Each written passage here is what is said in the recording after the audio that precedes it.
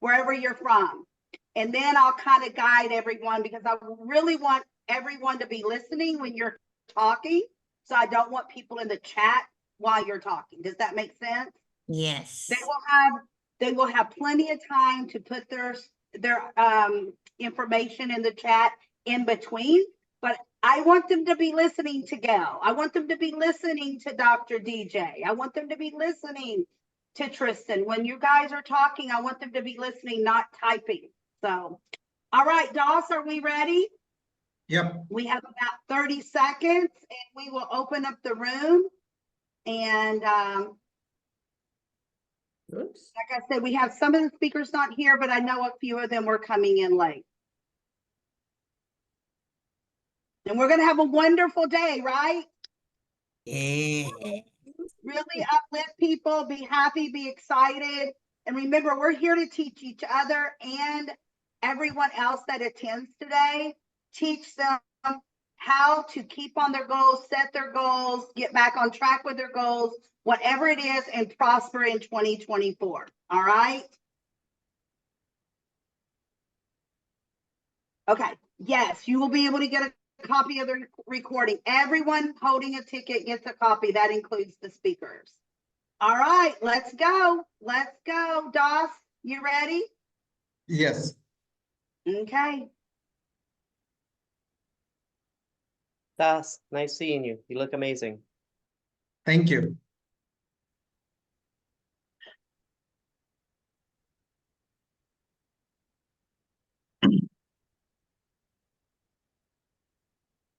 Welcome, welcome, welcome, everyone. Welcome. Welcome to the Conquer 2024 Networking Expert Strategies for Success Workshop.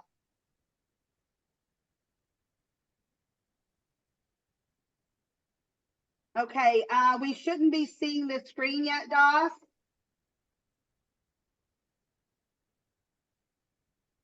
Thank you. That's coming up, but not yet. Oh, sorry. That's okay.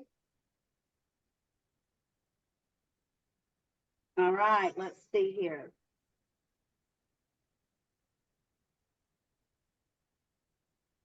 It's good? All right.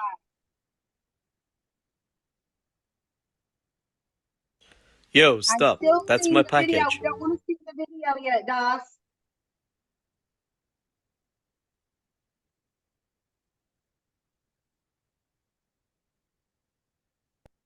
So can we get rid of that for now, Yo, please? stop. There's always tech issues, right? But that's just a little one. Doss can fix that easily, easily.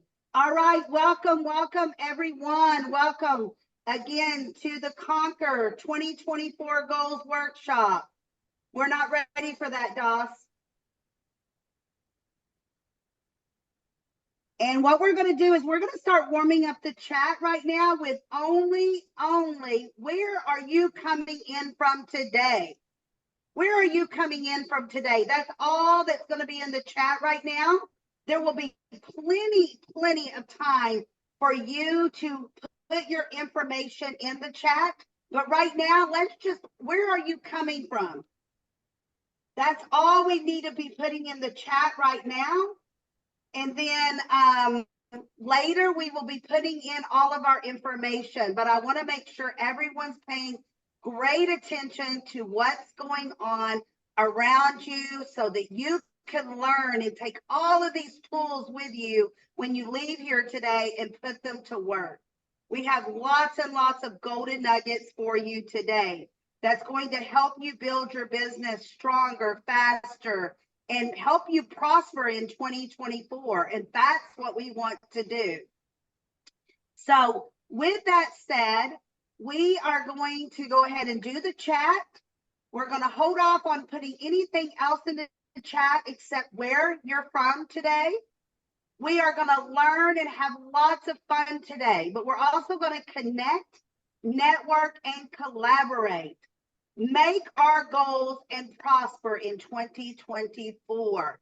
And now Doss is going to share a video with you guys. It's just like a minute or two long. So here we go. Entertainment to start with. Let's go, Doss.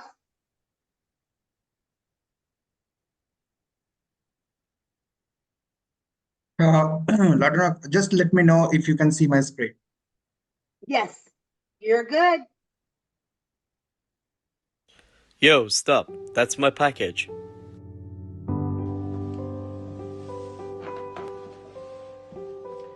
Wow, it's my package from LaDonna. LaDonna, I want to say thank you so much for sending this out to everyone. It means a lot, and it's amazing that you did this. Thank you so much. I know I'll be attending this special event as a VIP. Again, LaDonna, you're amazing. And you know everyone knows you as the networking queen, but Ra knows you as the $1 million lady. I believe in you, and I am excited to see you this April on my platform, Your Trauma Talks. That is so cute. I love you. I love you, Ra. I did not ask him to make that video. He made it on his own, and it was just, it touched my heart, let me tell you. So I want everyone that has their lanyards on the speakers to kind of pull your lanyard up. All of the speakers, I mailed out what I call a speakers box. It has a VIP lanyard in it, the little golden nugget in the gold bag. There's a key attached to it. There's little cards in there that says different things. Tamra and Jen and Dr. DJ, can you unmute and read your one card? Tamra, pick your favorite card that was in your box, and what does it say? You're Just a muted, Lisa. smile for you. There you go. Awesome. Jen, how about you? A different card that was in your box. You have made my day. Awesome. And Dr. DJ? Yes, there is only one you. Be the You- best you that you can be. That's Yes. awesome. Absolutely. And it's so true. We take advantage of ourselves and we don't take care of ourselves. We'll take care of everyone else around us, every animal, every human, and everything that anybody may need. And then we don't take care of us, but there's only one us. So yeah. Okay, so absolutely. I just want everyone to enjoy. Does anyone have their key that you received in your box? If you could hold that up. There's a key. Yes, Abby has the paper key, my success key. And that is just for you to remember. Stick it on your bathroom mirror or on your refrigerator. And remember, that is your success key. Connect, network, and collaborate. You cannot be successful or as successful without those 3 words in your vocabulary. It just cannot happen. Okay, so now we are going to move on. If you just came in, please in the chat, welcome Grace and anyone else that wasn't here when we said this before, please put in where you're coming from, where you're located. Maybe you're somewhere else besides where you live today. That's fine. Whichever one that you want to utilize today, because we want to know who is coming from where. I know we have some Canadian friends in the house and US friends in the house. Is there any other countries? I know there will be if there hasn't already appeared, because we have several coming from different places. All right. And Doss, take it away with the next video coming up is from Misty McAbee.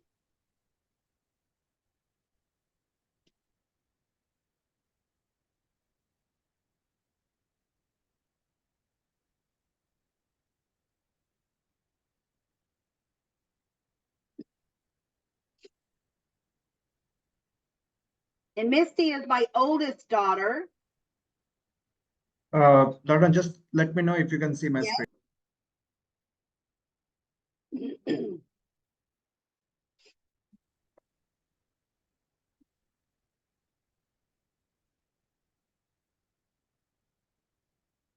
As there we go, Dot. We're see a black screen. There she is. We're ready.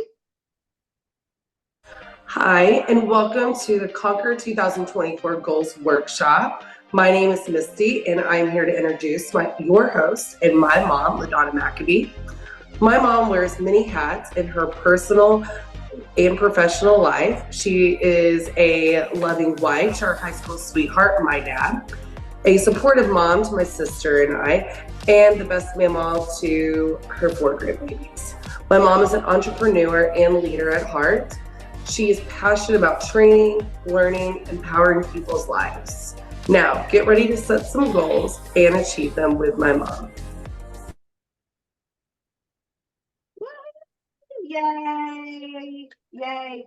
There's no better people on earth to introduce yourself to than one of your children. I mean, that is just amazing. And it took a lot to get her to do that. So absolutely. All right. And Doss, are we ready to spin the wheel for a free gift? All right. The Yeah. first free gift, you must be present to win. It will be a $10 Amazon card, which I will send over to you tomorrow. So Doss, we are ready for you to spin the wheel. Grace is ready. She wants to win that $10 card.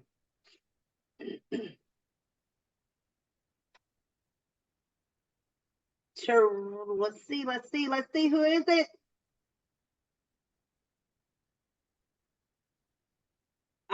Joe Porter, and she is not in the house. So let's spin that again, please. You must be present to win our gift. LaDonna Parker, I think I've seen her here. Yay, yes. Yes, I am in the house. Yes, LaDonna. I will send that $10 Amazon card over to you. Probably not this evening, but tomorrow, if not. And with that said, I'm going to give you my first offer today, personally from me, is everyone holding a ticket and all speakers. Doss is going to put the link in the chat, but you will also get the link emailed to you tomorrow morning. And you can go to my website, LaDonnaMcAbee.com/claim-gift. And you can claim all 4 gifts or just 1 or 2 gifts. But there are 4 gifts there for you to claim absolutely free that will help you build your business. So thank you very much. Grab those gifts, guys. Grab those gifts. They will not always be free. They will go to be sold later on. So grab those free gifts. I love free gifts. Who else loves free gifts? Absolutely. Free is awesome. Now we are going to go to our first speaker of the day. And Doss, if you could please start us off with Tristan Helm.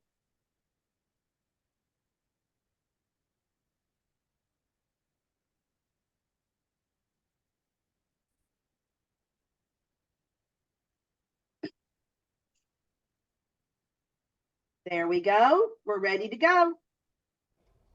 It is my honor to welcome Tristan Helm. Tristan was born in Colorado and raised in Oklahoma. His techniques and experience has been developed through overcoming the personal effects of drugs, alcohol, domestic violence, and the battle of personal addictions and low self-esteem.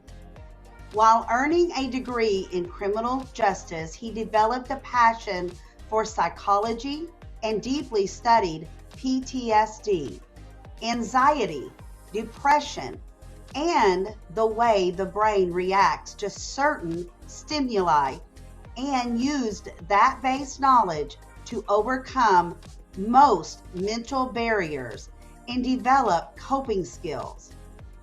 Tristan is a national best-selling author with writings such as Surviving Death, Why Sadness is Okay, After Midnight, Finding Your Inner Beauty, and co-writing with his wife in the volume series Cracking the Rich Code with Jim Britt and Kevin Harrington, endorsed by Tony Robbins. He has been training under the guiding eyes of some of the most prominent entrepreneurial leaders in the world, such as Les Brown and Manny Lopez. He is an award-winning international speaker that has an episode and is now a producer of Amazon Prime show Speak Up, has appeared on the Patty Grover Show, The Best You Expo, Della's Voice, featuring on ABC, Fox, and CBS. Tristan spends most of his time with his family and serving in ministry when not coaching others to shift perspective to achieve powerful transformations. Let's give a big welcome to Tristan Helm.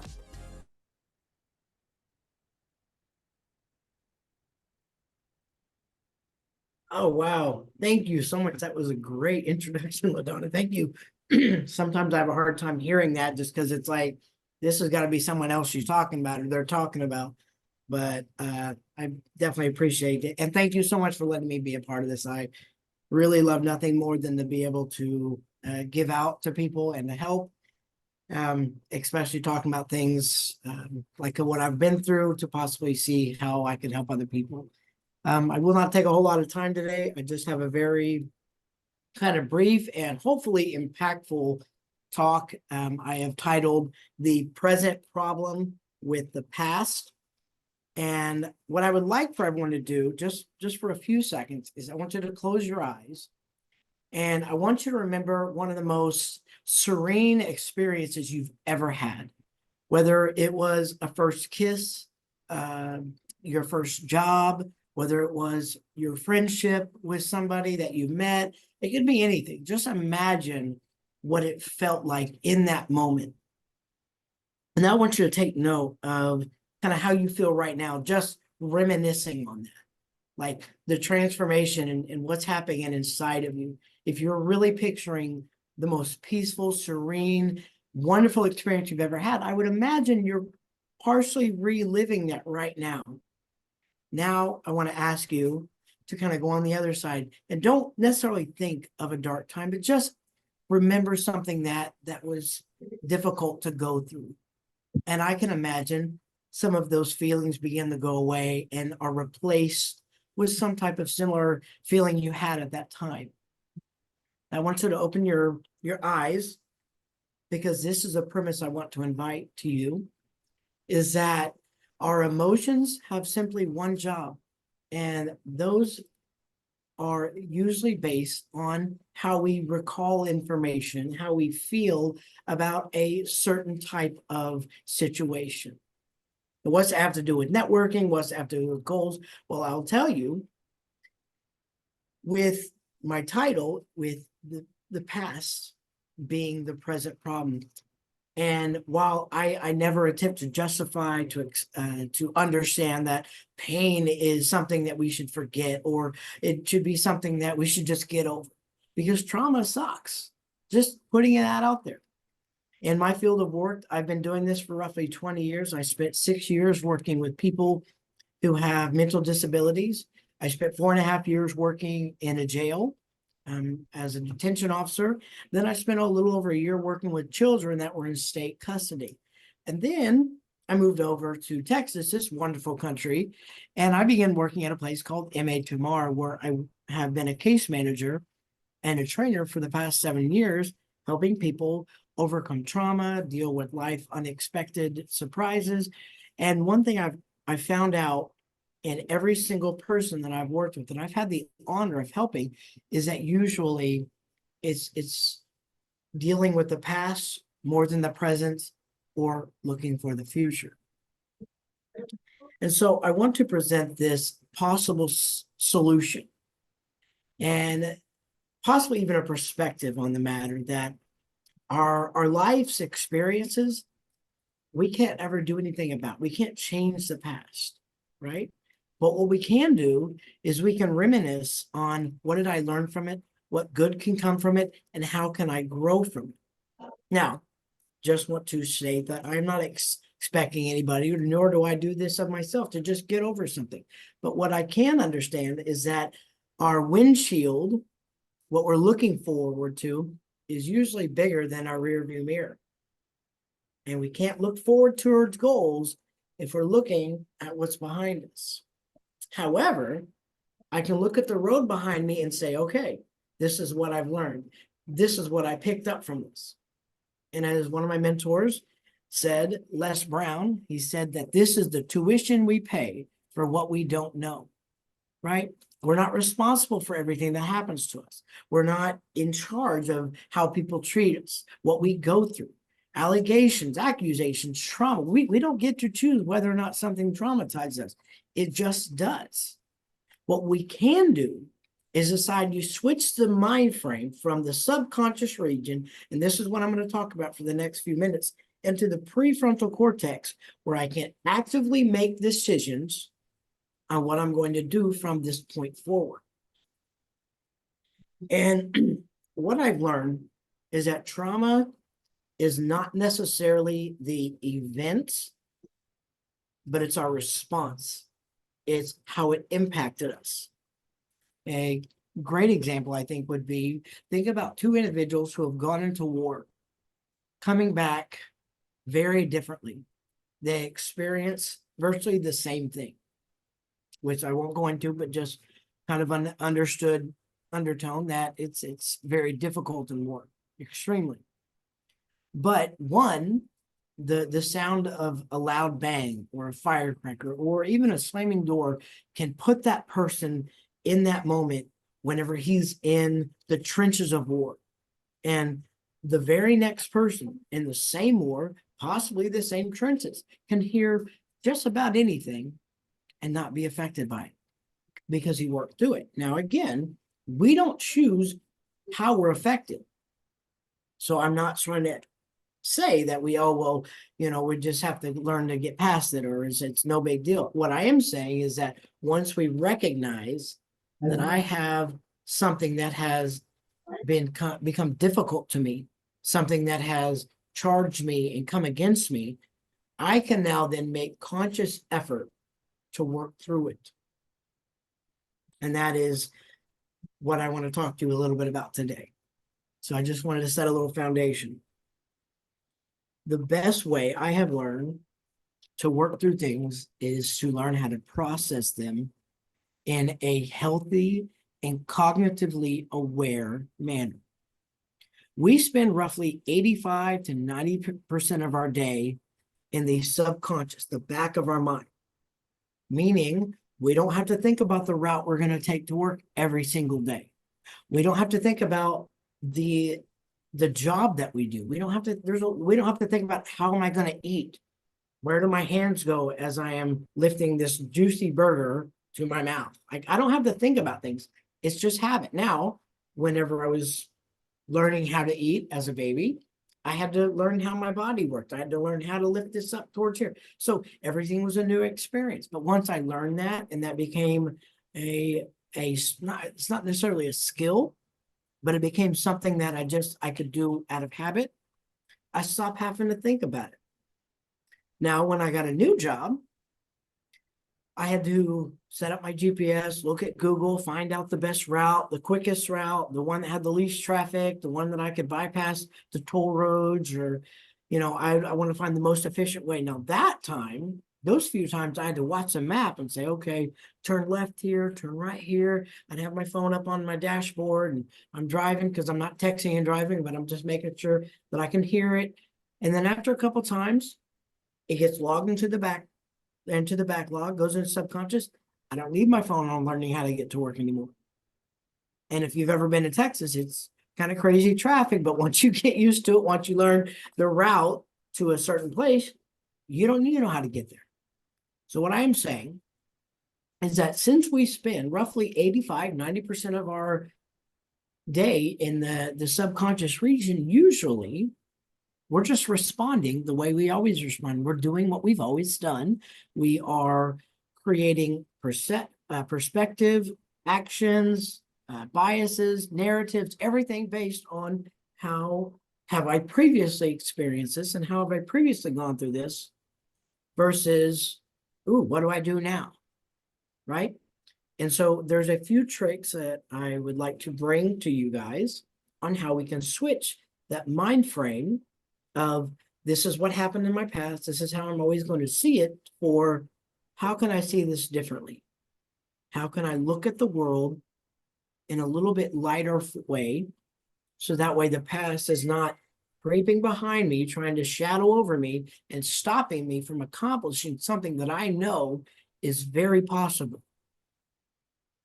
Now, I'm very big on my spiritual walk, so I don't ever push this on anybody, but that's the route I take. So I'm going to be very discreet, not because I'm ashamed, but I just do not believe in saying, here, this is the only way to do this. This is just my personal belief. I believe wholeheartedly that our soul, our emotional state, our mental state, and our physical state are deeply, deeply intertwined. They're all connected. You change one, it will start a ripple effect and begin changing the other. And all you have to do is drop a pebble in there and begin focusing on one. So instead of this still hurts, it's, wow, that was a very difficult experience. How can I process this? I was recently working with an individual who had fought in Iraq, and he was dealing with a lot of different types of death in his life. He was going through a divorce, his parents had died, he had just come out of war and he had an injury, just all kinds of stress. And he thought he was coming to me for anger management. And as we were talking and getting to know each other, I realized this gentleman doesn't have an anger problem. He has a problem processing information because it's too overwhelming. So as I was teaching him and talking to him, I felt this inspiration in my spirit to analogize what he was dealing with. So I like to think in analogies. I love parables. Very famous historical person used parables all the time. So this is how I look at the brain is I've got on my right side, I've got all these new things I need to process. It's new information that coming at me just 90 to nothing, right? Where I'm at, what's going on, who's around me, all types of things. In front of me, I have my prefrontal cortex. That is everything that I can take care of right now. And to my left, that's the backlog, right? That's where all my folders are. That's where the titles to everything is. Oh, I remember this. This is food. This goes in the yummy category. And ooh, that's the nasty category. I don't like that food. And ooh, that's a good experience. I like love. Love is good. And so what I'm doing as I'm going through any type of experience, whether it's the same one or a different one or an old one, it doesn't matter. I'm looking at that folder or I'm looking at that paper in front of me and I'm saying, where do I need to file this? Okay, well, here it goes over here, right? And our brain can only do so much at once. So it can only file just a couple things at a time. What trauma is it's a whole stack of experiences or a very, very large experience that becomes overwhelming for that person. And so it's stuck right there. It's stuck in the narrative part of the brain. Or I want to check out and say, you know what, this is too much. That we would recognize as fight or flight. We freak out. Oh no, what do I do? And it's a very normal response. But what I've learned is if we take that stack that's in front of it, put it to the right, and begin gradually working it down, taking our time, then we can find a place to file it. And here's the beautiful part. We're in charge of the whole process once we recognize what we have power of. Once we realize, wait a minute, I don't have a folder for this. Let me find one. Let me make a whole new folder so that way I can file it away. Now, in 2020, I went through a lot of different things all at once, some good, some bad. One of the more difficult things was losing 14 different people that I was emotionally attached to. People that I cared for, and to some degree. It started off with my grandmother. Then it went down to a very dear friend of mine who, I'm not going to say what she did, but by her own decisions, decided to stop living. Moved on to children that I took care of and that were in state custody previously. And it polished off the year in December, where I lost 3 specific individuals, all within a small time frame. Started off with my ex-mother-in-law, who I cared deeply about. My uncle, my father's brother, died on Christmas Day. And then 3 days later, 2 days before my birthday, my father died. Now, for context, my daddy was my hero, still is my hero. He took me under his wing before I was a year old. He's the only man I've really called my dad. He's the only man I've ever loved that really took me into the dimensions that a man needs to get to with his father. And so losing him was losing my rock. It wasn't just, oh, that's sad, my dad died. It's this man, when him and my mother separated, he still took care of me, even though legally I wasn't his. He didn't see me any different than how he saw his children that he did birth from his loins, for lack of better terms. But anyways, my hero, my absolute rock in life, the man that I called when I went through a very difficult divorce, the man that I could call for anything. I lost him 2 days before my birthday. A man that always called me on my birthday. I ignored his call just so I could hear his voicemail and keep him. Anyways, I don't mean to go too much into it, but that was possibly one of the most difficult things to ever do. What I did learn how to do was process it a little at a time. I just got an alert saying my time's up. LaDonna, can I have just 1 more minute? Okay. So all I want to say is that the best way for us to look forward is not to forget the past, but to process it. Allow time to grieve, allow time to feel sad, allow time to go through your emotions. And then you get to look at the event and say, I got a lot out of that. I learned, and I'm going to become better. We file it away. Then we look in the windshield for where we're going. Again, my name is Tristan Helm. It was a pleasure speaking with you all. LaDonna posted my website. I am offering either a free book or a free 30-minute consultation, free of charge. Just go to my website and set up. You guys have a wonderful, wonderful, blessed day. Thank you.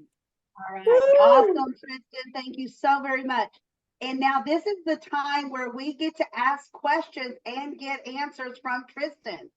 So please go ahead. Raise your hand if you have a question for Tristan or a comment.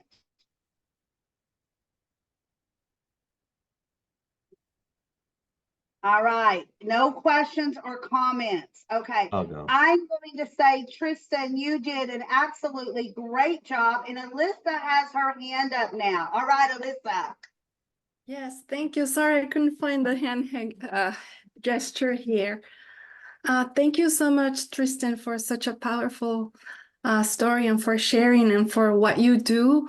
I would like to know what type of tools and methods do you use to help your clients, the people that you're working with, and what has been most effective? I know you were talking about processing, and that's very important. I think that was keyed on to allow us to be in touch with our emotions, but I'd like to learn if there is any tip that you can share or anything that yeah.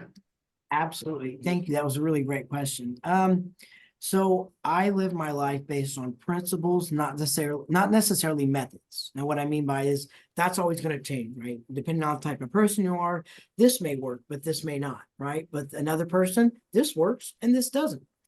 So what I've learned is that the more you can sit down by yourself, accept the things that you cannot change. Not saying get over them, not saying forget them. I'm just saying accept that you cannot change it. Then you can begin to lay out, okay, well, what can I do? What do I have control over? What do I have the power of? Well, What's in my hands? Well, it's this. So that's what I'm going to do. Like for my grandma, when I grieved her, I just was sad. I talked with my cousins and my aunts and my uncle, and that was about it. With my dad, I did everything under the sun that I could do that make me felt connected to him, whether it was having a picture or collage made professionally, or printing out some pictures to keep, or having a coffee cup made with the Marines, which he was a Marine. It was just something that helped me just feel close to him. And then there was times periodically when I was at work, I would need to take probably 20, 30 minutes to myself, and I would just cry. And I would just I would allow myself to just break down. And then I would take a deep breath, say, okay, that was tough, but I'm okay now. And then I would take the next step. Now, again, it's going to be different for everyone, but really when it comes to challenges, you just look and say, well, what's out of my control? Because a lot of the chaos in life, it comes from the lack of control. Like, well, I got to take care of this. Well, I can't do anything about it. And so we're still trying to grip onto wanting to control it.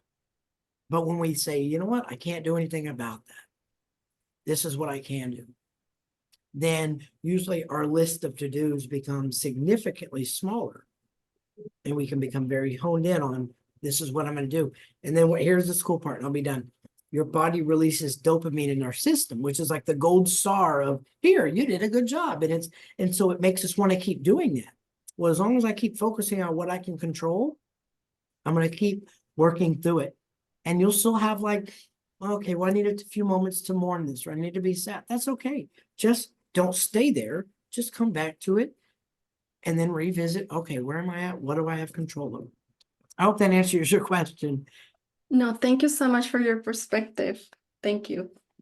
Awesome job, Tristan. And Tristan, this is your turn to go ahead and put your website, your appointment links, however is best for us to reach you, your phone number so we can text you. You know, go ahead and give us your PIN number and credit card numbers and ATM numbers. You had me for a second. I was like, yeah, sure, my PIN. Wait, what? My PIN? But, you know, give us the prominent information so that we can reach out to you, so that we can start the real connecting with Tristan, please. Go ahead and put that in your chat. I like very simple things. So I'm just going to put my website that literally has everything, all my information, my social media, my connect an appointment, everything. So just click on the website, and whatever they're wanting, whether it's a free book or just to talk to me, is right there. Awesome. I love easy. I love easy. That's how I preach it. Easy. No drama. Easy. All right. We are going to go ahead and move to our next speaker, Dr. DJ. Doss, can you go ahead and bring Dr. DJ up, please?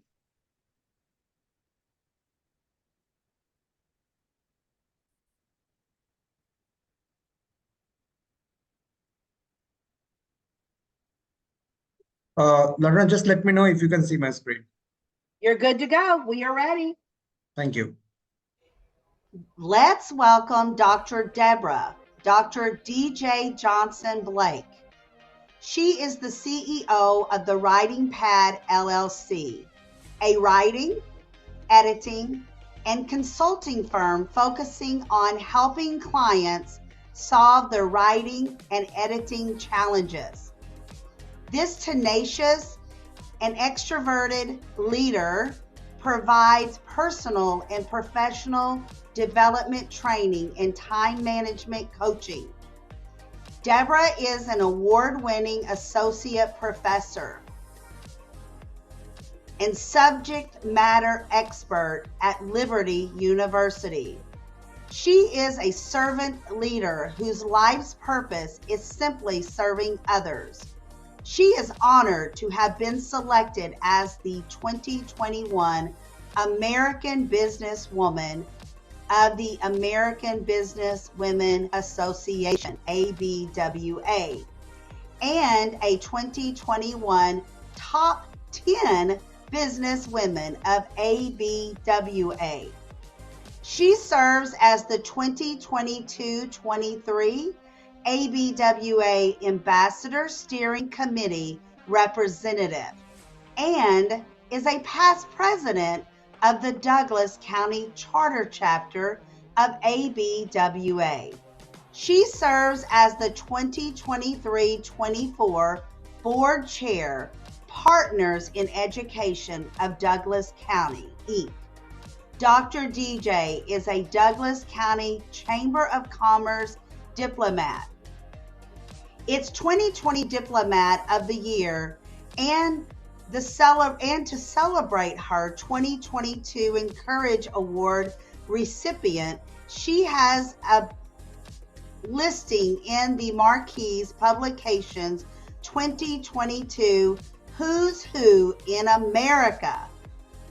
Dr. Johnson Blake serves on several boards and committees and has been recognized and partnered with many organizations throughout the Atlanta metropolitan area and beyond. In 2023, Dr. DJ was recognized as a top time management coach by the Coach Foundation. This self-proclaimed time management diva is committed to helping people improve productivity and efficiency, and as a leading authority on time management, she is certified as a time management and life coach and the best-selling author of 52 time management hacks. On a Saturday, you might find Dr. DJ cooking a delicious meal or hosting a dance party. She is a woman. I am every woman because living life on purpose is her mantra. Let's give a warm welcome to Dr. DJ Johnson Blake. Hey, y'all. Hey, y'all. Thanks, LaDonna, for that introduction. I am so excited to be with you today with these dynamic speakers, and I appreciate LaDonna's invitation. So today, I'm just going to share a little bit about my journey to mastering time and provide you with five hacks to tame your day. So we know that time is precious, right? It unites us all. Effective time management prioritizes tasks, boost productivity, and reduce stress in this busy world that we're in. So join me on a journey into the world of time, uncovering its challenges and treasures. Time shapes our destiny. Each moment builds our future. Ambitious individuals strive to conquer tasks and create masterpieces daily. Is that you? Yet, some stumble not from lack of effort, but from underestimating the art of planning, specifically time management. I've faced setbacks on this journey. In 1992, as a paralegal, I missed a critical personal injury legal complaint deadline due to time constraints. It wasn't just a professional mistake, but a personal torment, a constant reminder of time's power. I was so devastated that I resigned. Have you experienced such time pressure? Adversity often reveals hidden potential, right? Instead of breaking me, it ignited a new determination. I chose not to engage with time, but also to comprehend its rhythm. I pursued academic achievements, earning a Master of Public Administration and a Doctor of Management and Organizational Leadership. My research focused on what? Time management, resulting in my first book, Managing Time on Purpose. From these experiences, I've distilled some key strategies and hacks to master time and achieve success, which I'm eager to share with you today. These 5 hacks will help you conquer your day and goals despite potential challenges, but always know there are always solutions to every challenge. So let me share these 5 hacks now. Hack number 1, start the day with intention and priority. Instead of diving into your to-do list, begin your day with intention. Reflect on your goals and what truly matters. Now, The temptation to check emails or social media can be distracting. We know that. But establish a morning routine with mindfulness exercises, meditation, or just writing something down, journal, just to stay focused. Can you see how this could transform your day? Hack number 2, create a to-do list.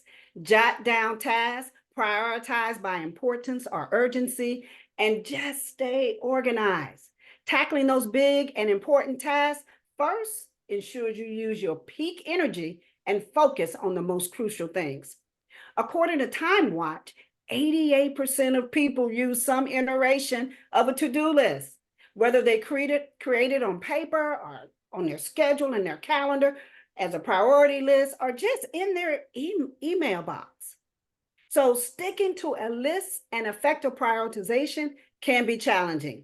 I know I've had those challenges as well. But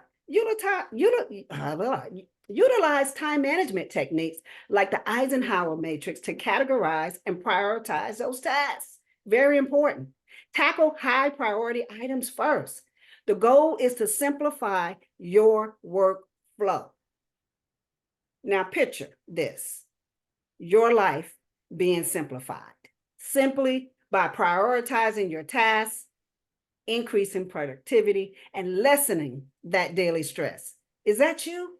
Do you feel that extra stress each day? Hack 3, harness digital tools.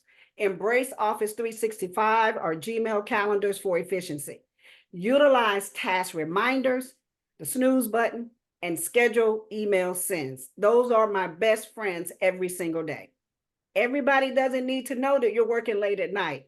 Schedule that email during their business hours. Now, I do realize that learning new digital tools can be overwhelming. So the solution here is to invest initial time in learning tools aligned with your needs, with tutorials and any documents that may be available for you to review. These tools will enhance your productivity. Can you imagine how much more efficient and organized your daily tasks could become by harnessing these digital tools regularly? Think about it.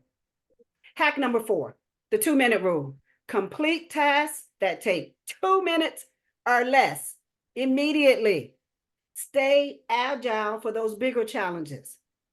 So, identifying true 2-minute tasks can be a little tricky, right?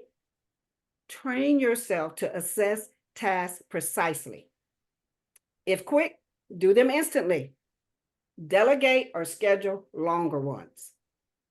Imagine clearing your mind of small tasks swiftly. How liberating would that feel? Hack number 5, reflect, refine, repeat. Dedicate moments for weekly introspection. Celebrate victories, learn from missteps, and refine strategies for growth. Now, finding the time and discipline for regular reflection is kind of tough sometimes. But the solution is to schedule dedicated times for reflection, celebrating those wins, learning from your mistakes, and adapting strategies. Cultivating this habit ensures continuous improvement. Now, can you envision the long-term benefits of dedicating time to reflect and refine your strategies? Consistency and commitment are key. Change takes time. So be patient as you incorporate these habits. Today, I wear many hats. The CEO of the Writing Pad, LLC, best-selling author, consultant, trainer, facilitator, and the time management diva. I empower others with my experiences. My mission is to serve and assist individuals, leaders, and organizations in harnessing time and increasing productivity to conquer their goals towards success. As I wrap up my talk today, I encourage you to deploy these 5 hacks for enhanced productivity and organization. Be intentional, use digital tools and to-do lists, use the 2-minute rule, and reflect, refine, and repeat. These strategies can help you become more efficient in your personal and professional life by optimizing how you plan and execute your tasks. So from a paralegal's mistake to empowering others, my journey shows the power of time. I urge you to evolve and master this intricate dance with time. After this talk, I challenge you to apply one hack. I am always eager to connect, share, learn, and grow together. Please connect and message me on LinkedIn at D. Johnson Blake. Visit my website at deborahjohnsonblake.com to learn more about how I can help you. Today, I am offering a complimentary gift about the A to Z of time management and an opportunity to get coached on time management for an introductory rate. But you must sign up in February, because guess what? February is National Time Management Month. Yes, it is. And oh, by the way, the legal complaint was in the file and ready to go. Thank you for listening, and I wish you the best in conquering your 2024 goals. Woo-hoo, what a talk and enthusiastic. Woo! Yes. And this is time. Raise your hand if you have any questions for Dr. DJ. Yes, Tamara, come on down. Okay, I unmuted. Yay! What was number 2 again? Absolutely, and I probably will put that on my website as well. But number 2 was create a to-do list. Okay, I got that. My coach, I'm telling you, she's bad about my to-do list. I'm always in trouble.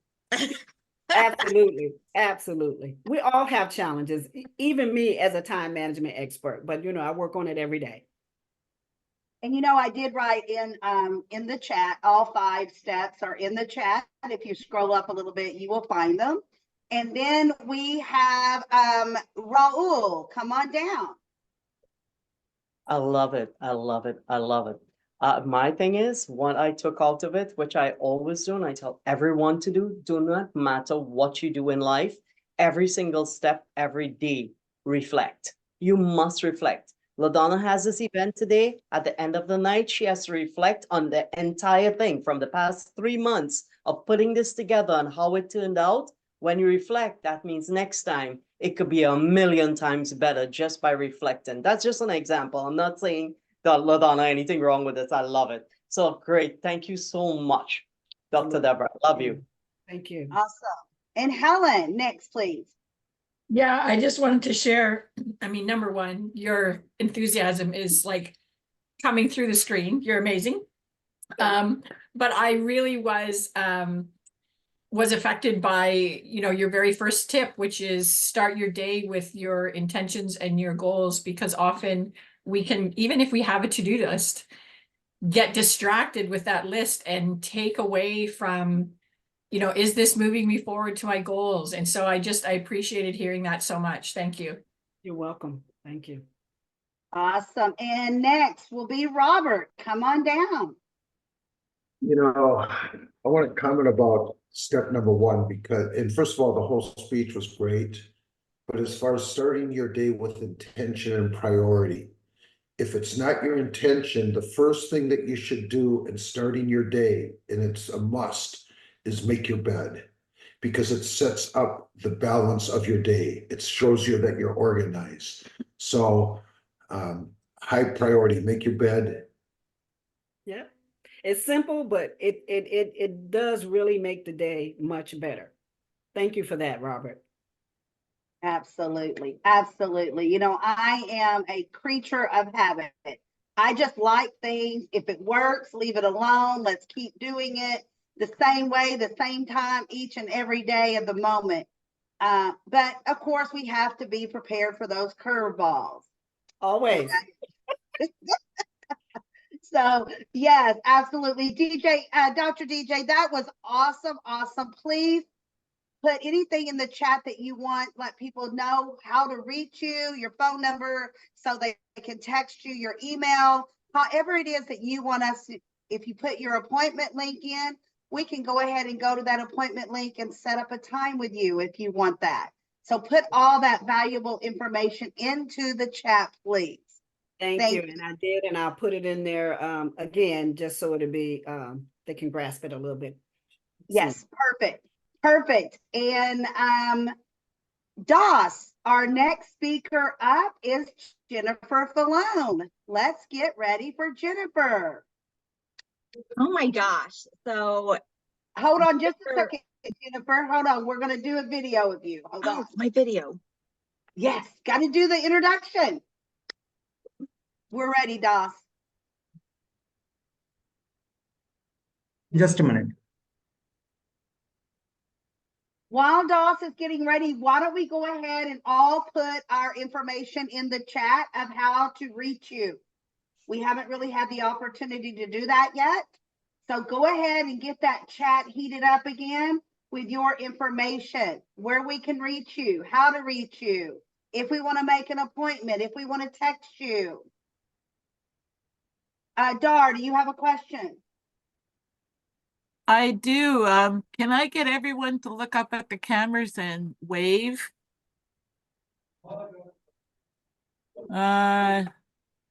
Okay, you know what? Cancel that. I gotta look further into where that screen key is.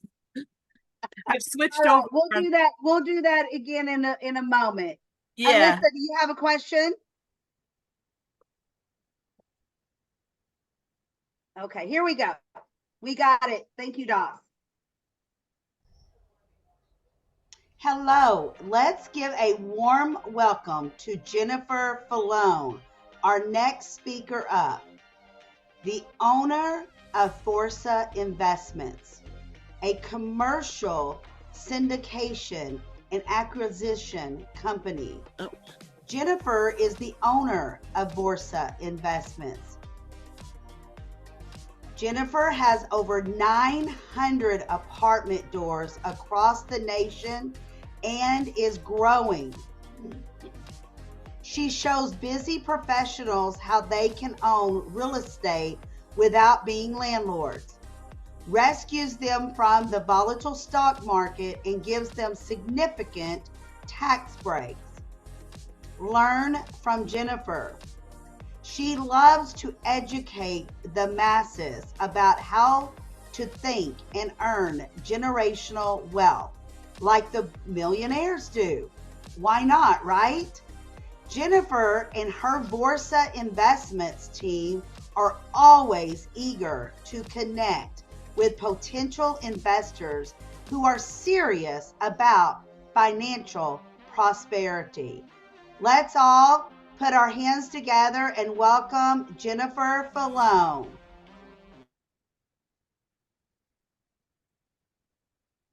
Okay, everyone, welcome Jennifer Falone. Jennifer, take it away.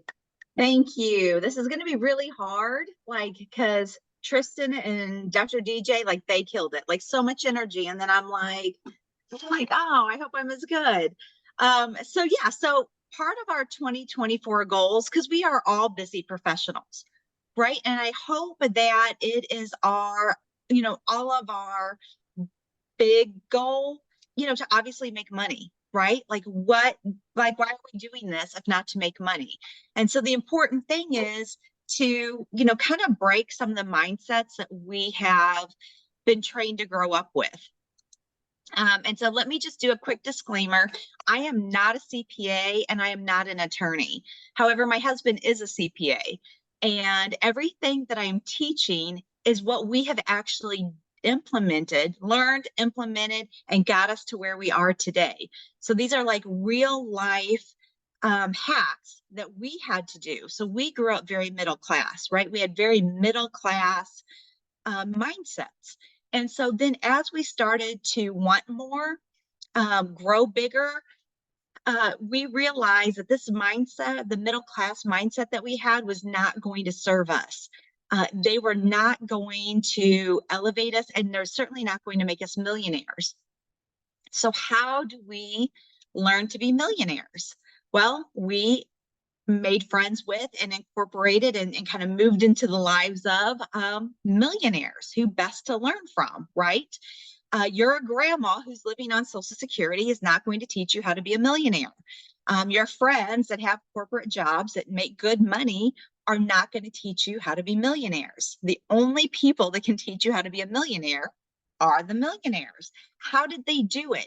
And we hacked into that. We sat down with several millionaires that we respected, and we asked them to mentor us, and we gave back to them. So in a lot of these cases, I worked for them to learn. And so, there's a reason why only 1% of Americans are millionaires and billionaires.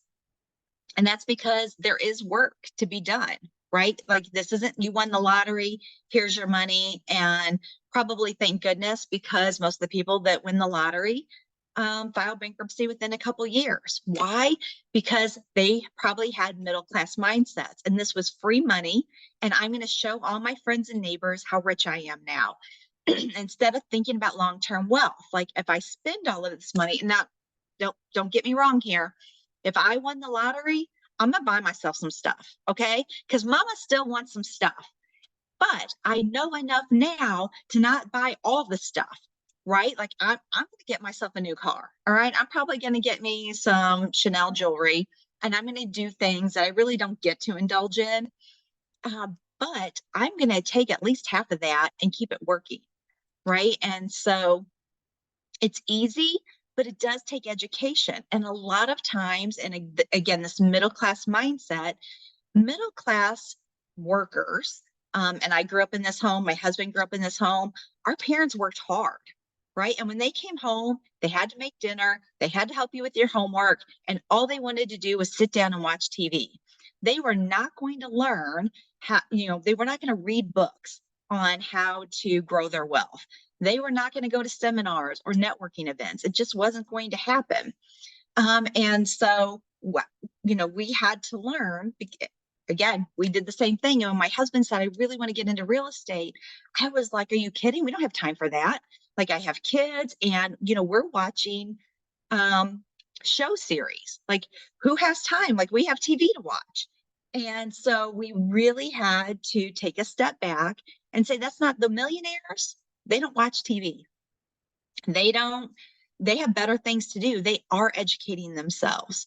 And so there's a handful of things that millionaires will do, won't do. And I'm going to touch on those. But I only get 20 minutes, right? So like I could be 20 minutes in each one of these categories. So I highly recommend you go to my YouTube channel, and these will all be broken down individually. Because they always come with tons of questions, right? And so you can go to my booking link to get these questions answered. So again, it's easy, but it does take education. And my favorite part of my business life was when I got to meet Robert Kiyosaki in person. And he said to me, you only need a 5th grade education to do this business. And I was like, hallelujah. This is what I'm supposed to be. 5th grade, got it, right? Like I can do this. It doesn't take a rocket science, and to have 900 apartment doors, like that's like, 7 complexes. When somebody told me even 3 years ago, well, maybe a little longer than that, 4 years ago, you can own apartment complexes, I'd have been like, you are on crack cocaine. There is no way. I don't have any money. I mean, we had money, but not like who can buy an apartment complex besides like, Donald Trump and Jeff Bezos, like nobody, right? But it was so easy. And then when it was broken down, I was like, everybody should be doing this. Everybody should be in real estate. And then it just became my passion to teach. And so, here's some of the things that millionaires will and will not do that we learned and had to implement in our life. And I love that Tristan was like, there's a process when you're having a mindset change. This stuff isn't overnight. And I still struggle with some of that middle class mindset. I'm not quite having that abundance mindset that millionaires do. I still have a little bit of fear and trepidation because I did grow up very poor. I was a single mom for 6 years, very poor. And I have to look back and think, if somebody had taught me this when I was a single mom, how much easier would my life have been? And so, it's just my passion to teach and to, really teach the mindset part of it, right? Because that's where it starts. We have to change the stinking thinking that we've been brought up with. But our parents didn't know any better. And our grandparents didn't know any better for sure, because they were probably, for most of us, our grandparents grew up in the Great Depression. So, they were lucky to have food, much less money. And so at some point, somebody has to be the one to stand up and say, I'm going to break this curse. Like we are not going to be not only lower middle class, but we're not even going to be middle class. We're going to do better than that. And so my favorite thing is don't take advice from people that aren't millionaires. I know that I said that, but one of the favorite things that middle class people like to do, especially when you're kind of getting upper middle class, the first thing they do is run out and get a financial advisor because they feel like that's their badge of honor, right? Like, I have a financial advisor. I'm getting somewhere. And that is so laughable to me. And I know this because we had a financial advisor, right? And so we had to learn too, as we started to learn and grow, the questions to ask your financial advisor. And we learned that our financial advisor only made $150,000 a year. He made less than my husband, but we're taking financial advice from him.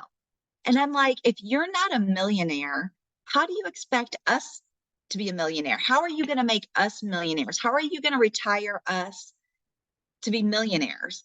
And he can't, and he doesn't know how, or he would do it and he wouldn't be a financial advisor. He'd be at the beach, right? So we knew right away that taking advice from a financial advisor was not going to serve us.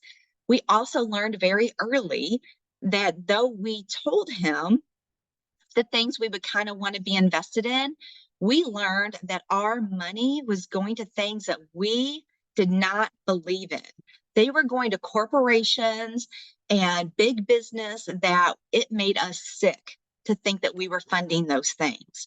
And then he had the audacity to be like, what's kind of out of my hands? Like, I pass your request on to somebody who passed their request on to somebody, and then they put your money where they see fit.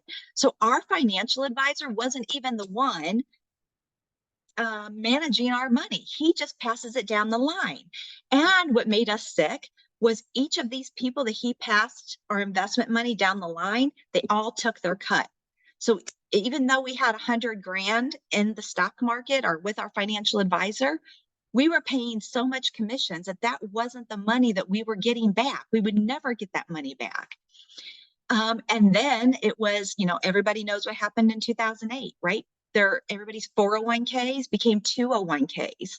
And those financial advisors had the audacity to sit there and say, well, you knew the risks, right? I'm sorry that you don't have any money. And then, and telling 65, 70-year-old people, you now can't retire, but I need you to bring me some more money so we can do this again, right? The definition of insanity, right? Everybody knows, doing the same thing over and over and expecting different results. So we learned quickly that having a financial advisor doesn't serve anybody. And when we're talking to our investors, and they'll say, oh, I have to talk to my financial advisor. It almost right there makes, I'm like, you've drank too much of the Kool-Aid, right? And you're going to buy in to whatever he sells you, right? And so he doesn't want your money to leave. Like, that's his commissions. So, we always try to educate anybody that has a financial advisor that, are wanting to come on board with us. We tell them exactly what their financial advisor is going to say. And then we tell them you can go with him. And I hate to bash financial advisors all the time. I do believe in diversity. And I do believe that there are some stocks that everybody really should be invested in. They're never going to go anywhere. Tech, right? Like, keep your money in tech. That's going to grow. But don't have all your eggs in that basket, right? Don't, depend on somebody to grow wealth for you that's technically gambling your money. If you want to gamble your money, do it yourself in Vegas and at least have a good time, right? So millionaires do not have financial advisors. They do not have traditional 401ks.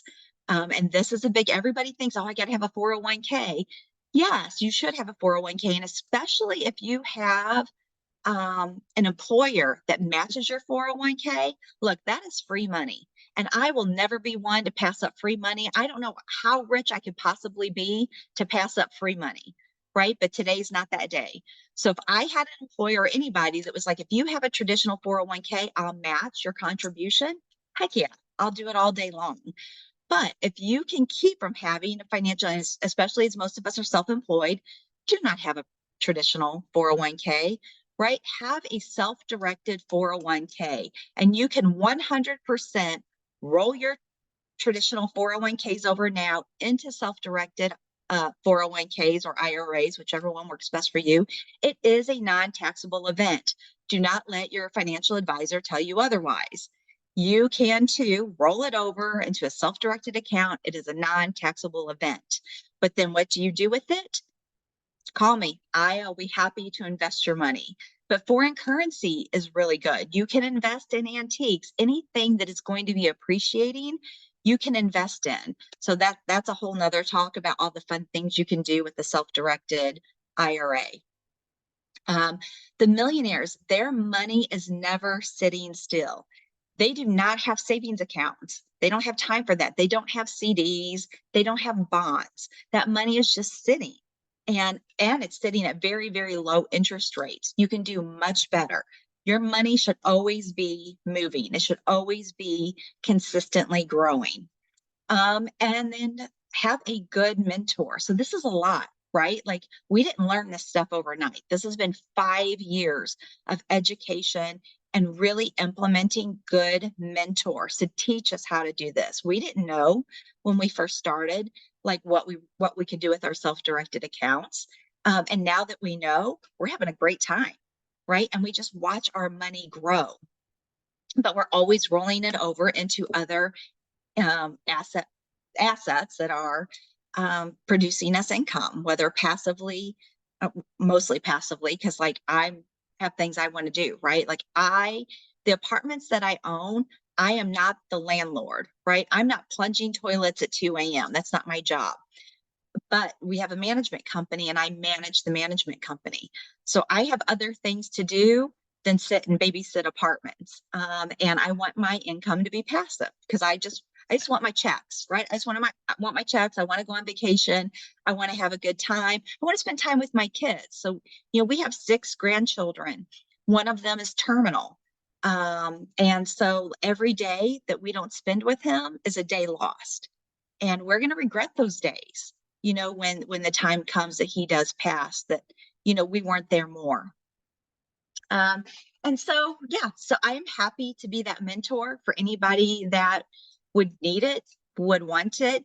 I put my information in the chat and I'm so happy to teach and, go into depth about these things.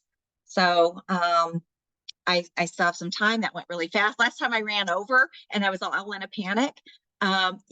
Millionaires do not care about what people think. And this is so important. And this was really hard for me, right? Because I have grown up my whole life caring what people thought about me. And so if you look at my favorite examples are Mark Zuckerberg and Adam Sandler. If you see them anywhere, they look like they are homeless, right? They do not look like they have any money whatsoever. But they're balling. If you saw Adam Sandler and he's dressed like he's homeless in sweatpants and a bag, you're like, I think you have money. Why are you wearing garbage, Goodwill clothes? Okay. And I'm not knocking that because I wear Goodwill clothes. Like thrifting is my thing, right? Like I love it. So I try not to bash that part. But they don't care, right? Because they don't have anything to prove. They know who they are and they don't need to dress up for their neighbors, right? You do not need, when you have money, some of the millionaires, like there's a book I really want to write called The Millionaire Next Door. I'm going to trademark it, so don't none of y'all steal it. But the people that you would not suspect are millionaires are like multi-millionaires. And so I love that because I kind of feel like that, right? Like I don't want to have to keep up with my neighbors. Like a Coach purse, well, I'm going to do like Coach, but like a Louis Vuitton, like a $1,500 purse. I'm like, I don't even know what kind of money I would have to make for me to justify that purchase, right? Because I'm very ministry centered and I'm like, how many kids could I send to camp with that money? How many homeless people could I feed? And so I'm not bashing anybody. If you have a Louis Vuitton, good for you. If I found one secondhand, I would own it too. All right. But I just haven't got, and I probably won't because I don't want to be there. Right. I don't feel the need to keep up with my neighbors or my friends. I have a friend that is like, she like memorizes my clothes, memorizes them. I'm like, I have better things to do, but she'll be like, you've been wearing those same pair of blue jeans for 2 years. And I'm like, but they fit, right? And they don't have holes in them, and they look fine. They don't, you wouldn't know, like a stranger on the street, if I said, how old do you think these blue jeans are? I doubt they would say they're 2 years old. But she is one of those people that she makes good money, right? But even if you make good money, it only takes one disaster or one oops for you to lose that money. And then what? Do I care if that happened to me? Do I care what jeans I have? So, and like she's one of those, like, let's keep up with the Joneses. I always have a new Apple Watch, and then criticizes my phone that's 5 years old, but my phone works. And so it doesn't work, why do I need a new one? And I'm not techie, so I don't even want new phones because all the changes, and then I'm like, crap, now I have to learn all this stuff again, and I don't have time for that. But they don't care, right? You don't care when you become a millionaire what people think. It's just not worth it. And that's on them, right? So I don't need to prove to anybody that I'm a millionaire. I can walk you through any one of my apartments and you can just decide for yourself. And so yeah, I'm just kind of out of time here, so I can just go back and tell a little bit of our story. And that is, like, we grew up very middle class. I grew up in a very poor, very abusive childhood home. And so grew up with very low self-esteem, very little self-worth. And that kind of held me back at first too, right? Because I had to tell myself, I am too worthy of making money, right? And I am too worthy of getting to be a millionaire. And a lot of the things that, hurt me the most when I started this is I was so excited to tell my friends and family, because this is so easy and you can do it with no money. I mean, it is very possible to own these apartments with no money out of your own pocket whatsoever. And I was so excited to share this with my friends and family, because I'm like, we can all do this together. We can grow together. And I was shocked at the negativity and the backlash that we got from people that we thought would be the most likely to support us and love us through this.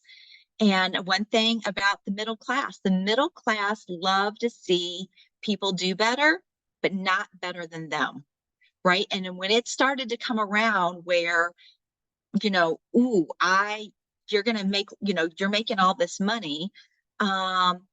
We don't want you to make more money than us, right? And so then the scare tactics came in, right? Like, well, what if the market crashes? Or, what if this, and a financial advisor will be the first to tell you, real estate is so volatile. And I'm like, it's not if you buy right, right? You have to buy right. You have to know what you're buying. You have to know the location you're buying, and you don't overpay, and you have conservative underwriting. Right. But they wanted to be like, oh, that's so risky, and we just can't get on board with you. They did not want to give us the credit. If we did make them millionaires, they would have to be forced to say, you know what, Jen did that, and I have to give her the credit. And they would choke on their own tongues before that came out of their mouths. When somebody was like, and they will always kind of hold you back to where you were. So if you stole Jimmy's lunch money in the 3rd grade and somebody remembers that and you ask them to invest with you, they're going to be like, you stole Jimmy's lunch money in the 3rd grade and you think I'm going to invest with you? You'll steal my money. And I'm just like, people are allowed to grow. Like, yeah, I stole Jimmy's money. He was a little jerk, and so he deserved to have his money stolen. But that's not who we are right now, right? And so I had to learn to kind of grow above those objections. And I have to remind myself, somebody else said, well, I can't invest with you because I saw how you mismanaged your money when you were a single mom for 6 years. Mismanage my money? I didn't even have any money to mismanage, right? Like, I was begging, borrowing, stealing. Like, if I had $5, I thought I was balling, right? So of course I mismanaged my money. Like, I had a good full-time job, but I had side hustles, and I had 2 little boys with no child support, no help. There was no money to mismanage. I did the best I could, and I did a damn good job. So if, like that person, I was like, if you can't even acknowledge that I was a single mom with no money, and here I am with 900 apartment doors, over, $500 million in assets, like, I just can't help you, right? You're not my person. My people will come. You're clearly not one of them. So be aware, as your mindset changes, other people's mindset will change towards you. And this was a big learning lesson for me, is that I could not internalize that. I had to say, this is who I am now. And the lunch money thing, that was just a joke. To my knowledge, I've never stolen any money from anybody. But even if I had, right, like I've grown so much, from being a single mom with no money to now, like what kind of growth is that? And that deserves to be acknowledged. And even if nobody else wanted to acknowledge it, I have to acknowledge that for myself, right? So I had to make that millionaire mindset. You don't think, like, and I don't know, like Walt Disney filed bankruptcy, like, I don't know, 7 times. Donald Trump, despite your political, however you feel about him politically, the man is a real estate genius, and he's filed bankruptcy how many times? People still give them their money. How many people still go to Disneyland or in Disney World, and they're not, they're like, well, I'm not going to give my money to Disney World because he filed bankruptcy 7 times, right? Like, I had to teach myself that I am too allowed to grow. Right? I am too allowed to learn from my mistakes. I am too allowed to take those struggles that I went through and teach others to do better. And so that's just, a little bit of my story. I married a CPA, greatest thing I ever did. I married him for love and not money. So don't let anybody tell you different on that. The money is a bonus. And he was, we've been married 14 years, and, we got to do this together. We got to build this business together, learn together. We're teaching our children, who are very much in our business. And now we get to teach 6 little grandchildren how to do this and how to love on tenants, how to buy apartments, but keep them affordable, right? Like, I refuse to be a slumlord, but I refuse to be one of those apartment owners that are in the news that rents are being raised $1,000 a month. I will never do that. I want my apartments to always be clean, affordable, and safe. Working class people. When I was a single mom, I lived in a shithole, excuse my language, apartment.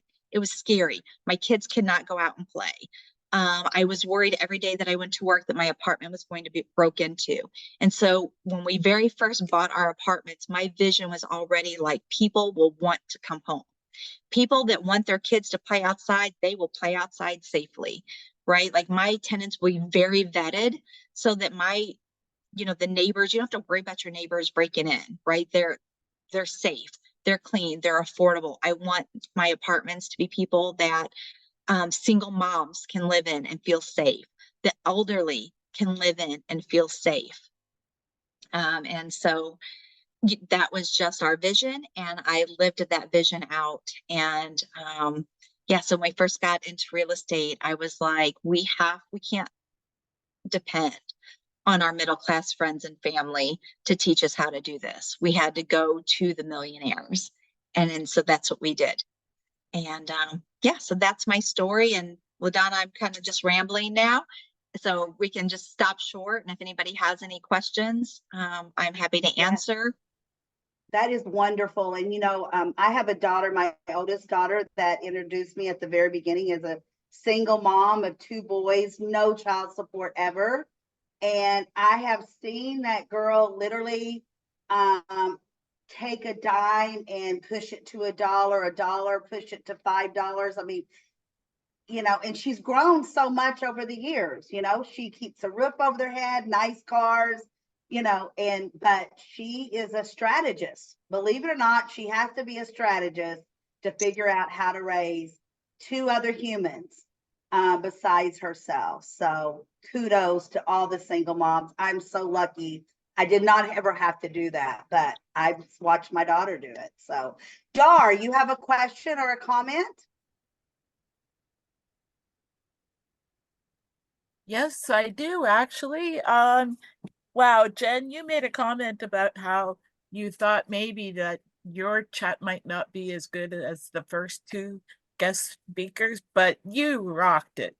You just so really rocked it. And I was also raised in a below middle class situation and raised as a poor person. My dad was a masonry contractor and we had to move countless times to be able to raise a family with 4 children when there was no work available for him was not a pretty sight. So I totally get it. And I totally want to learn what you're doing because we have no money either. So we would like to take advantage of what you're talking about. That's Thank you. awesome. Thank you, Dar. Thank you Yes, thank so you, much. Jen. That was awesome. Thank you. Does anyone Dar's else always have any such a great questions? cheerleader. Yes. Tamra, come on down. I'm not sure I'm a great cheerleader, but Jen, I think you rock everything. Every time I see you, you rock it. You just tell everything that you do. And I was a single mother for years and I bow down. And you rocked it again today. So just so you know, Thank you. I'll be looking for a Calendly meet and greet, okay? Thank you, Tamra. And Dr. DJ, come on down. Hey, y'all. Jen, thank you for the reminders, first of all. You know, sometimes we become complacent when it comes to financial investment and financial management.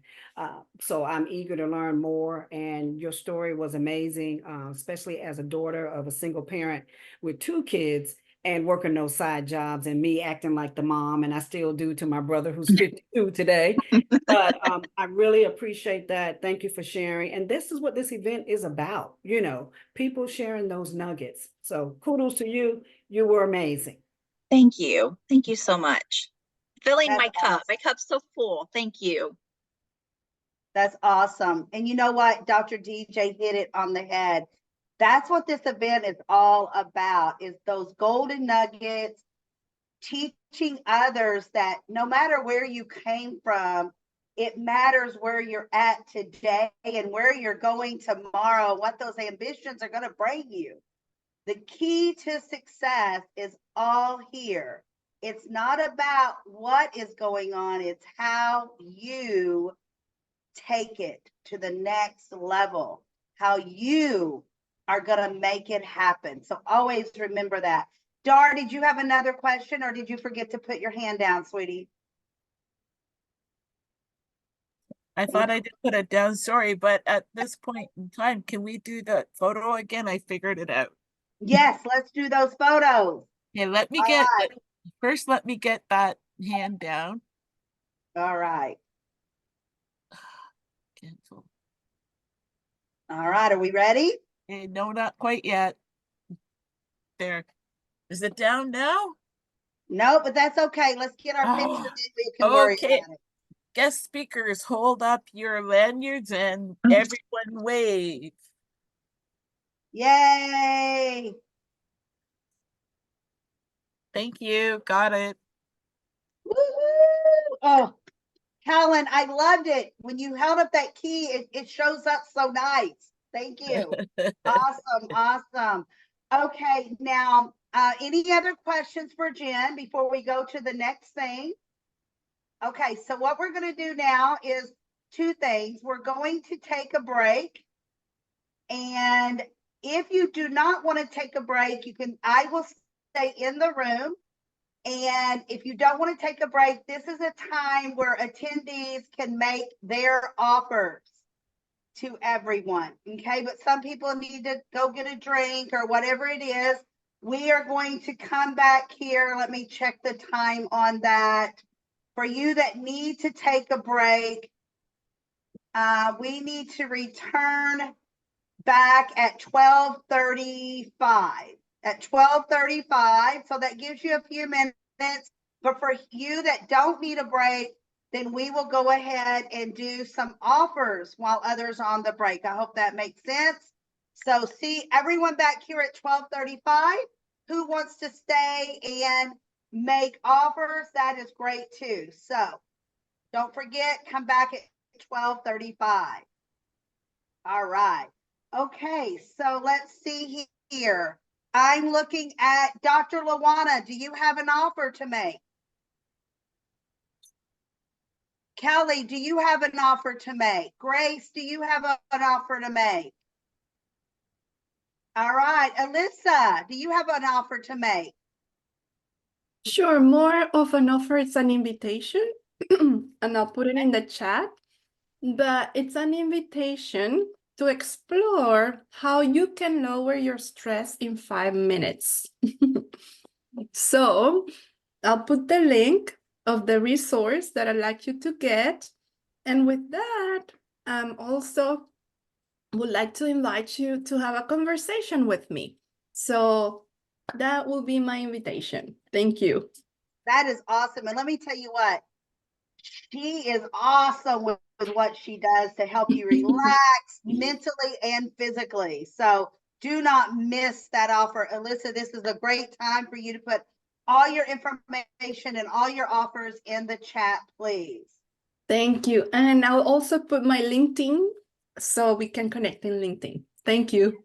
Perfect. Perfect. Thank you, Alyssa. And Alka, do you have an offer that you would like to make, please? Unmute, please. Yes, I'm trying to find the unmute button. Yes. I do have an offer. I have pictures to show as well because it's easier. I am an artist. I paint on unusual surfaces. I have a couple little samples I want to show you. Sorry about that. They're you might have to pin me on the screen so you can see them. They are a little pocket frog. I don't know if you can see them or not. Bring it as close as I can to the. Put it in front of you. Put it in front of you, Alka. There you go. There you go. Okay. There he is.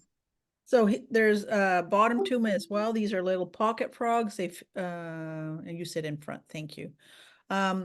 They bring you. They are infused with Reiki energy. I'm also a Reiki healer, so I do infuse all my pieces. These will bring you good fortune as well, and then you can put them in your pockets or in your plants. Thank you. Oh, sorry, I'll put everything in the chat. They would cost $30 if they're going to the US, and I will send you 2 of them for 2 for 30 and 25 within Canada if you're or there. Thank you. Awesome. Thank you, Alka. And please put your information in the chat so everyone knows how to reach you. Alka, she is great with her artwork. I mean, just fabulous. And she does more than just rocks. So keep that in mind.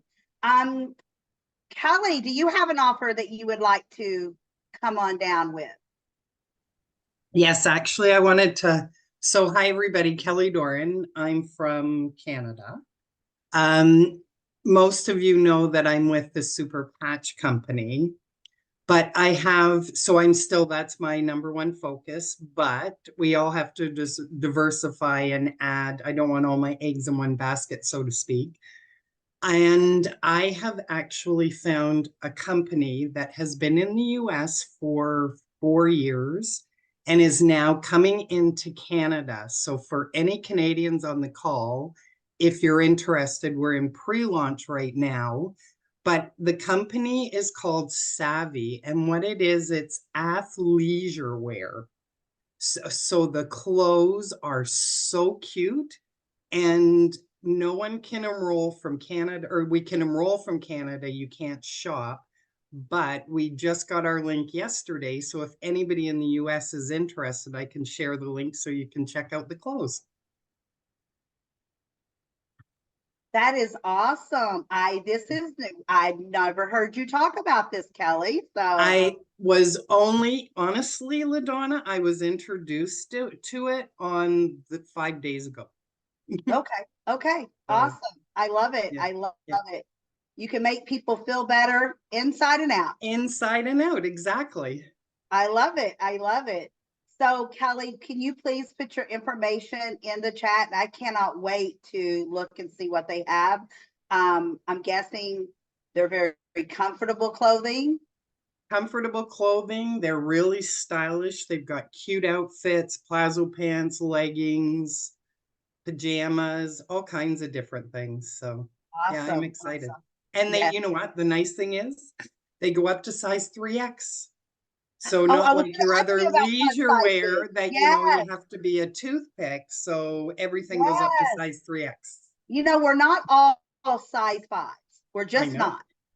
Yeah. So, Yeah. yes, perfect. Yes, please put all your information in the chat, and I'm excited to check out that site. Wonderful. All right. Thank you. All right, let's see. Lynn, do you have an offer today? Hi, thank you so much for this event. This is absolutely amazing. I thank you for that. I work with LifeWave, sorry, which is stem cell activation patches. And so I will be happy to send out samples if anybody's interested. They've been used by athletes. They are working with light therapy, like when you go in the sunshine for vitamin D, peptides, and stem cell activation.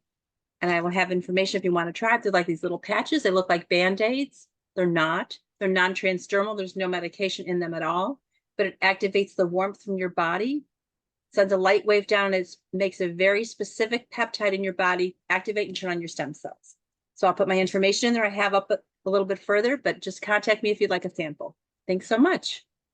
Awesome, Lynn. And please put all your information in the chat. Even if you have, put it in again and put in there that you are available to send some samples. I think that's very important. Thank you.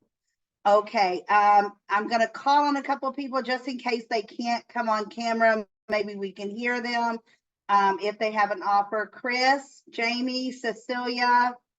I know some people are having trouble with their cameras. If you can hear me and you have an offer, please go ahead and speak up. Hi there. Can you hear me? Yes. Thank you, Okay, Jamie. finally I got my microphone to work. I can't get my video to work for anything. There it is. Okay, There you hello. Hi, everybody. I'm a human being, I promise. Thank you so much for doing this today and for having me here. And my name is Jamie, and I work with the Transact Card Company, and it's an FDIC insured debit card. And you get $2 in Z-Bucks for every dollar that you spend, normally paying your utility bills, mortgage, rent, whatever. And right now, for the $25 cost that it costs to get the card, the debit card going, I will do a $25 match to the nonprofit or charity of your choice. And that offer ends the 31st of January. So if you will sign up and get a debit card, one-time fee of $25, that offer also ends through the company on the 31st of January. Then I personally will make a $25 match to the charity of your choice. Thank you so much. Awesome. I'm always about charity. Let me tell you, anything we can do to help someone else, to help a charity, I'm there. I am there, my friend. So, all right, Jamie, thank you. Please put all your information in the chat and remind people that you are willing to do a $25 match to a charity for the sign-up fee, please. Okay. All right. Chris, can you hear me? Do you have an offer? Cecilia, RP from Market America. Okay. To make an offer. There we go, Grace. Yes. Yeah. For one of my business associates, he has been in the field of cryptocurrency for 10 years and became a millionaire there. And he has a new cryptocurrency company that he is developing. It's in development stage at the moment, but he says he will take investments anywhere from a $10 US investment to a $10,000 US investment. So whatever you would like to invest. And he says that in 60 days, he can double your money. And that is guaranteed. So that is based on gems rather than silver or gold or fiat. It is a cryptocurrency based on precious gems. So if you're interested, just put hashtag AGEMS, and I will be in further contact with you. Oh, awesome, Grace. That is a new offer from you. I've never heard that offer before. Love it. Nope. Yep. Please put that information in the chat, and I look forward to talking to you more about that. Because you know it's always great to make some extra money when you can, if you can. Yes, within all 60 days. Yeah, that's awesome. That's awesome. Okay, does anyone else have an offer? Any attendees that have an offer? Okay. All right, Doss, are you back with us yet? I think we're waiting on Yes. Doss to come back.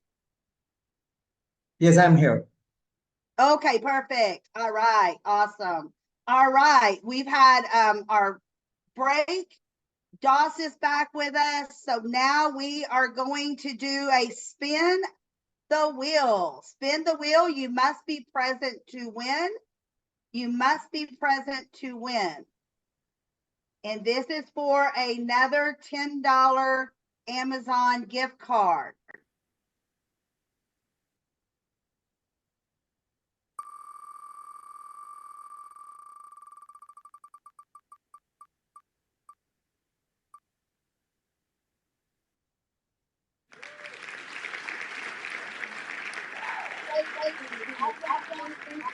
I've seen Stacy's name come up. Stacy, if you're here, speak up now. Okay, that happened last time, Doc. Let's go ahead. You must be present to win the gift. Who will be the lucky $10 winner?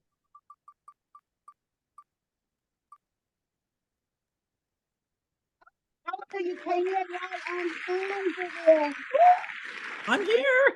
Wow. So Alka, you will receive a $10 Amazon card from me this evening or tomorrow. That is awesome. Thank you. All right, perfect. And it looks like most of everyone is back. So we are going to continue to our next speaker, which is Raul. And if you can, go ahead and Doss, get his video up first, please. And then we'll go into his intro. Okay, we're ready to go, Doss.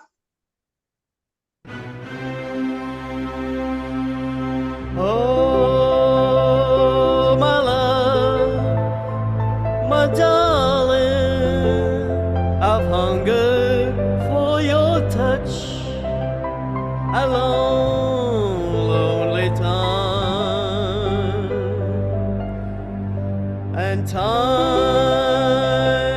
goes by so slowly, and time can do so much. Are you still mine? I need your love. I need your love. Godspeed your love to me.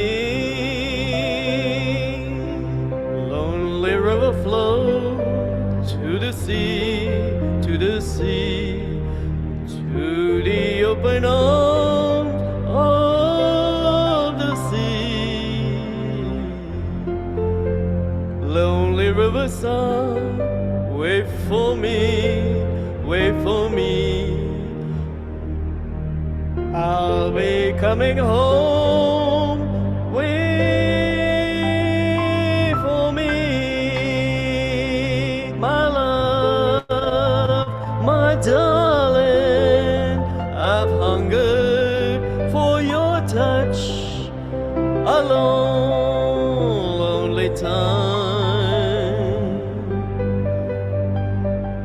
and time goes by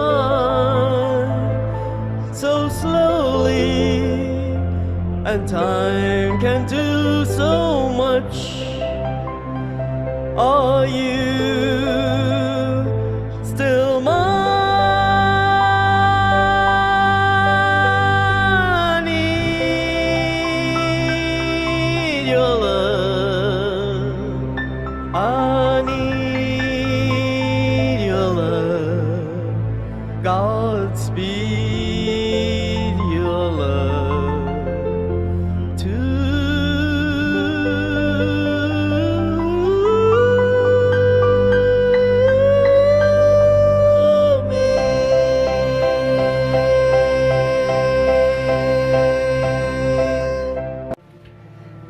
My dear amazing souls, I would personally like to invite you to participate in your Trauma Talks, a mental health conference and platform where your voice will be heard.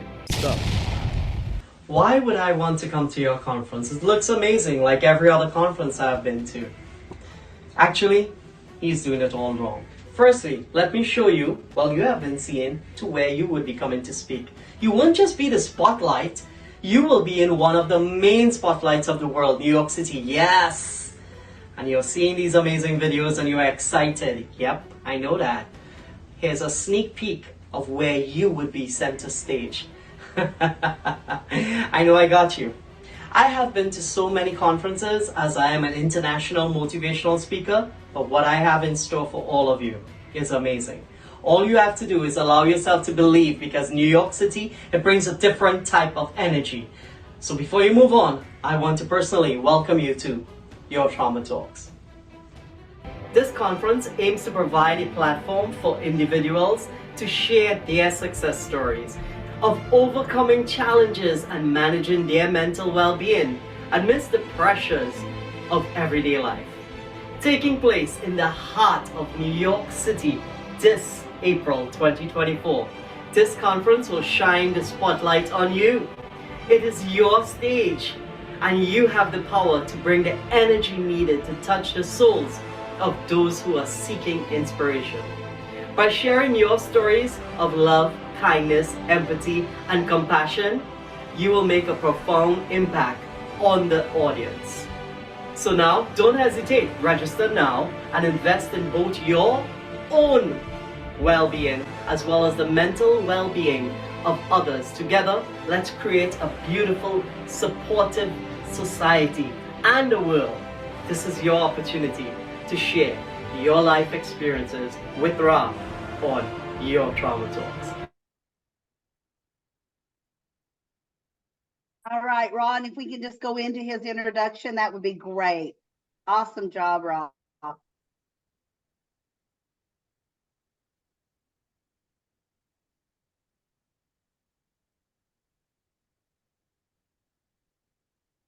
And for anyone new that has came in, go ahead and put your information in the chat. Welcome, Katerina. I see you have joined us.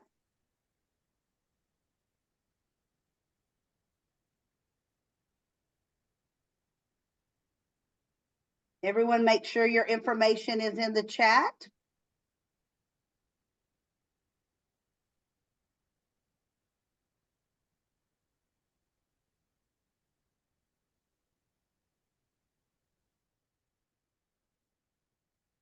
While Doss is getting this set up, I'll go ahead and say that Raul is going to hold this event, the mental health event, in New York City in April. I don't think Raul, you don't have the dates yet, do you? Yes, as far as we set the dates, it's going to be 24th. It's a 2-day event. So may I just jump in? I mean, you don't need the introduction. I put everything there for everyone. I think they know. Okay. Right? Well, we didn't have the dates, so I wanted to make sure in case anyone was asking about the dates. Right, so the dates, let's do it in a little bit reverse, since you guys saw this and you all are excited about it, right? So we're doing a different thing. It's a mental health conference 2-day event, and you all saw that beautiful venue. So we're gonna fill that place up for you. They're gonna come out there and they're gonna see you. As I said, the spotlight is on you. April 24th, 25th, and guess what? We are doing an after party for all the speakers and our VIPs and everyone not after you had a long day or a long 2 days event with us, but on the Friday night. So you're actually coming to New York City and you're going to spend time with us. And whoever registers, Ra gets on with you. And we have a one-on-one, and I tell you all what I planned for you all. So it's going to be amazing. So sorry, we did this in a reverse. Normally we give the what are we offering or whatever, and that's all I have to offer basically. And I told LaDonna that I would give her a book. I will sign one of my books and she can spin that beautiful. I have one of those wheels and I call them the magic wheel, right? So we'll put it on there. I'm gonna sign it and mail it out to you. And whoever wins, somehow I'll put a message in there for you. So before we start, everyone, I know you just went on break. So everyone got up, stretched out, and we're having some fun, right? So I want to thank the $1 million lady, LaDonna McAbee, for this amazing job that she keeps doing to put together these events. And her events come together with love, compassion, empathy, because she meets the right people to bring them together. It's not all about money. It's not all about where it is that you need to sell your product, but she does something I love. She brings people together to share stories. See, in my little video, y'all love my little Elvis. Guess what? I'm setting that up this year for the Telly Awards again. Last year I won for my song Wicked Game, Chris Isaac's Wicked Game. So as I do in all my things, and as you saw in that video, you saw that I've been doing this for the past almost 6 years, taking people's stories and bringing it out there. Now it comes to me. Why trauma, Ra? Why? Why? That's a question I get all the time. Why mental health? When I started this in 2018, and I brought your life experiences with Ra out, so that people's stories like mine, like my abuse, like me being beaten by 15 boys on the ground, by a girl slapping me down to the ground, by the things that happened to me, by a man holding me with a knife to the ground and taking advantage of me. That's why, because I lived it. That's the only thing. I lived heartbreak over and over. But one of the golden things people don't realize about heartbreak and betrayal is you need to focus more on you.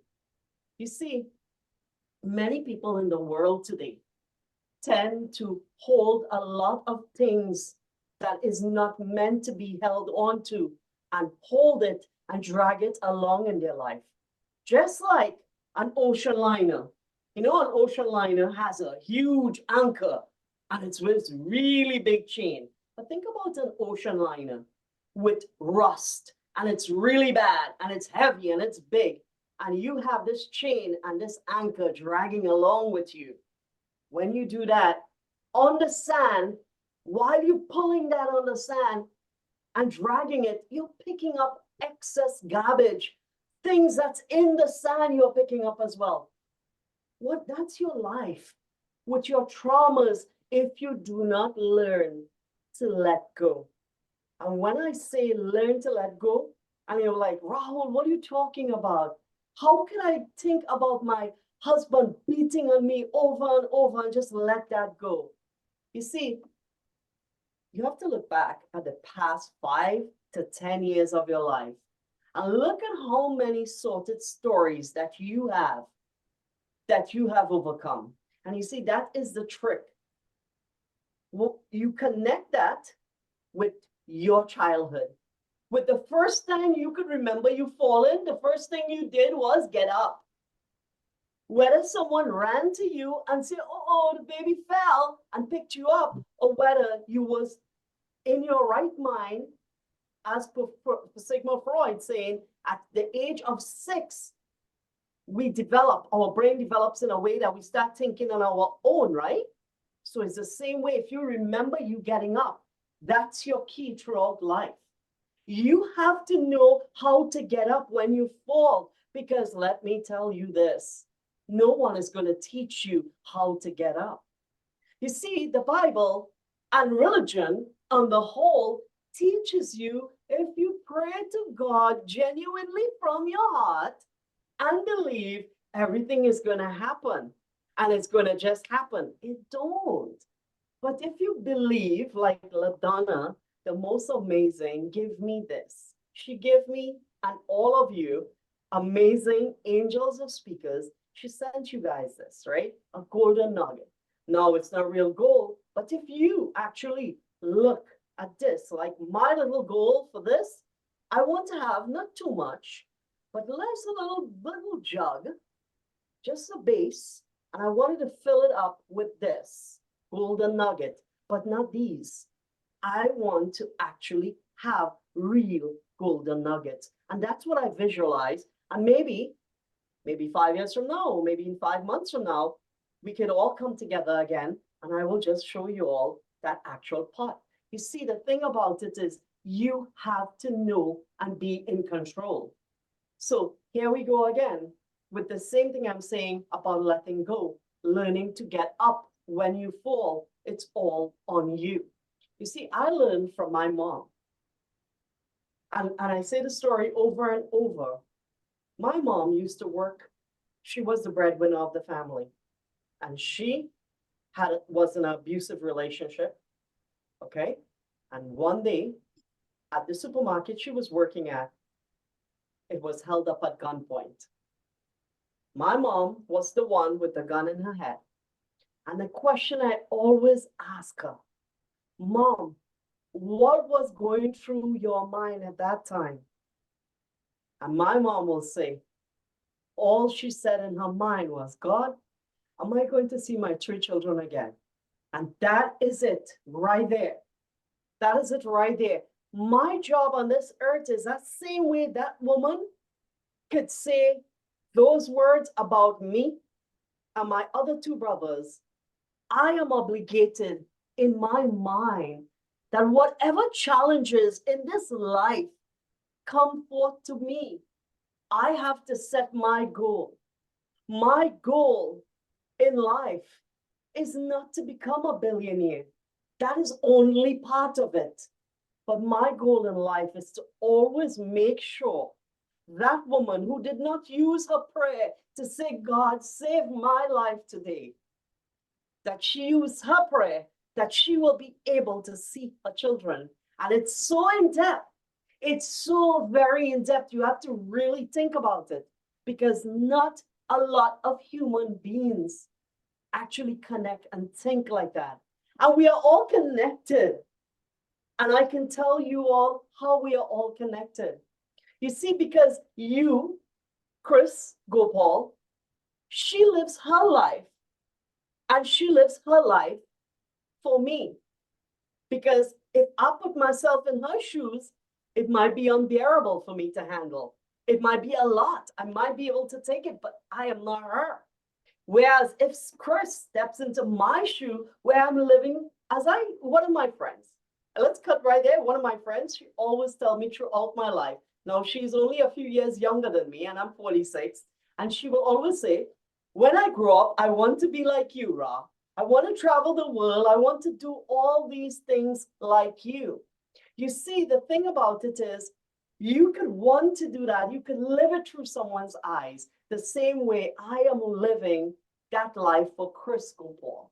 See, we all live like that because I believe that all of us, just like the ocean, it's all one, right? That water is all connected. It's one. It's vast and it's all together. So now if you take a big, huge bucket and you dip that water out of there and you go on the shore and you have a whole set of small buckets and you pour this water into these little buckets, the only thing that's separating it, it's the vessels, but it's all one. And that is human beings, but they have no way.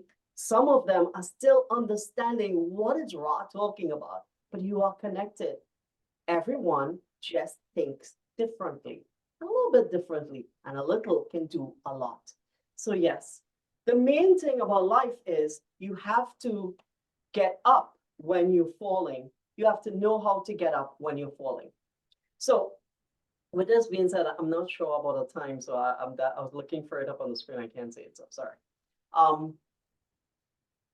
With this being said, in my book, Untold Stories, Hidden Truths, there are so many trauma stories. It's actually 24 trauma stories in here and how people overcome. Why I'm telling you this? People ask me all the time, Ra, you say you connect, right? How could you compare yourself to a family where the family, the entire family, 2 daughters, a wife, and a father, was all raped, beaten brutally. And then afterwards, because of shame, the father takes his own life. How do you compare yourself to that? Ra won't compare himself. I could never compare myself, but I can connect and empathize with them. And I can feel their pain because in my way, all the things, all the traumas that happened to me, you put it into there and I could look and I could say, Ra, it could have been worse. You see, and this is where some people don't realize it could have been worse in your life. Whatever it is going on, whatever you think that is really bad, trust me, there are people in a worse situation, and it's always good to look back, as Dr. DJ said, reflect, because when you reflect, you re-energize yourself. That's where meditation comes in with a lot of things, not just clearing your mind or making your body calm and your mind and your soul. Not only that, it gives a good reflection. It takes you back. And it takes you back without you having to interrupt. And you'll be able to look at the patterns. Just like me, being in abusive relationships, being in a relationship, being ridiculed, being the breadwinner of the thing. I see my mother's pattern in my life. Would you believe it? Would you believe I saw my mother's pattern in my life? That where I saw her being abused, and then I was abused by people I love and care about and treat on top of this world.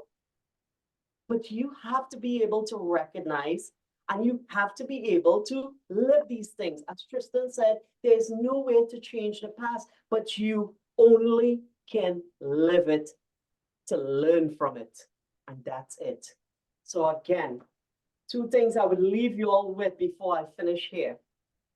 I did a virtual conference in November, and someone came on after and spoke their story. And I would like, right after this, I would like to give someone an opportunity to share just 2 minutes of something of trauma that's really bad in their life that they have overcome recently, or they are going through and healing from it. Now, people will always say, oh, I heal.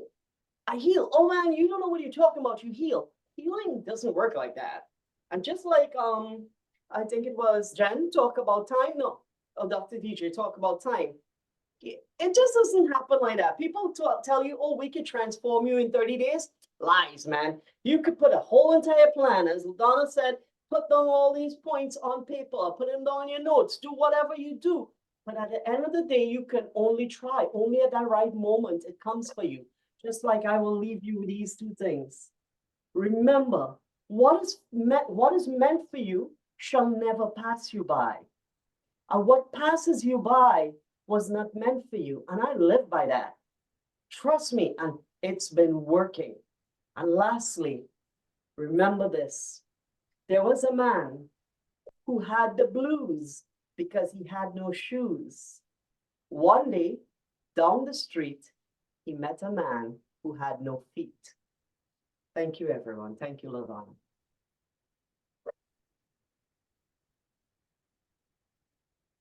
Truly amazing, just like every time that you talk, Ra. It was amazing. And in your video, I seen where it said it's okay to be different. And so many people try to be just like someone else. You know what? We're all different. We all heal different. Some things you never heal from. You just learn from it. You learn to overcome how you feel. From my past, I will never heal from my past, but I've learned to I've learned to shine from it. I've learned to teach others from it. And I hope that makes sense in everyone's situation. It's different. I heal differently than what maybe Helen would heal from, or maybe what Alka would heal from, but we all heal in different ways. In some circumstances, it's not like you break your arm and it heals in a year. You know, our minds don't always heal like that. So keep that in mind when you're talking to someone. You can show compassion, but never, ever compare. Ever. When I lost my parents from a very young age, I cannot compare to someone else that lost their parents, because it's a different circumstance. It's a different affair. It's a different love. We all see it different. We all have different relationships and different kinds. So I love it when Raul talks about mental health, because he gives it all. He doesn't comfort us with it. He just tells it how it is, and that's what I love about it. And we can learn from his wisdom, what he has to say. This is a time where we can ask questions.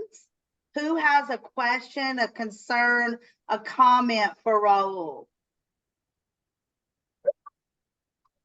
Tamara, come on down. I know I'm really talkative today. Raul, you Good just for you. amaze me. Your personality makes you want to come to talk to you. You're just a great speaker too. Thank you for the stuff you're talking about. And I really, really, I came from a life of abuse as well. I really did. And then I got my adult life, and I feel like I went into the same thing. So I understand where you're coming from, and I really, really appreciate you talking today. Thank you, Awesome. Tamara. Thank you so much, Tamara. Thank you. It's Tamara, right? Tamara or Tamara? Tamara. Tamara. Let me ask you something. Let me tell you this. Also, can you share, and if you don't mind, if you're okay with it, because you're on screen and you're a speaker, you're supposed to be able to do this. Sorry, I'm looking up. My whole entire place is a setup. I have like computers in front of me, then I have my camera, then I have my big screen. I'm seeing you guys on 85 inches. That's how I like it. I wanted to feel everyone here. LaDonna spoke about a lot of things that I'll come back to you tomorrow. So think about this. LaDonna, you spoke about a lot of things about originality, and that's the difference between me and starting this in 2018. Do you know when I started singing? I tell my story all the time about when I was 16 years old. My aunt told me, if you continue singing, you're going to get cancer in your throat and you're going to die. And I kept that in my mind until I fell in love all over again for how many times in 2019. And I decided to sing. And people from my culture background and my country said a lot of bad things about me because I was on this public figure trust me, I had people who have crossed millions of views on some of my posts from the past. And so a lot of people out there heard me sing, but I had just started, and I used to post videos, and I started creating all these nice videos because that's me. It's creativity. It's everything with me comes from inside. And everything tells a story, and it's all mental health. So they said that, oh, he can't sing, he can't do this. But guess what? I sparked in these people. They were able to challenge themselves. They weren't challenging me because I don't care. I'm on a different level. I'm always changing up, right? But they were able to challenge themselves and enter competitions and sing. And I looked at them and I was proud of them.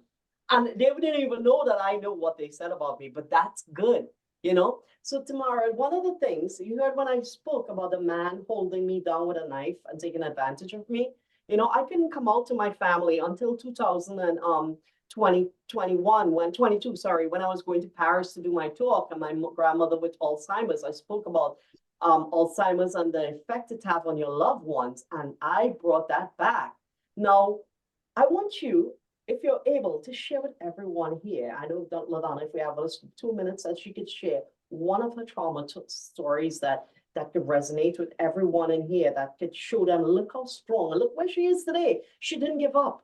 A lot of people commit suicide today because of things that you have been there, that if they have heard you, and heard your story, that have been like, oh my God, it's exactly what's happening to me now. I can get through this. I can get through this. This is what I want you to do. Well, let's see. I came from a abusive, childhood.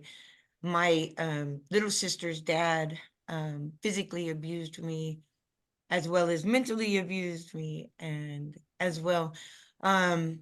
So, I came from that abuse, and I have risen towards everything I've done. I'm an interior decorator, I'm a realtor. Everything I've done has come from that. It's come from something that, I've been compared my whole life to my sisters. I was the middle child. My oldest sister was pretty, she was smart. My youngest sister was pretty and smart. And I was the one that wouldn't do anything. So that's where it came from. So That's love it. awesome. Thank you, Tara. Okay, and Robert, you have a question or comment for Raul? Yeah, I've got a comment, a couple different comments. And by the way, I put a private message to you, Raul, in the chat, but I'm on the board of directors of a nonprofit for mental health. And whatever we're dealing with, and every one of us are dealing with different things. There's a real good movie out there called What the Bleep. If you haven't ever seen it yet, highly recommend it, because we can change our programming. But one of the people that you met through me, LaDonna, is Maury Zukovich, who is a brain entrainment specialist. And I put his website in the chat for you, Raul. He happens to live in New York. So if you want to reach out, different things I'm sure I can help, or not help, but be of value. That's awesome. I love it how we come together like that. Thank you, Robert. Thank you. And Dr. DJ, come on down. Hey, Raul, thank you so much for your talk and your transparency. And I say that because whenever you share, you never know who's going through something at this moment and who may need to hear that, because you're right. There are so many people that's on the brink of suicide and we don't know it, even the people in our life. So being kind, being thoughtful to people, because it could just be your one word that saves that person. So thank you so much. I love your creativity and how you present yourself, especially with your own intro. And thank you for being courageous. Thank you. Thank you. Thank you, everyone. Okay, with that said, we are going to go on to our next speaker, and that is going to be Carl Richards. Dot, can we go ahead and get that going? Perfect. Let's go. Please help me welcome Carl Richards. Carl Richards has spent more than 25 years behind the microphone, on radio and on stage, entertaining and influencing audience worldwide. He is a 3-time best-selling author, a TEDx speaker and MC, the host of 2 podcasts, and is the founder and CEO of Podcast Solutions Made Simple. Carl helps coaches, consultants, and other subject matter experts become the go-to expert, elevate their credibility by launching world-class podcasts. He lives with his spouse in Ontario, Canada, where he enjoys camping and boating in the 1,000 islands. All right, a big welcome for Carl Richards.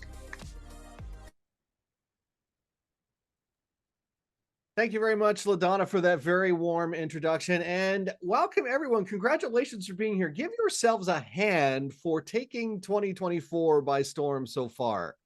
I mean, we're already through the first month almost, but who's feeling successful already?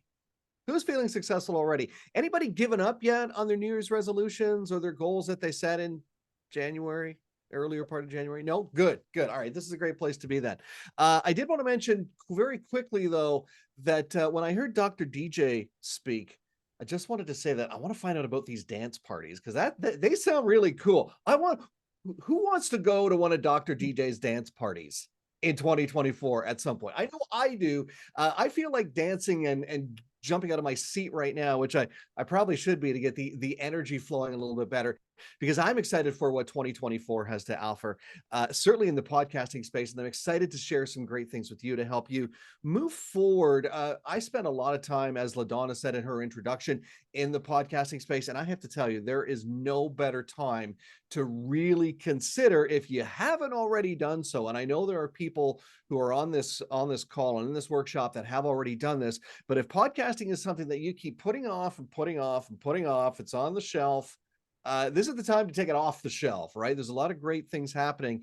And I can't get to all of them today, but we'll certainly be sharing some things with you as we move forward today. So podcasting has been around for about 20 years. Can you believe just around 22, 23 years was when things started to happen in the podcasting space. And it's hard to believe that in that short time, we've gone from a podcast of 1 to a podcast of nearly 5 million. All right. We're going to talk about what some of those numbers mean later on, but 5 million podcasts, even though there's 5 million, there's still a lot of untapped opportunities. And part of that is because of the fact that there's a lot of trepidation in this space, some mass confusion with how does this whole thing work? We're going to get through some of that today too. But I want to share with you, as you look at 2024, it's a clean slate, pretty much, right?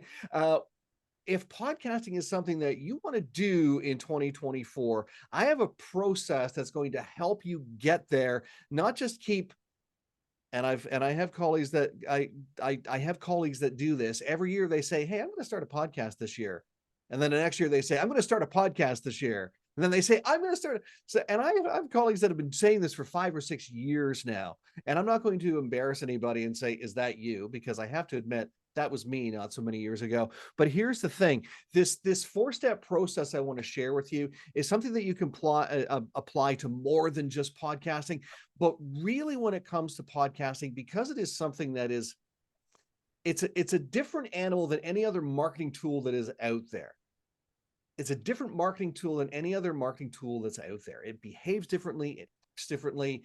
Numbers don't mean the same thing with podcasting as they do with YouTube videos and likes and subscribes and who's interacting with you on Facebook, for example. But there really is some massive opportunities there. So the first thing you have to do, and I want you to write these down. I want you to jot these down, especially if podcasting is where you want to land in 2024. And by the way, if you already have a podcast and you want to reframe it or rejig it or level up in 2024, write them down too.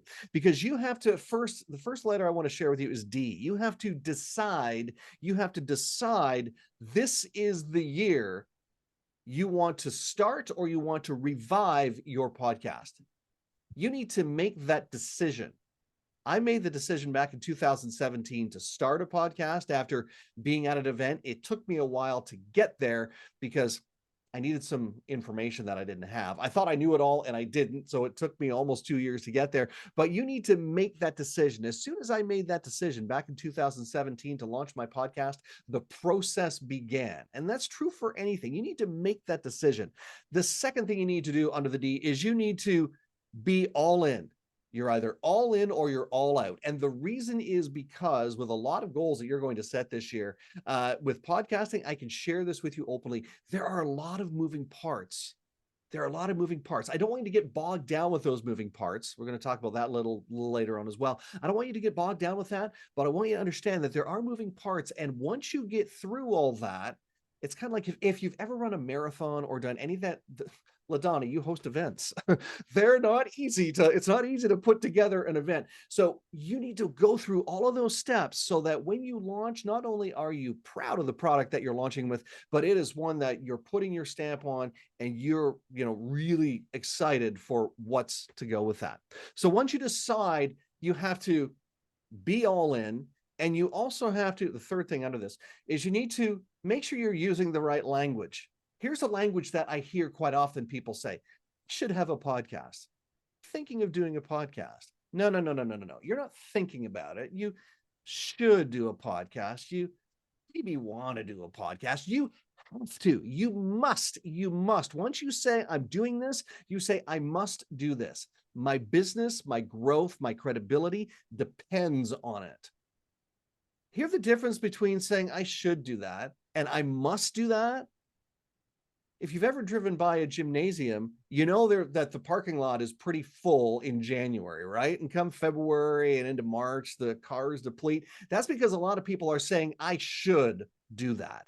But when you change it to I must lose those 10 pounds, or I must quit smoking, or I must whatever it is, all of a sudden your outcome changes. All right. So that's the first letter is D, and a few things under there that I shared. The second thing is once you decide, you need to commit. You need to commit. And part of that commitment is not just saying, I'm going to do a podcast. You need to actually stand up there and you need to tell people. You need to tell your coach. You need to tell your community. You need to tell your colleagues. You need to tell people like there's 30 people, I think, on this call right now, or 25. You can tell us, because we will hold you accountable to that. We will say, hey, remember back in January at LaDonna's event, you said you were going to start a podcast. Well, it's now June. How's that going? Are you almost ready? I'm excited. I want to find out more about your show. So you need to commit to that. And part of that commitment is setting a date. Now, I'm not going to have you set a date quite this minute. I'm going to come back to that in just a minute, but you need to put a date to it.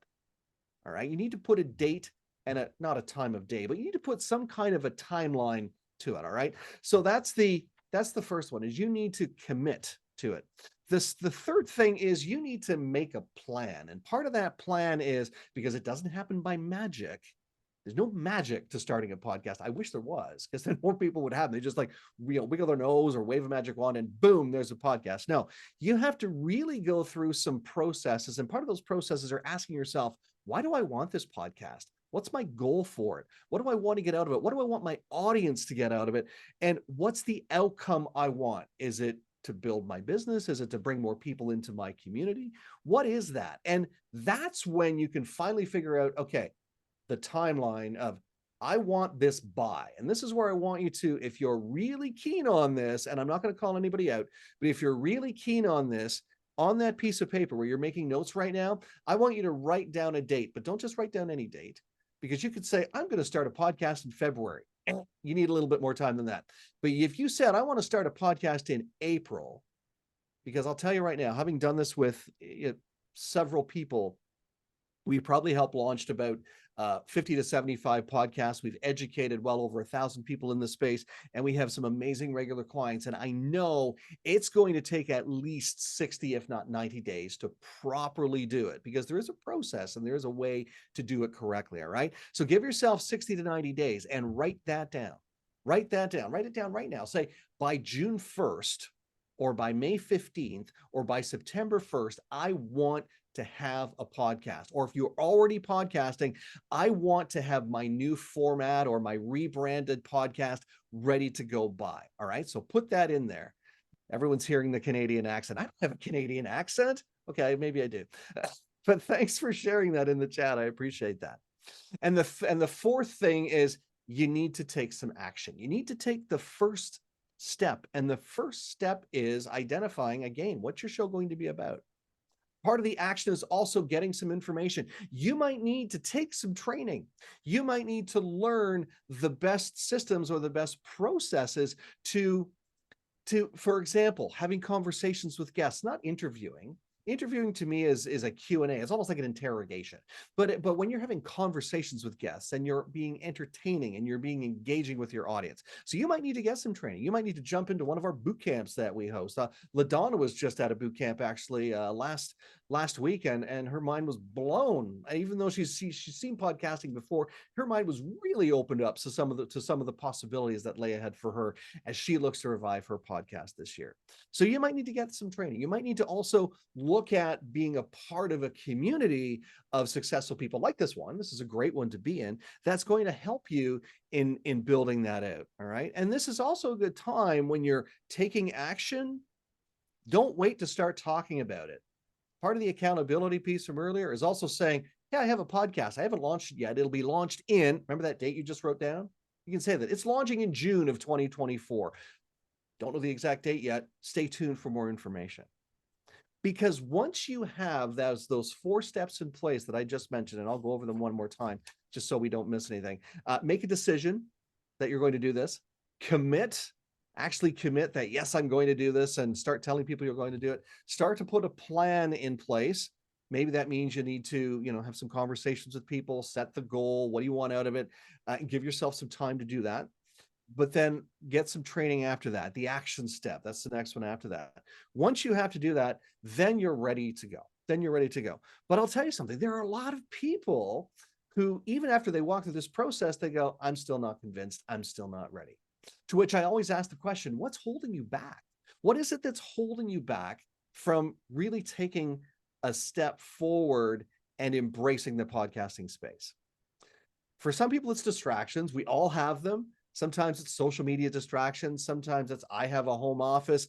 I have a lot of distractions. When the mail person rings the bell, I'm dropping whatever I'm doing to answer the door, right? So there's all kinds of things that can be considered distractions, right? But the one thing that really seems to be coming up time and time again when I talk with prospects and even clients who are jumping on the bandwagon is those myths and misconceptions. And there are so many of them out there. We have 5 myths that we tend to walk people through, and I'm going to walk them. I'll walk through them with you right now, so you can hopefully banish these myths and walk through the process easier for yourself too.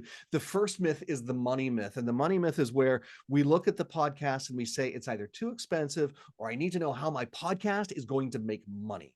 Well, that's the wrong thinking, really, because there are podcasts out there that do very, very well and they don't make a penny.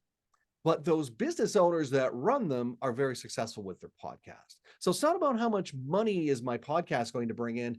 The real question is, what's the value in the content I'm going to be sharing with my audience? And how is that going to affect them to or empower them to want to do business with me or follow and be a part of my community? So that's the money myth. The second myth is the competition myth. There's too many out there already.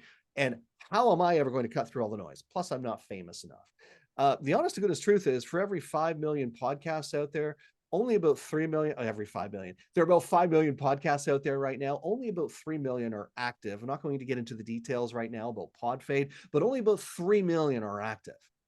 And if you compare that to the number of blogs, for every 400 to 450 blogs, there's one podcast.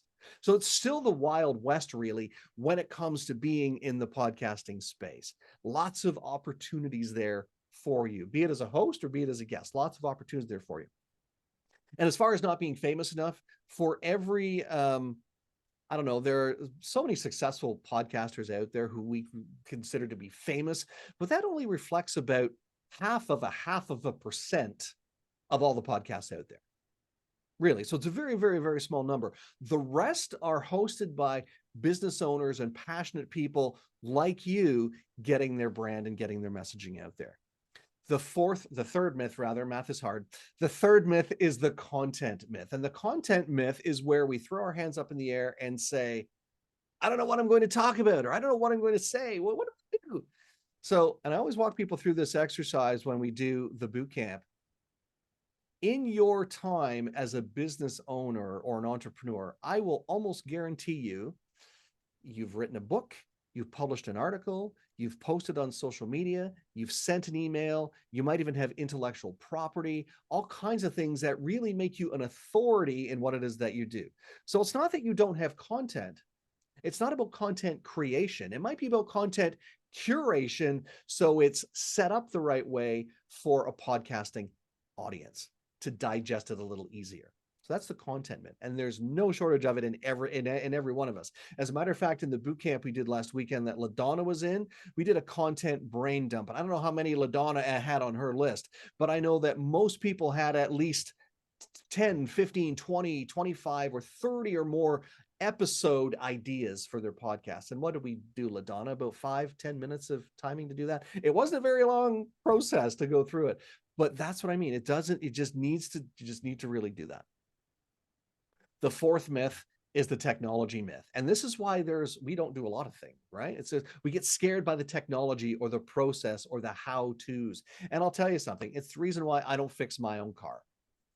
And if I did, my spouse would run out screaming because we have a Tesla. There's not much to fix, really. But what happens when you don't know how to do something? If you need a medical procedure done, you don't try and, you don't go to Dr. Google to figure out how to do it yourself. You go to the expert, right? Same with podcasting. You go to the people who have already done that. You go to the experts. You go to the people who have podcasts and say, hey, LaDonna, how did you do that? Hey, Katerina, how did you do that? Or you go to a guy like me who knows how to do it, and we walk you through that process. But that's what you do when you're stuck with tech. I would never expect anyone to build their own website. I'll be honest, I didn't build mine because I don't know how to do it. If I did, great, but I don't know how to do it. So that's why you go to the expert. And the final myth is the time myth. I just don't have the flipping time to put it into my calendar, to make a commitment, to do all of those things, Carl, that you're talking about. And time is one of those things that we've made time up. You do understand that. Yes, okay, there's so much time that we have on this earth, but we've made up this concept of time. We really have. And I could walk you through the process of, let's look at the time we all have in a week and break it down hour by hour. How much time do you do this? How much time do you do that? I don't want to do that, though. What I'd rather do is approach it this way and say, and ask you this question: how long should a podcast episode be? And you can put your answer in the chat if you like, because I always get interesting answers when I ask this question, because there are people who think a podcast should be an hour or 2 hours or even longer. There are people who think, go ahead, put your answers in the chat if you want. I'm just seeing if there's any answers. 20 to 30 minutes, 20 minutes or less. Those are all good answers. 30 minutes, 5 minutes. Yeah. So here's the thing. There are podcasts out there that are 2 minutes long. There are podcasts out there that are 2 hours long. The question to ask is, how much time will my audience engage me? And that goes back to knowing who your audience is, client avatar stuff. We're not going to talk about that today, but understand that, again, maybe it's the wrong question. Maybe we shouldn't be asking the question, how am I going to find the time to do this? The real question we need to ask is, who do I know who can help me get this done? I have a VA, and the reason I have a VA isn't because I don't like playing with Canva and being creative, although she's much better at it than I am. It's because I don't have the time. I just don't have the time to do that. I delegate that to somebody else. I used to do all my own podcast editing. Guess what? I have a producer. I have 2 of them now, actually, that help myself and our clients do all that work, because I want to do other things like speak in front of people like what I'm doing today. I don't have the time, although I like it, I don't have the time to do the editing. I'd rather be in charge, the person who is in charge of the sales and the marketing and the promotion side of my business. So maybe that's the question you have to ask. And once you've walked through and busted through those myths, then you can start the process of putting your podcast together. And there's a 3-step process for that. I'll run through it very quickly for you. That 3-step process is 3 Ps. So write 3 Ps down. And beside the first P, I want you to put, and this is the 3-step podcast solutions blueprint, I want you to put planning. Planning. And under the planning stage, that's where you're going to do, and you've probably already done some of this, or maybe you made some notes already about this, but that's where you're going to start to talk about the launch. Remember that date you wrote down? Beside the launch strategy, you can write your launch date right beside that. That's the first thing you're going to do as part of your launch strategy. I want to launch my podcast by June of 2024.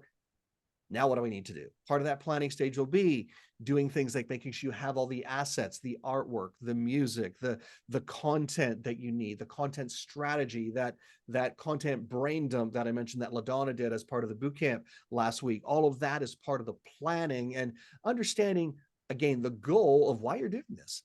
Who is your intended audience? What's the why behind it? And what do you want them to get out of it? What do you want them to do with the information you'll be sharing with them? The second P is for production. And that's where it doesn't matter what kind of podcast format you have, whether you're doing a solo show, whether you're interviewing guests, whether you're doing panel discussions, whatever it is, that's where you start to get guests and organize your episodes and do your recordings. If you're doing your own editing and mixing, congratulations, good for you. But that's where you can do the editing or the mixing, or make sure that the production company that you've hired to help you do that is doing all of that. And that's also in the production phase where you're putting together the show notes and making sure you have all of the information from your guests, the links, their bio, their headshot, all of that information. That's under the production phase. And then the final P is for promotion. The final P is for promotion. Now, if you've done this correctly, before you even get to the 3-step process to start planning out your show, you've probably already done this.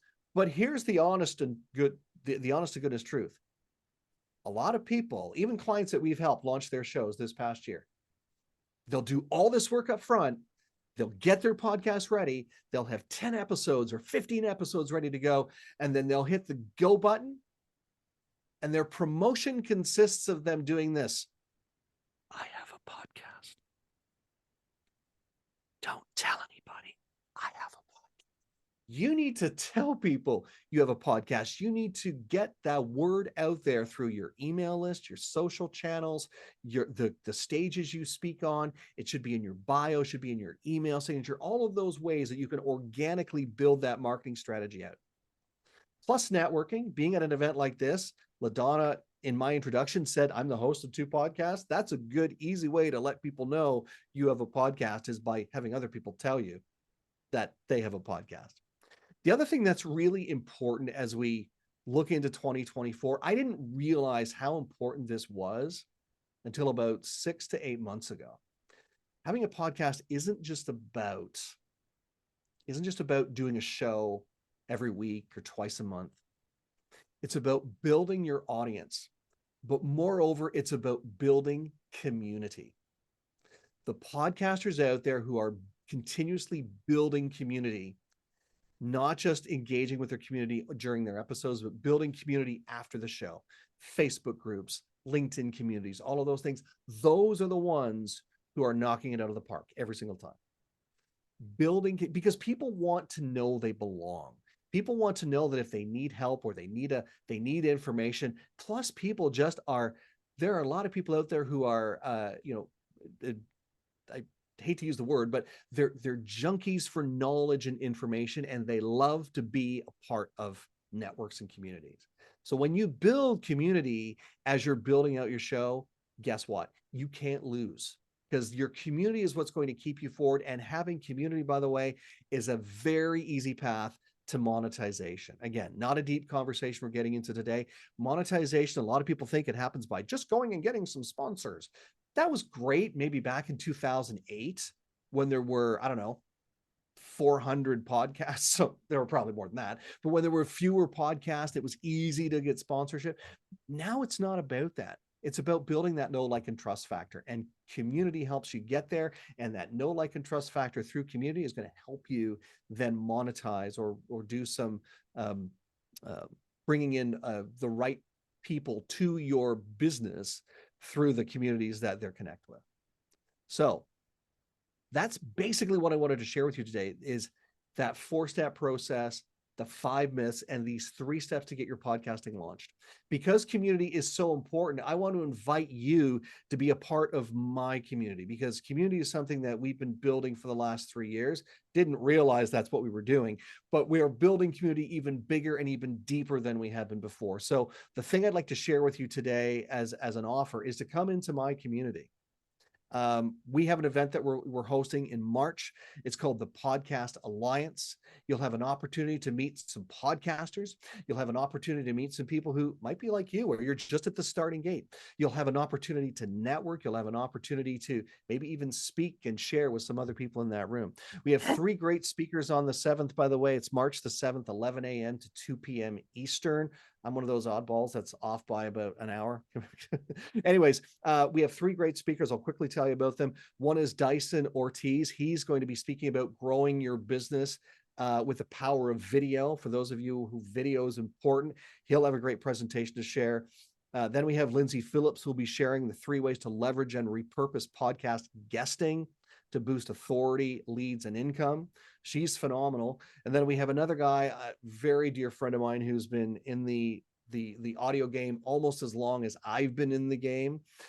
His name's John Sanfilippo, no relation to Alex Sanfilippo. If anybody knows that name, they're not brothers. I've already checked. And he's going to talk about sonic branding, because what John does day in, day out is he helps experts, or he's an expert rather, at taking businesses off mute. All right, so he's got a great presentation to share. Here's the thing, it's 47 Canadian. I've already done the math. It works out to, I know math is hard. It works out to about 35 or 36 American for that full 3 hours of information to be in our community, to learn from some experts, and to also, again, be a part of the community and get some, confidence and courage building going as well, to just highlight and showcase that, yes, you can do this. If you're ready to go and you'd like to have a follow-up conversation with me, I'd love to also present to you my my free offer today, because I want to make sure that if you're going to be getting into the podcasting space, I'm not the only person out there that does this, by the way, but I have a very different way of doing it than a lot of other people. A lot of other people will just say, hey, yeah, we'll produce your podcast and get all that ready for you. I'm all about making sure you're taking the right steps to get there. So why not jump in and spend some time with me on a podcast strategy session? In that strategy session, we'll get you thinking about podcasting in 2024. If you haven't set a date yet, we're going to review that. If you have set a date, we're still going to review it, by the way. And we're going to see if you're a fit for maybe some of our upcoming events, or even some of our boot camps or training sessions that we have. We'll explore your goals for podcasting, what's holding you back, and maybe what we need to do to help you become more empowered so you can move this goal or this ambition to have a podcast, to move it forward. That's complimentary, by the way. It's a $150 value, but that's my gift for you today. If you take nothing away today, know that you can do this regardless of whether you're at the starting gate or you have a little bit of knowledge about podcasting, you've maybe taken a course already or something. You can do this, and it will really impact your business, your brand, your credibility moving forward, not just this year, but for years to come. LaDonna, thank you so much. Awesome. So awesome, Carl. And I will tell you, in the boot camp last week that I took, I did have a podcast going and stopped it, and I cannot wait. My mind was blown how it works. I never realized how it worked. I just had a VA doing it, and not correctly. Now I know how it should work. So I can do it, or even if I have a VA do it, I know how it should be going. So I was blown away. Carl, can you please repeat the dates? You said March what for your community? Yeah, absolutely. March the 7th. March the 7th, it's a Thursday, 11 a.m. Eastern to 2 p.m. We've got 3 guest speakers, plus I'll be speaking, plus we're planning on having some breakout rooms and a great opportunity for networking. I'm going to post the information in the chat as well. I know it'll be, there'll be all kinds of follow-up after today, but yes, the 7th of March for the Alliance. And then I know I mentioned a lot of other events, but all of that is something that we can talk about if you want to tap into my complimentary podcast strategy session. We can talk about all of those other things. But March the 7th, awesome. Plan to be there, building community. It's again, like I said, it's a huge piece of the pie that, aside from the promotional piece of saying, I have a podcast, it's one part that people drop the ball on all the time. So we're excited to welcome you into our community. That's awesome, Carl. Thank you so much. Does anyone have any questions for Carl before we go to the next speaker? Any questions? I see Deborah is clapping her hands. I know I learned so much from Carl even today. So anyone have any questions? I think she's clapping her hands because she's got at least one guest to come to one of her dance parties from the call today. I'm assuming that's what that's. I can't wait. I can't wait. Hope it's virtual as well as, in person. So Helen Snell, come on down. Yeah, hi, Carl. Great presentation as always. I've heard you speak before.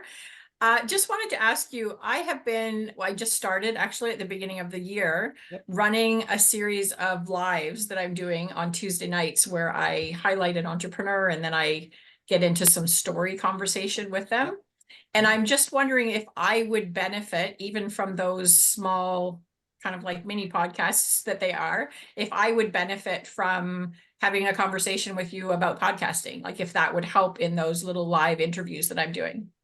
Oh, absolutely, 100%. That content here's the thing. If I'm following you correctly, that content that you're already creating on those lives that's going out there once, and I don't know what you do with it after that. Once it's gone out there once, guess what? That's now a podcast episode or can be repurposed into that, be it audio or video. So you can repurpose that into your podcast episode, your blog, or whatever. Cool. Okay. Thanks. Yeah. Yep. For sure. And you know what? That's a great point, because that's something that I do when I interview someone. Then I want to put it out there for the podcast. And now I can do it with the theory that I really know how it works. So, Dr. DJ, come on down. Absolutely. Thank you so much, Carl, for bringing this to the top of mind again. Have talked about it this year earlier with my friend, but for me personally, and not in a partnership, each week I do, I don't know, 2 to 5, 6-minute time management tips. It's not speaking to anyone, but I was wondering, would it be possible to put a podcast together, even from all of that content, maybe just bring people on talking about whatever that topic was that I did that week or something like that. I'm just trying to think outside the box for existing content as far as topics and Yeah, titles. 100%. And you're referring to content that you've created already and then Yes. it's archived or whatever. Can you go back to it? Yes. Yeah, 100%. Or even if it's something that's ongoing. As a matter of fact, when I started my podcast, that's exactly how it started. I did a ton of speaker training at the time, and I hadn't started a podcast. I'm like, what am I going to talk about? Oh yeah, I do workshops that are about this, and I've already done some Facebook Lives that are about this. So all of those things that you've done that are, interview style or whatever, that's all great fodder. That's all content for either building the discussion deeper or even taking those little snippets that we've created. They can be either standalone episodes or bonusable episodes for sure. Okay. Thank you for that. I appreciate that so much. Yeah, no problem. That's awesome. Thank you. And Robert, come on down. Yeah, a couple quick questions. First of all, for somebody that wants to be on podcasts but doesn't want to do a podcast, Sure. is that part of the service that you actually offer in your community as far as matching the right people up with people that've got podcasts? Yeah, within the community, I mean, I would say come into the community and because there will be existing podcasters in the community, it's not a service that we provide, but it is certainly within the community. There are enough podcasters out there. Robert, I know you and I have had a conversation. You've been on my podcast. Thank you. You were a great guest. But yes, definitely there's some opportunities there. I'm going to actually give some kudos to another individual who does this. This is just what he does.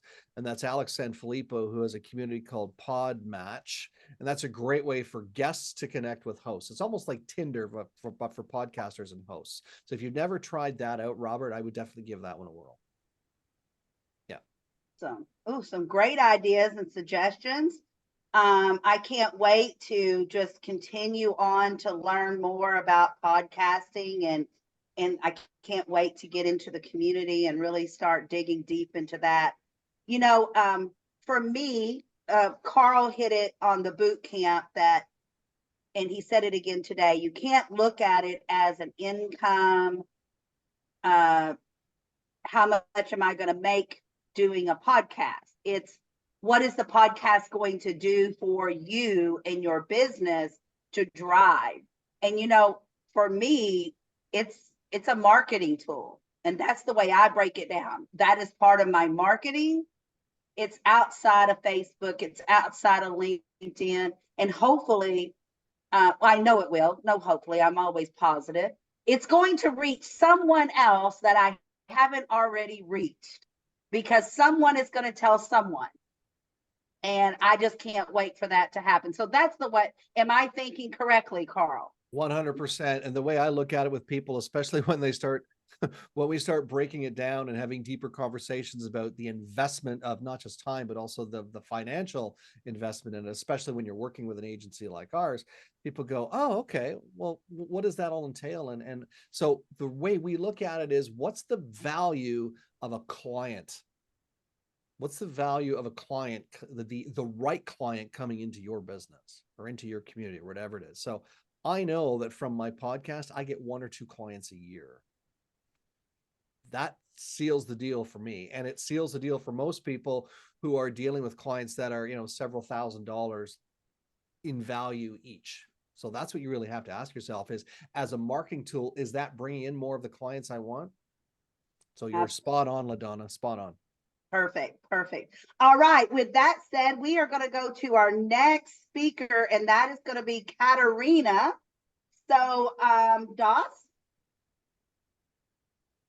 Yeah. All right. Perfect, Doss. Thank you. All right, everyone. Let's give a welcome to Katarina Rando. Katarina wants every woman to know that she matters and that she has massive value to bring. Katarina is a woman on a mission to uplift the lives of women everywhere through thriving entrepreneurship. She is an author. She is a sought-after speaker. Katarina is a podcaster and business transformation coach who passionately shows women how to be strategic and sell with integrity. For over 25 years of educating and empowering makes her truly masterful at providing a ton of value. Her books include Learn to Think Differently from Watkins Publishing, released in several countries and different languages, A Women's Guide to Starting a Giving Circle, and her latest book, The ABCs of Public Speaking, which quickly hit #1 in 4 Amazon bestseller categories. Katarina is also the founder of the Thriving Women in Business Center in San Francisco, a place for women to gather and host workshops. Plus, she also started Thriving Women in Business Giving, which raises money for women in girls' education and entrepreneurship training. Let's welcome Katarina. Come on down, Katarina. Hi, everybody. Blessing to be with you. You started your business for a few different reasons. Let me see if I've got it. You started your business because you wanted to be yourself in your professional life, or you started your business because you wanted to help people, or you started your business because you wanted to have unlimited income possibilities like you do when you're self-employed. Any of those reasons why anybody started their business? Yeah, right? My first business was I had a cafe and catering business, Italian, tables outside, big umbrellas, and my customers would come in all day long for cappuccino and fresh sandwiches and salads, and they'd even come again sometimes in the afternoon to get some lasagna to take home for dinner for the family. And I loved chatting with my customers all day long, getting to know them. My cafe was a neighborhood place, so I got to know everyone in the neighborhood. And I loved the people part of cafe life. But you know what else comes with cafe life? Chopping and dicing and blanching and mixing and stirring. And one day I walk in my walk-in refrigerator and I realize I don't want to walk in this walk-in refrigerator ever again. And I'm trying to think, what is my thing? What do I want to do with my life? Because it's not food service, but I like the people part. And this lady comes in my cafe and she says to me a little later in the day, she says, Katarina, thank you so much for the business advice you gave me the last time I was here. It made a huge difference. And her smile was so big that her gratitude literally touched my heart. I felt a pang of bliss in my chest. And I said, this is what I'm going to do with my life. I'm going to help women thrive in business. I sold my cafe. I got certified as a coach. I finished my master's degree. And then I was bing, bing in my new business. Where's all the clients? I would go networking. Everybody was older than me. They seemed to be more established as a business people. They seemed to have more business acumen. I said, where am I going to get clients? Because you know what? When you have a cafe and you want clients, you know what you do? You turn on the lights and you open the door. It's pretty easy. But in your business that you're in today, it's probably not that simple, right?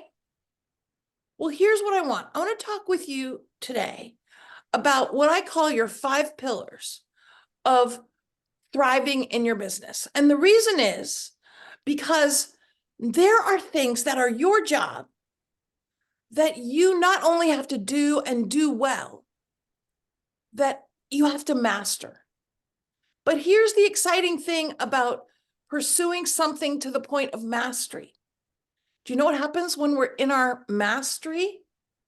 We're blissing. And I want you to bliss more in your business. And I also want to identify with you a couple of things that I call your bliss zappers. I don't want anything to zap your bliss. And if you have any bliss zappers, we're going to get rid of them. Does that sound good, my friends, in my next 16 minutes with you? Okay, great. Here's the first thing. Here's your 5 jobs. Speaking. Now, yes, like I'm doing right now, giving a talk. Yes, like podcasting. Carl, I love it when you are my warm-up act. It makes me so happy. Yay. Speaking, podcasting, your Facebook Lives, your videos. Yes, all that is speaking. In other words, you're the spokesperson for your business. Would you agree, my friends? Yes. Okay, that's speaking. But then there's selling. Now, if somebody wants to hire you as a coach, as a consultant, don't you think they want to talk to you? Right? Speaking, selling. And then, of course, there's serving your clients. And then the next part is strategy.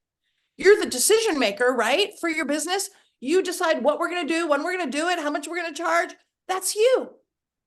And then the last one is self-care. Self-care.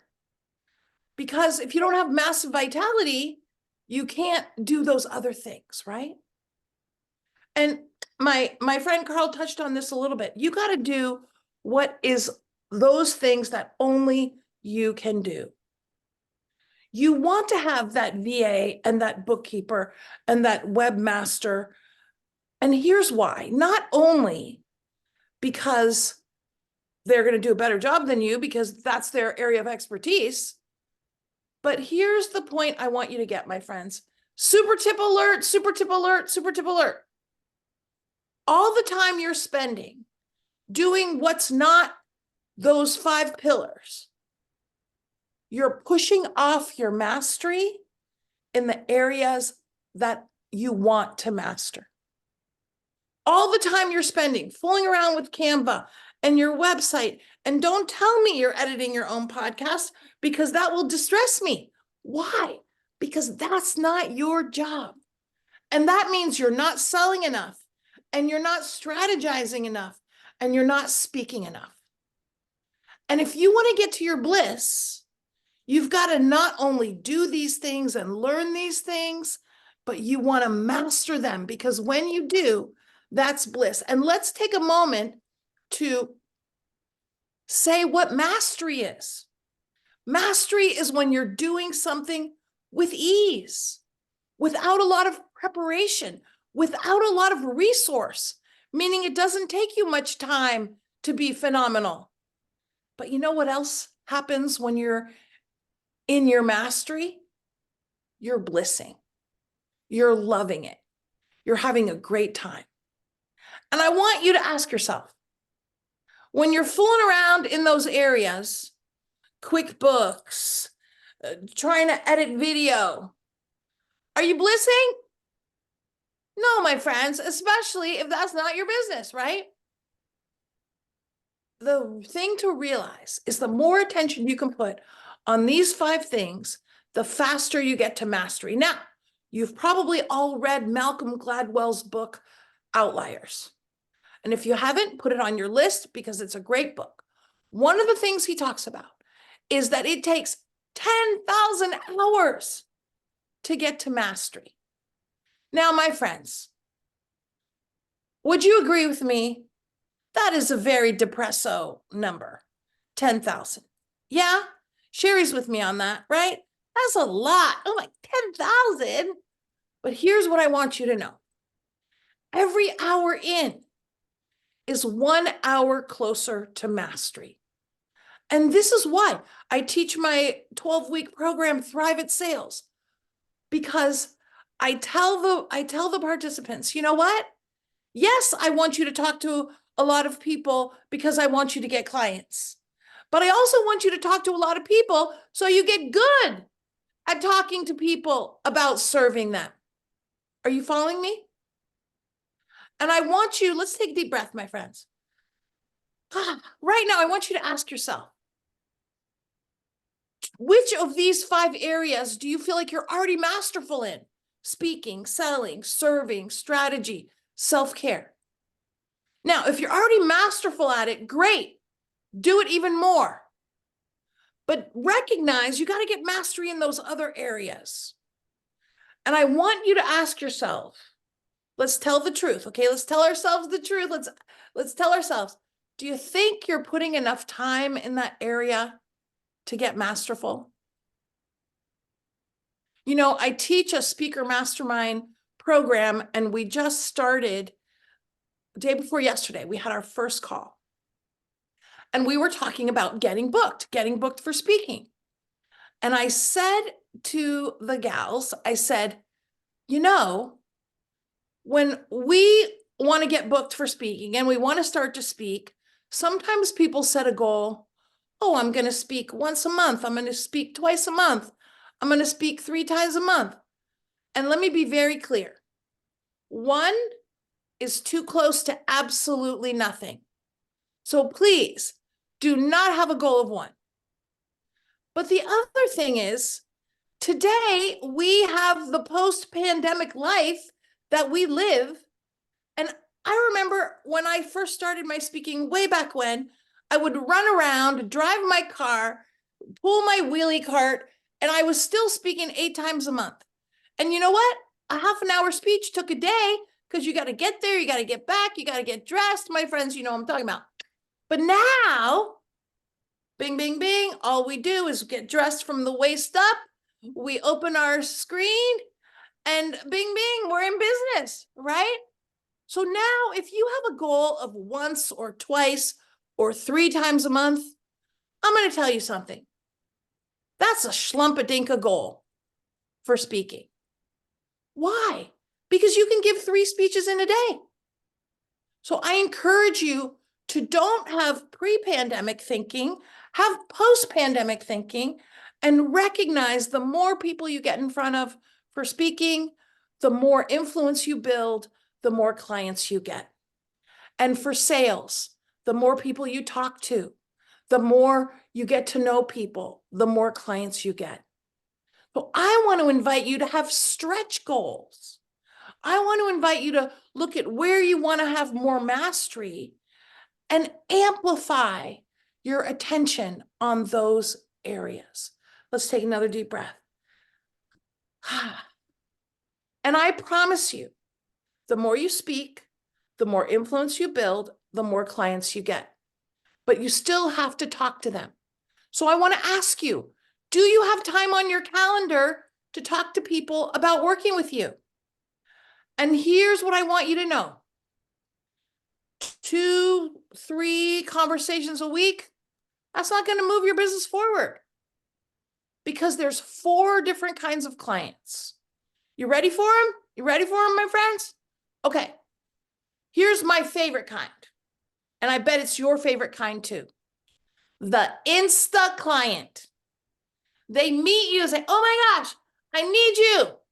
They say, and they're ready to get started in 1 conversation. Don't you love the Insta clients, my friends? Bing, bing, deals with me, Insta clients.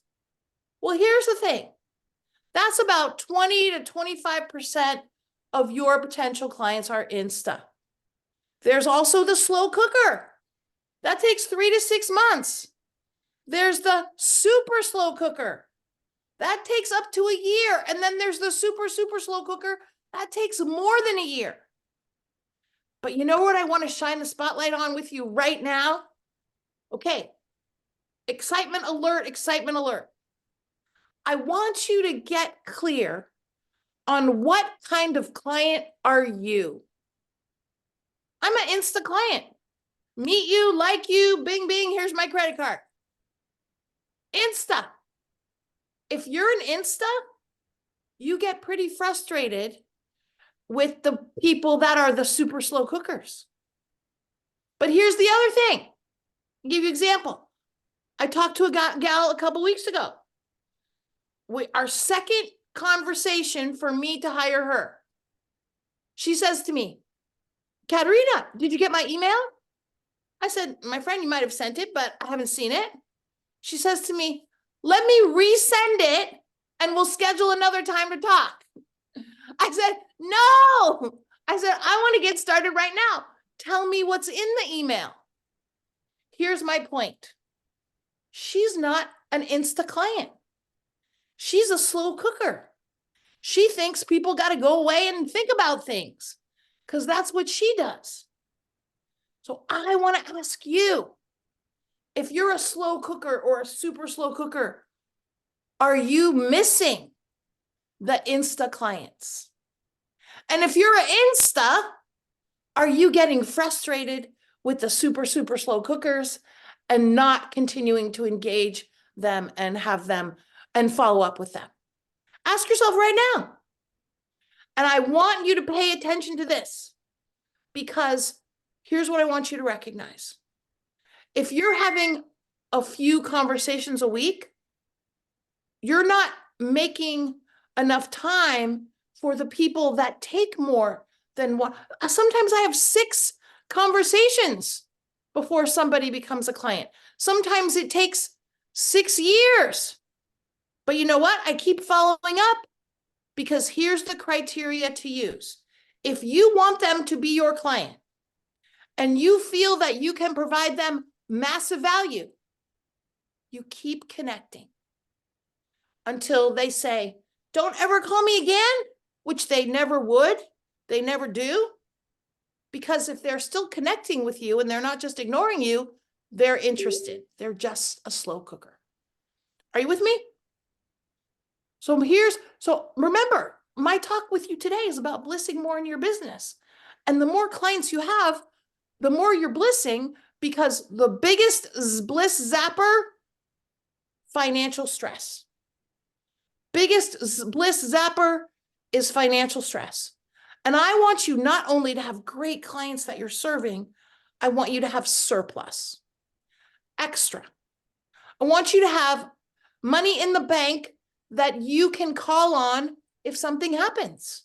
I want you to have money in the bank so if an exciting opportunity comes along, you can be an Insta yes for it because you can afford it. I want you to have surplus so you can be more generous in your business. Generous, helping people that you just want to help them. And maybe you have a couple clients you're not worried about the money because you got surplus. Or you want to give more to charity. Or you want to host your own event to support a cause you care about.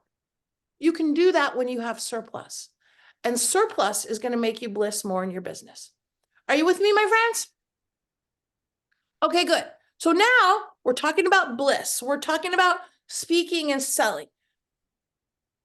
Best strategy I want to make sure you've already embraced in your business. If you haven't, run, don't walk. Every month, at least once, I would like to strongly encourage you to host your own free Zoom workshop. Now, you can make it free, you can make a low fee, but here's why. I'm sure you've heard content is king. Have you heard that? Here's what I want to tell you. Content might be king. but engagement is the queen of everything. And when I say engagement, I mean engaging with you, like we're doing right now. Smiles on the screen, where you can see people, where you can blow them a kiss. Hi, Abby, great to see you today. Where you can connect. That is what I want you to be doing. And let me tell you why. Because now you always have something to invite people to. And you know, I've had people come to 5 or 6 workshops before they even want to talk to me. And by the way, every time I do a workshop, I say, please put in the chat if you would like me to schedule a time to talk with you. I say how I will give you some super tips, how you'll get some insight, how, yes, we'll discuss the program if you'd like, but it will be simply a connection call. Do you know what? If I get 2 people out of 40 that say they want to talk to me, I'm blissing. Here's what I want to tell you though. Within 24 hours, every workshop, I've got 11, 9, 12, 15 calls scheduled. Why? Because it's my job to do the reach outs and invite people to talk to me. And here's why that gets a much better response. When we are in a room with a lot of people like we are right now, and we make our irresistible invitation, for example, if I say, hey, my friends, join me for my next free workshop. It's on Achieving Sales Bliss, February 13th. Bing, bing, bing. I put it in the chat like I'm doing right now with my podcast and my other stuff. You say, okay, that all sounds good. But it doesn't force a decision. But if I reach out to you, Alyssa, I say, hey, Alyssa, great to see you at LaDonna's. So happy to see your smile on the screen. Hey, my friend, would you like to join me at my next Achieving Sales Bliss workshop? Here's the info. Register or tell me and I'll register you. Well, you know, Elisa and I have had a conversation. I think she thinks I'm lovely. I think she's lovely. I have just a little bit of influence. She's going to respond to my personal reach out, right? And what that does is that means a decision has to happen, which doesn't happen when we simply promote. Oop, I'm going to say it again. That doesn't happen when we simply promote. My friends, blissing to be with you today. I would love to support you to bliss more in your business. Join me for my next free workshops, as I said. Also in March, I have my Bliss in Your Business Summit, which will be 8 speakers plus me. I put a super, did I put the discount code? Discount code is, 2024. And that will support you to bliss and thrive and lots of networking on that day.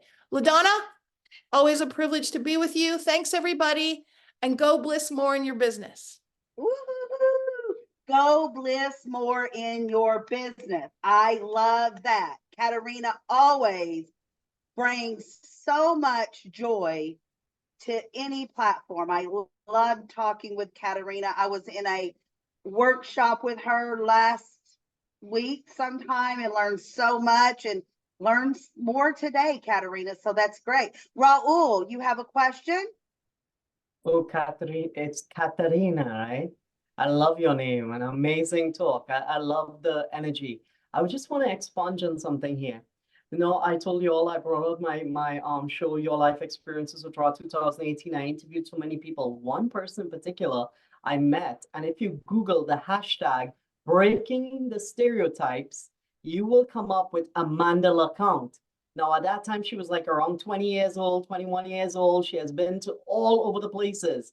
So when I went to interview her that day, she was like 20 minutes late at the hotel. And when I got there, the mom says she was practicing.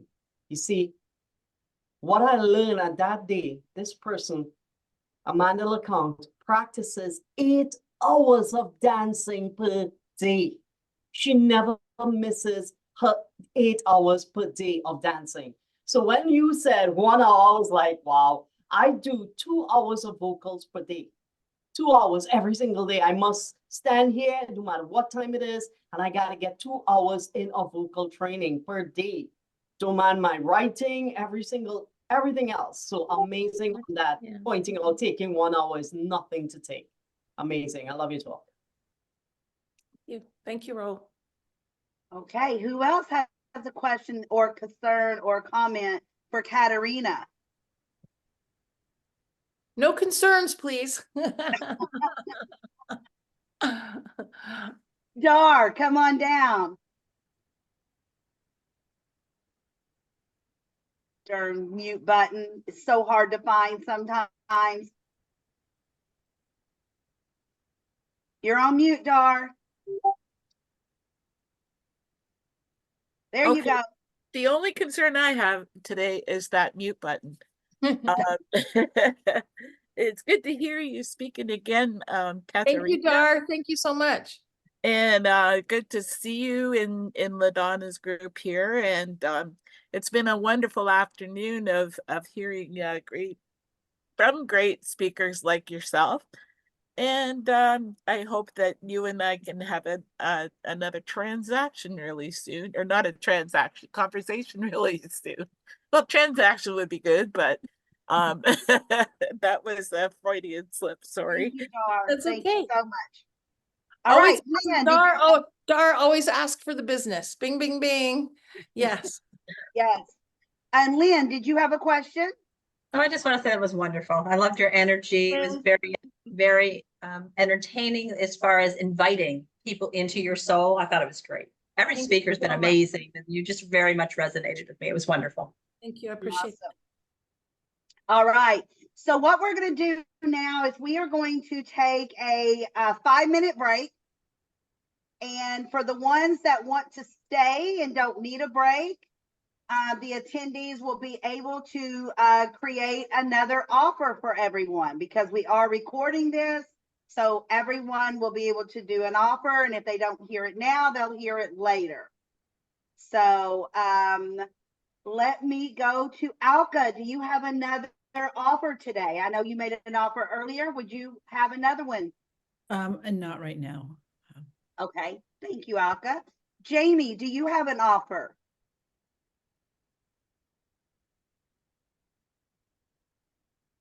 There you go.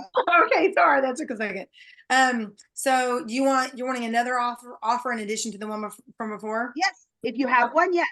Okay, well, I was thinking about it, and if you guys know of someone, family, friend, work associate, or something who would like to also take advantage of this, then I will extend the same offer to those people. So you do your $25 one-time account setup before January 31st, because that expires with the company the 31st of January.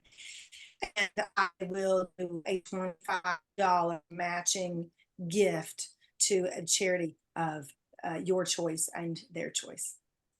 And that's for the Transact card, correct? Yes, ma'am. Yes. Okay. Debit card. Okay, perfect. And if you will, go ahead. I know you put information in last time, but go ahead and put it in again, because some people didn't see it the first time. So go ahead and put your information, and what you're willing to do is match the 25 to a cause. So I love that. Awesome. All right. Let's see here. Alyssa, do you have another offer for us today? Yes, thank you. I would like to invite you to a program that I have, and it's called the You Flourish Daily Companion. And it's a 3-part meditation program that helps you in the mornings create an intention for your day, just like Dr. DJ was talking about. So you have it in an audio format, and it's less than 5 minutes. And then there you have another exercise that you can practice throughout the day, where I teach you a very unique technique, and you can lower your cortisol levels by doing this. And it helps you with this, also with your stress management. And then there is a night meditation to wrap up your day and to set you up for a good night's sleep. So I'll put the information in the chat. You can check it out. And yeah, you let me know. Thank you so much. Beautiful, Alyssa. Yes, put everything in the chat, please. And if there's anyone here that has not put your information in the chat, go ahead and do that now, please. And Robert, come on down. You know, I've always got an offer. In fact, we do an interactive podcast. One of the speakers talked about developing a community, and this is my community, and I'll give you the link, or I'll put the link in the chat. But it's really a mastermind on Zoom, and my business partner is written 16 books as a CSP, and he is a multi-billion-dollar. He's actually helped his clients increase sales over $3 billion. His website is Shift Happens, but I'll put the Zoom link in. LaDonna was there. She can probably give you her opinion of what she thought of it. So, and there's no charge. We're just trying to be of value to other people. Now, when I So went to Tuesday, yes. yeah, every Tuesday night, 5 p.m. Pacific time. And when I joined the podcast, it's called Shiftology, correct, Robert? No, Yes, better Shiftology. change. And it was very informative. You got a chance to introduce yourself and get to know the other people there. And I've already had conversations outside of that meeting that has been incredible. Absolutely incredible people so far. And I can't wait to go and attend the next Tuesday night meeting with Robert's people. It's his people, it's his community, and they're lovely people. Raul, you have a question? Oh, LaDonna, don't forget to do the wheel, so I'll give away one of my books and I'll sign it and send it to them. Yes, that's coming up next. Oh, When okay, we come sorry. back from our break. Got it. Thank you. Perfect. Who else is Lynn? Do you have another offer today? You're muted. I'm agreeing. Yeah, I would just like to offer a free sample to anybody. The patches are absolutely amazing. We've helped so many people, and I'd love to be able to discuss it with you and share some information. Just a sharing company and a team. Thank you so much. Awesome. Please put your information again in the chat. Dar, did you have any offers today? Yes, I do actually. I'll be putting my Calendly link in the chat, and I craft wonderful greeting cards, homemade from the heart, and I would love to have a chat with you sometime soon. And the link will be in the chat, and they'll be for a half an hour get to know you call. Awesome. And if you have not seen Dar's creative cards, they're not homemade. They are custom made with love. And she does an extraordinary job. None of the cards are alike, and they are amazing. Oh, Sherry, there we go. Sherry's holding up one. Yes, they're awesome. Happy Sherry. It's my last one. I just can't part with it. And aren't they just have amazing? to order some more. You can't buy these at the Walmart or the Dollar Tree or the Hallmark store, any store. These are truly handcrafted by Dar. She doesn't let someone else craft them. She does it on her own. Kelly, do you have another offer today? No, well, I mean, Super Patch, if anybody wants to get on a call, I can definitely help with pain, stress, sleep. Okay, awesome. Yeah. Put that information in the chat, please. Thank you. You're welcome. Dr. LaWanna, if you're there, if you have an offer, please speak up. I have a freebie in my link tree that you can click on. It's 20 tips to create your own legacy. And of course, if you want to speak with me, you can. I'm sorry. I was doing something. You caught me off guard. You can sign up to create an appointment with me on my Calendly. Awesome. Look, Dr. LaWanna, if you will, please put your link tree information and any other information that you want to give us back into the chat, please. Yeah, I just put it in about 2 or 3 minutes ago. Okay, perfect. Thank you so much, Dr. LaWanna. And yes. I love these avatars. They move their heads. She's got a ponytail. She's got her glasses on, nodding. I love it. All right. Did we get everyone? Okay. I think we are ready. Yes, Jen. I have a goal setting workbook that is free and downloadable, and it has like an action plan with it. So it was in my information that I posted. Okay, awesome. Thank you, Jen. If you want to post that again, you can. Up to you. And then Doss, if you will, get our wheel going. And we are going to do a wheel. And this time we are going to, Raul has, he is going to send you a copy of his book. So the winner of the wheel will get a copy of his book. Doss, are you ready? Yes. Perfect.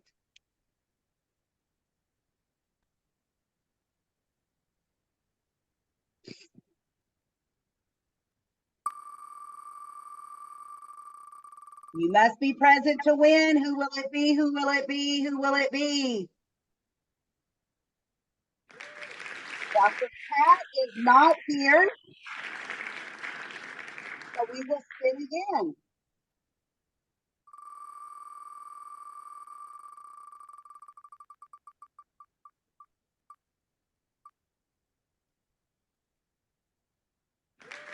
Yeah. I believe Chris is here.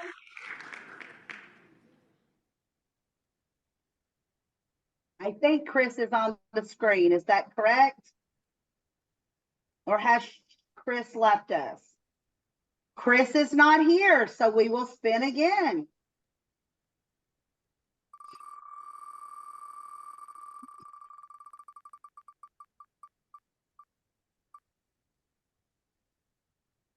Jamie is here. All right, Jamie and Raul, please connect with each other so that Raul can send you his book. Beautiful. Congratulations. All right. All right. Our next speaker up is Tamra. 1 second. Ra, are you ready?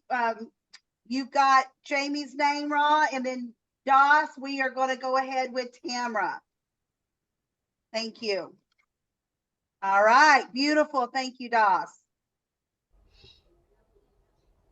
Help me welcome Tamra Patrick, a life coach with a unique focus on guiding soldiers in their transition out of the military, supporting veterans navigating post-military life, and assisting anyone seeking to rediscover their purpose, motivation, and direction. With a distinguished career as a retired U.S. Army veteran, she brings firsthand experience, having undergone 3 deployments to Iraq and held various leadership positions. Her extensive military background uniquely positions her to understand the challenges of transitioning from a highly regimented lifestyle to the civilian world. Tamra's coaching approach goes beyond traditional methods. She serves as both a sounding board and a dedicated battle buddy, offering a supportive and understanding space for individuals to explore their goals and aspirations. Her mission is to help you reorganize your life, discover your purpose, and provide the motivation needed to embark on a purpose-driven life. Whether you're a soldier in transition, a veteran navigating the challenges of civilian life, or anyone at a crossroads seeking direction, Tamra Patrick is here to empower you on your journey toward a more fulfilling and purposeful life. With her guidance, you'll find the support, the motivation, as you need to navigate life's transitions and embrace a future aligned with your true purpose. Let's welcome Tamara Patrick. Tamara, Thank come you on guys so down. much for all the motivation. I appreciate it. Today I want to talk to you about a very crucial conversation. It's about a war on negativity. I know some people think it sounds strange to say something about a war in 2024, but let me explain to you why my war on 24. We all are dealing with a negative battlefield, and that battlefield is in everybody. And with that being said, we sometimes don't realize what we're doing. Have you ever just self-talked and you said, I don't understand, that's kind of weird? What are you doing? You're kind of telling yourself that you're weird. The other day, my sister and I was having a cup of coffee, and we were talking about my position as a life coach. And my sister is who I've always been compared to. And when I was talking to her, she was like, I'm so behind you. I'm 100% behind you, and I'm so proud of you. And I was like, that's pretty cool. So we started talking, and I said, I'm always watching life coaches on TV, and I'm always watching life coaches on the internet. And, I said, I'm not going to be that big, but I'm going to be big with God's help. I am going to be big. And I was like, my sister looked at me, and she just looked at me, and she kept looking at me, and I was like, what is wrong? And she goes, well, did you really understand what you just said?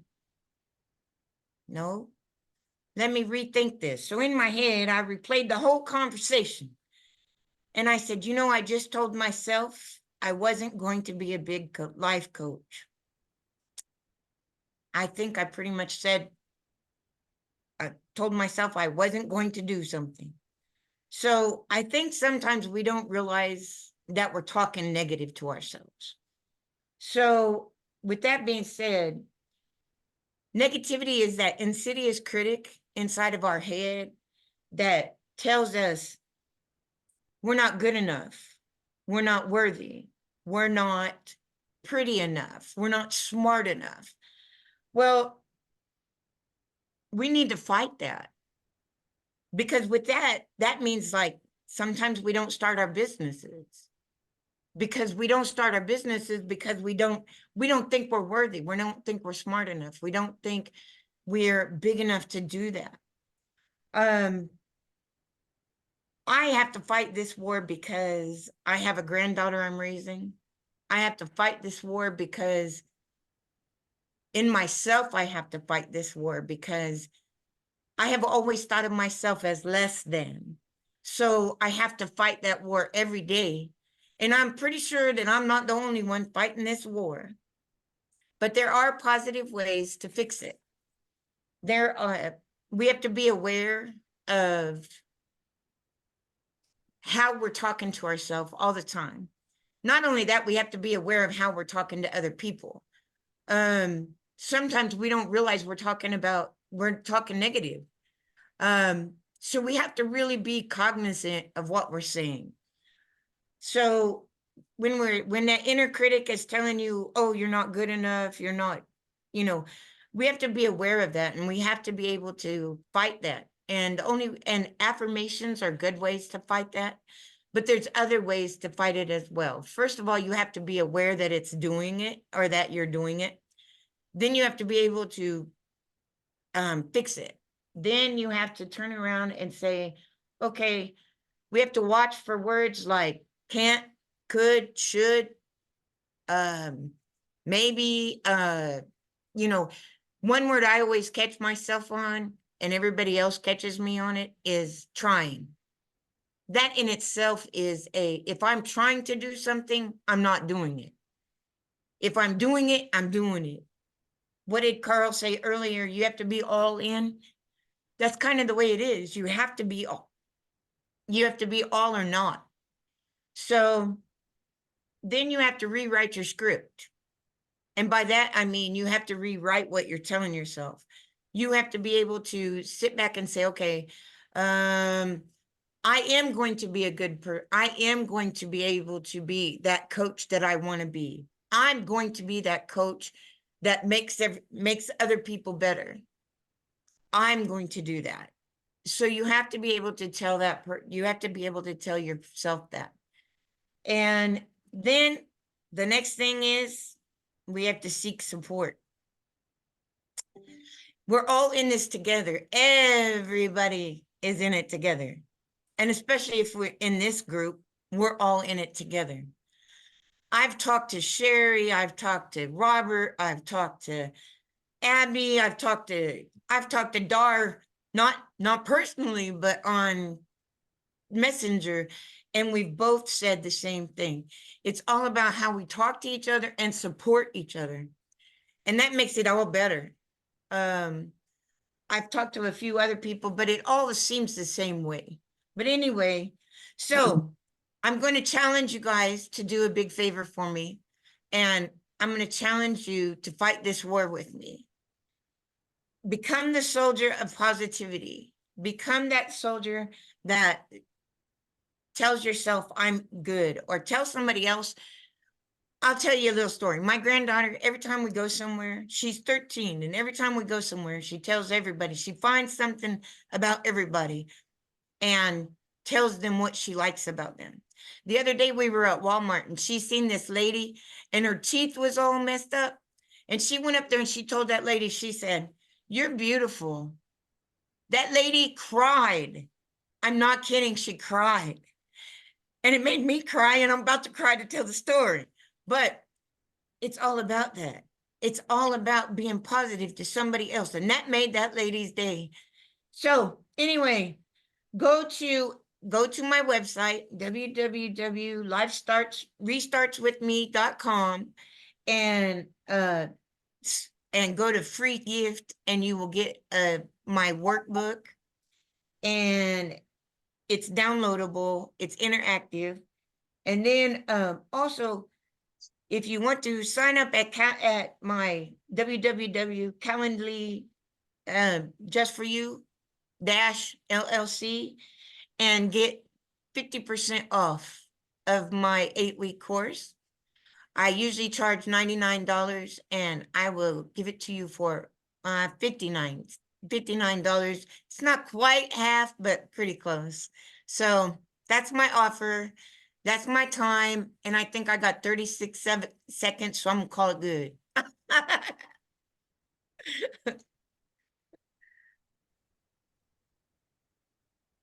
Any questions? Yes, you did awesome, Tamara. I am so proud of you. How much you have grown over this last several weeks is amazing. Dar, come on down. Thank you. Tamara, you rocked it, and we will get on Calendly soon, I promise. Me, I'm not worried about it, Dar. I know where you are. All right, Raw. I just want to quickly add, you see that thing that you said about the things you say and the positivity and negativity? Yeah. Trust me, the things you say, you always think about the things that you bring with it. Because when you talk about, let's just go into witchcraft, and the things you do in witchcraft, everything has a consequence. The things you want in life has a consequence. I want to be a billionaire. I don't know if I have to be a homeless person on the street before I become a billionaire, but those are the words. But whatever comes with it, you have to accept. And I love that you stuck with it, and I love that you made it into something positive. Amazing. I love it. I love it. Thank you. And Dr. DJ, come on down. Hey, Tamara, thank you so much. I echo Ra's comments, but I also appreciate you reminding us about our words and being more positive, and just like smiling more. It takes less muscles to smile than to frown. And if you're smiling, you're likely more to be more positive. So thank you so Right. much. And hey, I commend you on raising your granddaughter. You're doing a good job. Thank you so much. You're welcome. That is so awesome. That is so awesome. All right. So if we don't have any further questions, oh, Lynn? No, it's not a question. I just want to say thank you for serving our country so admirably. Thank you. Absolutely. Thank you so much. I don't tell everybody that, but I thank you so much. Just to brag on Tamara a little bit, she didn't just serve, she served 17 years in our U.S. Army. And how many times did you go to Iraq or Afghanistan? Was it twice or 3 times? I was in Iraq 3 times, and I led convoys every time. I didn't just sit on the fob. I actually went out on convoys, and I didn't just go on the convoys. I was the leader of those convoys. And I don't like to brag on me, but thank you so much. Yes, it is. You should brag on you. Number one, not doubting any men. My husband is a veteran. His dad was a veteran. It's an honor to be a veteran. But then when you're a woman and you spent 17 years in the military and you went to Iraq and fought for 3 times, that is honorable. It's just honorable. So brag about that. That is an honor, Tamara. And I wanted to bring that up because she never gives it enough that she's done that. And that is powerful that she's done that. And I thank you, Tamara. All right. Thank we are going to go to our next speaker. Doss, if you are ready for Helen Snell.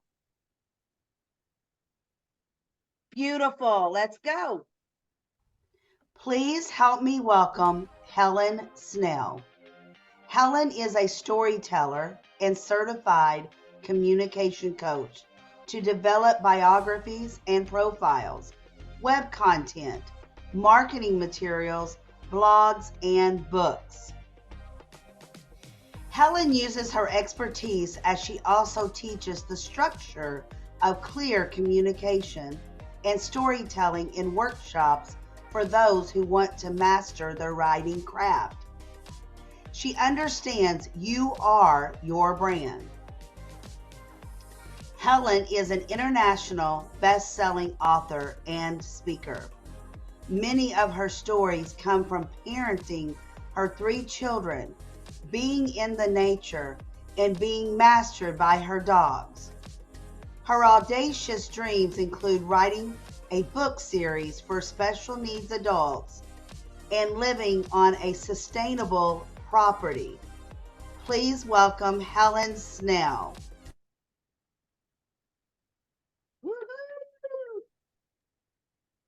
Come on, Hello, Jen. hello. Hi there, everyone. So how are you feeling so far about reaching your goals today? We've had some really great talks with inspiration as well as tips. We've heard everything about time management, trauma, money. It's been amazing so far. And LaDonna sent me Fig Newtons, which are my favorite cookie. I don't even know if you know that, but it's empty. I already ate them. So it's been a great day. So I am Helen Harwood Snell, and I'm actually going to get you thinking and interacting a little bit differently from what we've been doing so far today, just to get some learning infused into your body in a little bit of a different way. So let's talk about this idea of goals. So we have goals. You have a marketing plan. Even if you don't know you have a marketing plan, going on a podcast, showing up to networking events, posting on social media, that's all marketing. And whether you are speaking, writing, any way that you communicate, you need to have clear communication for your message. And here are a few reasons why. So number 1, a confused mind says no. If your offer isn't clear, if you introduce yourself with several businesses or a complicated process, the mind just shuts off and people will say no. Number 2, if you aren't confident in what you do and how you present yourself, the listener or the reader won't be confident that you can help them. I recall a few times when I heard a coach introduce themselves on a networking call, like fumbling over their words and kind of being shy and awkward. And I would think, who would have confidence to work with a coach like that, right? So confidence is important. Number 3, if the benefit or the result is not clear, people aren't going to try and figure that out on your own, and they probably won't ask. And number 4, if you don't relate to them on some kind of an emotional level, some kind of empathic connection, they're not going to feel seen and heard, and they won't have that trust to move forward. I think one of our previous speakers was talking about, I have forgotten her name off the top of my head, but about the idea of people who are immediately going to jump on an offer and those who need to percolate a little bit. So it's all based on trust and getting to know people. So I really want to talk about this idea of trust. So if you can't make that connection with people, you're not going to have the opportunity to tell them what it is that you do. You're not going to have the opportunity to give them definite outcomes, help them. So we're going to work on that a little bit. So I learned myself 24 years ago how to communicate in a very specific way to relate to someone who I love dearly. I am the mother of a special needs child who is now a young woman. And that experience made me acutely aware of breaking communication down to its most finite parts to cater to the way she learned. So that kind of prompted my lifelong learning journey about my desire to create more harmony in the world. And it led me to become a certified coach and storyteller to help entrepreneurs with their personal story branding and the most effective ways to share it. So there are a few ways to do that. I spoke last week at the lovely Sherry Leopold's event. I think she's following right after me, so you'll get to see her today. I spoke at that event about values. And again, that idea of the Insta client or the slow cooker, that speaks somewhat to people's values. And if you're curious to learn more about that, just type values in the chat and I will follow up with you. But today I'm going to speak to another highly effective way to connect, and that's through storytelling. So storytelling doesn't mean you don't have to have a course, you don't have to have a university degree, you don't have to be a novelist. You just have to know that telling a short story, just like I shared about my daughter, disarms people. It provides this emotional connection. So if your introduction at a networking event like today includes maybe some little personal glimpse of you, you'll connect very differently than if you just simply state your name and your mission statement. Storytelling can also be used on social media, sales presentations, newsletters, any kind of correspondence that you have.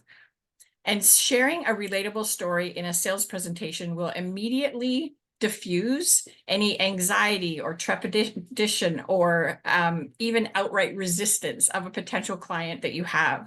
Why is that? It's because it's scientifically proven that it shuts down the part of the brain that reacts in fear, the amygdala. When you tell a story, it actually diffuses that. And we're wired for story. We lean in. We want to know the resolution to that story. I'm one of those ones who has to watch a TV show or a movie to the end, even if it's terrible. I just have to know the end of the story. So let's explore together how to use that. Just in the next few minutes that we have left, I want to ask if anybody in the audience would be vulnerable to share a story with me about something funny or something embarrassing or a life lesson or even something relating to today. Is anybody bold enough to put your hand up and share a really short story with me? I've got Jen. I saw your hand first. So Jen, I'm going to ask you to go. Okay, so super funny story. Right when the new stamps were coming in that weren't lickable anymore, they were like self stamps. I went to the post office and I asked for 2 stamps, and I was going to just put them on my envelopes right there, hand them right to the postmaster. Well, they were the sticky kind. And so when I took it, I licked it, not knowing it was like the peel sticky kind, right? So I licked this thing and I stick it on the envelope. And as I go to push it forward, like right away, I notice his face is funny, but I push it forward, it falls off the envelope. And I'm like, oh, I didn't lick it good enough. So I take it and I get a good loogie and I licked it really good. I slap it on there and I push it and it falls off again. And the guy, like, you literally knew he wanted to say, like, are you mental? And he was like, you have to stick the stamp. And I go, look, I am sticking. It's not sticking. He was like, no, you have to pull it up. Like, he spoke really slowly, right? You have to pull it off the, back and stick it. And so after that, I was like, oh, this is a whole new world, right? Like we don't have to lick our stamps anymore. Thank you so much for sharing that. So I want to just again now ask all of you in the audience, did that evoke some kind of memory for you when you were embarrassed, when you did something silly? Because we all have those things that we can relate to. Stories don't have to directly relate to your business, but anything that you mention about your personal life that helps make a connection really helps to influence your sales.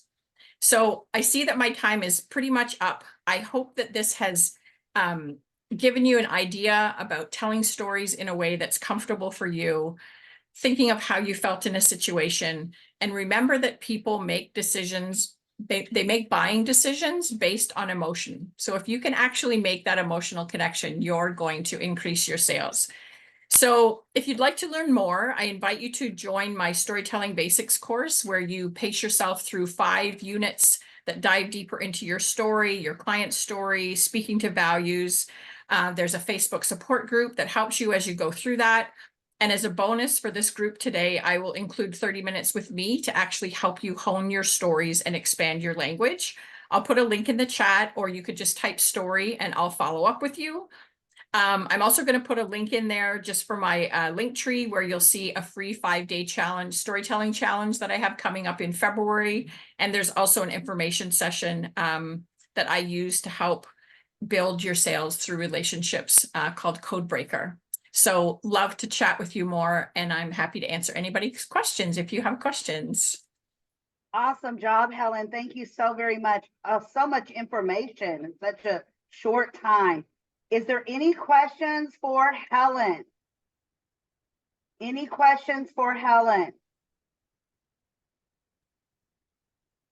Raw, do you have a question? No, I'm good. Okay, you're good. Okay, Deborah. Thank you again, Helen. I appreciate that so much. Let me ask you a quick question. So with storytelling, sometimes you have this long story and it's good and you want to share it. Do you work with clients on condensing that and then making it more impactful? You know, if you're talking or speaking or something of that nature? Absolutely. So, this, for me to kind of jam all this stuff into 7 minutes, I could have expanded on the story about my daughter. I could have added other stories, right? If you have a TED Talk, or if you have a half-an-hour presentation, you can certainly bring people into that world with your story a lot deeper, but you can also just have little snippets of those that you share in a really quick moment as well. And so a big part of what I do is help people with that messaging, shortening them, lengthening them, whatever it might be. Awesome. Great Thank you. question. Yes. Awesome. Okay, anyone else have a question for Helen? Okay, Jamie. Okay, can you hear me? Yes. Yeah. Okay, great. Helen, I am wondering how you would advise someone who feels kind of nervous about putting too much personally out there, especially on social media, to go about doing that in a way that feels not too divulging, in a way that makes you feel insecure or uncomfortable, and yet helps you to build your business and really let people get a good idea for who you truly are. For sure. That's a great question as well, because, we're not all the kind of people that, wear our heart on their sleeves, or, I know people on social media who won't share information about their children. They won't use their children's names, for safety. There can be, personal reasons, past relationships, whatever, why you might not be comfortable sharing. What I would encourage you to do is use stories that are authentic to you, but are comfortable. So it might be stories about clients. It might be stories about something that happened to you as a child. So that's got no direct relation, to you right now. And again, there are lots of, like, we tell stories all the time. We don't even realize that we are. So there are lots of ways you can use stories without becoming personally vulnerable. But also remember that sometimes vulnerability, or I don't even want to say sometimes, a lot of times, vulnerability is actually what connects you to that customer. If you hit a pain point that your customer also has, your being vulnerable is the connection that they need to trust you. So I just encourage you to think about the reasons why, but yes, there are ways you can do it without divulging too much of your personal life. Thank you so much. Welcome. Great question, Jamie. Great question. And Sherry, come on down. I just wanted to say that Helen's amazing and she's actually in my talk. So I just wanted That's to so say, I think you're funny. awesome. Okay, we're just gonna love on each other. The rest of you can watch. There you go. That's awesome. Awesome. And Alyssa, come on down. Thank you, LaDonna. And thank you, Helen, for your presentation and everything that you shared.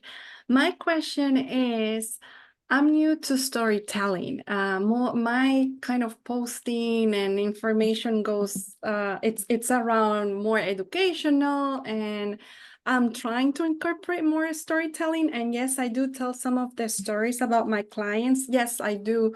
I'm very careful with the type of information I share. I may just change some things so I don't reveal who it was or who it is.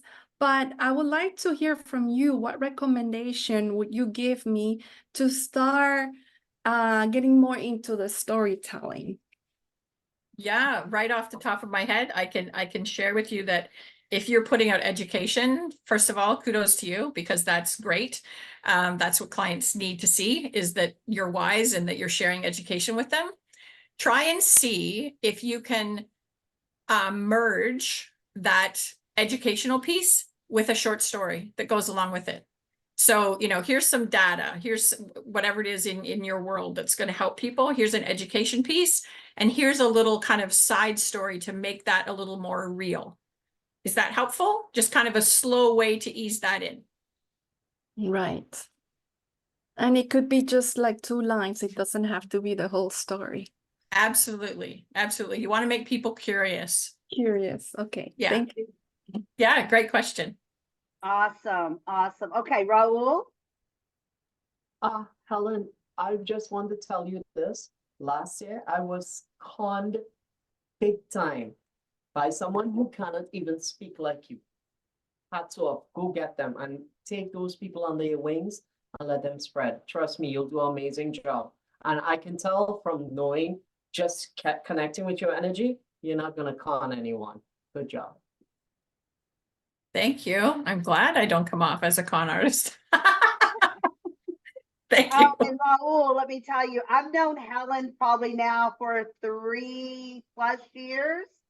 Her and I go way back from, you know, different groups and different chats, and she's just wonderful.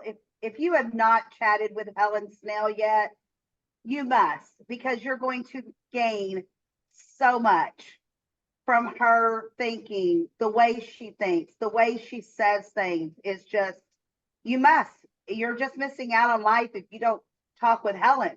Go talk with Helen. So, all right, with that said, another incredible lady that I've known for quite a few years now is coming up next. Our next speaker is Sherry Leopold.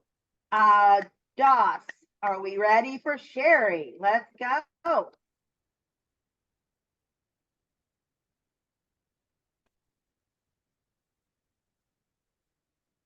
All right, here we go, Sherry. Okay, everyone, please help me welcome Sherry Leopold.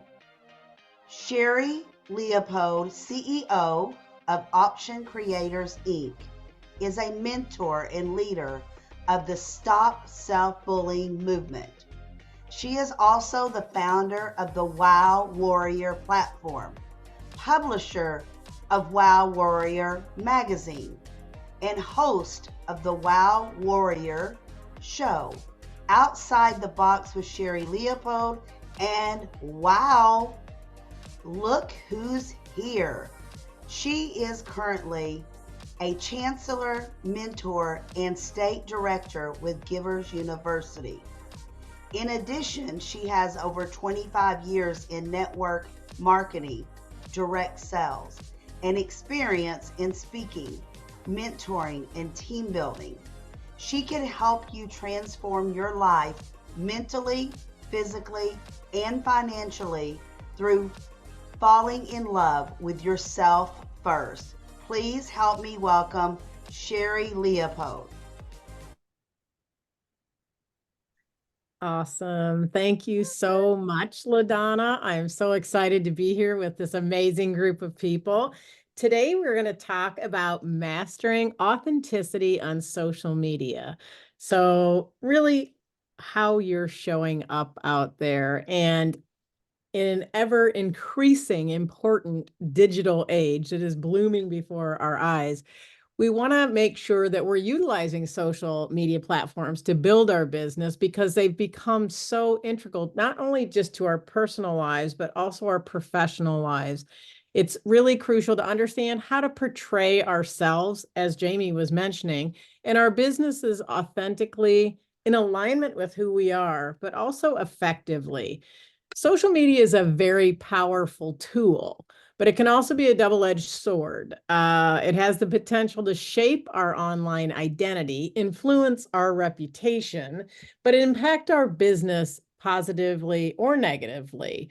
And to ensure identity alignment and authenticity in your business on social media, there's really some key points that I want to share with you that I hope you'll consider incorporating into your online presence. At least just ask yourself the question, if this is relevant and do I need this?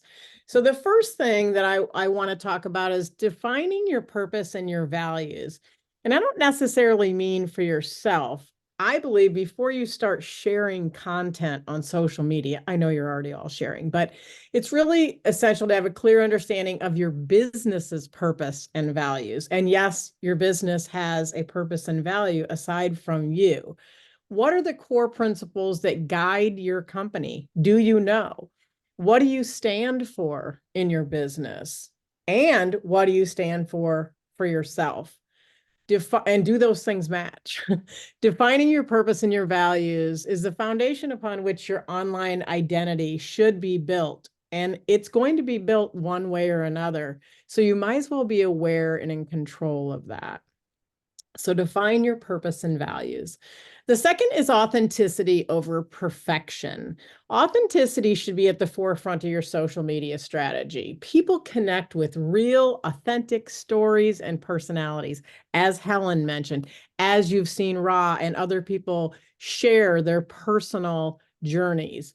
Don't be afraid to show the human side of your business, because you are the human in your business. Share the ups and downs, the challenges and the triumphs.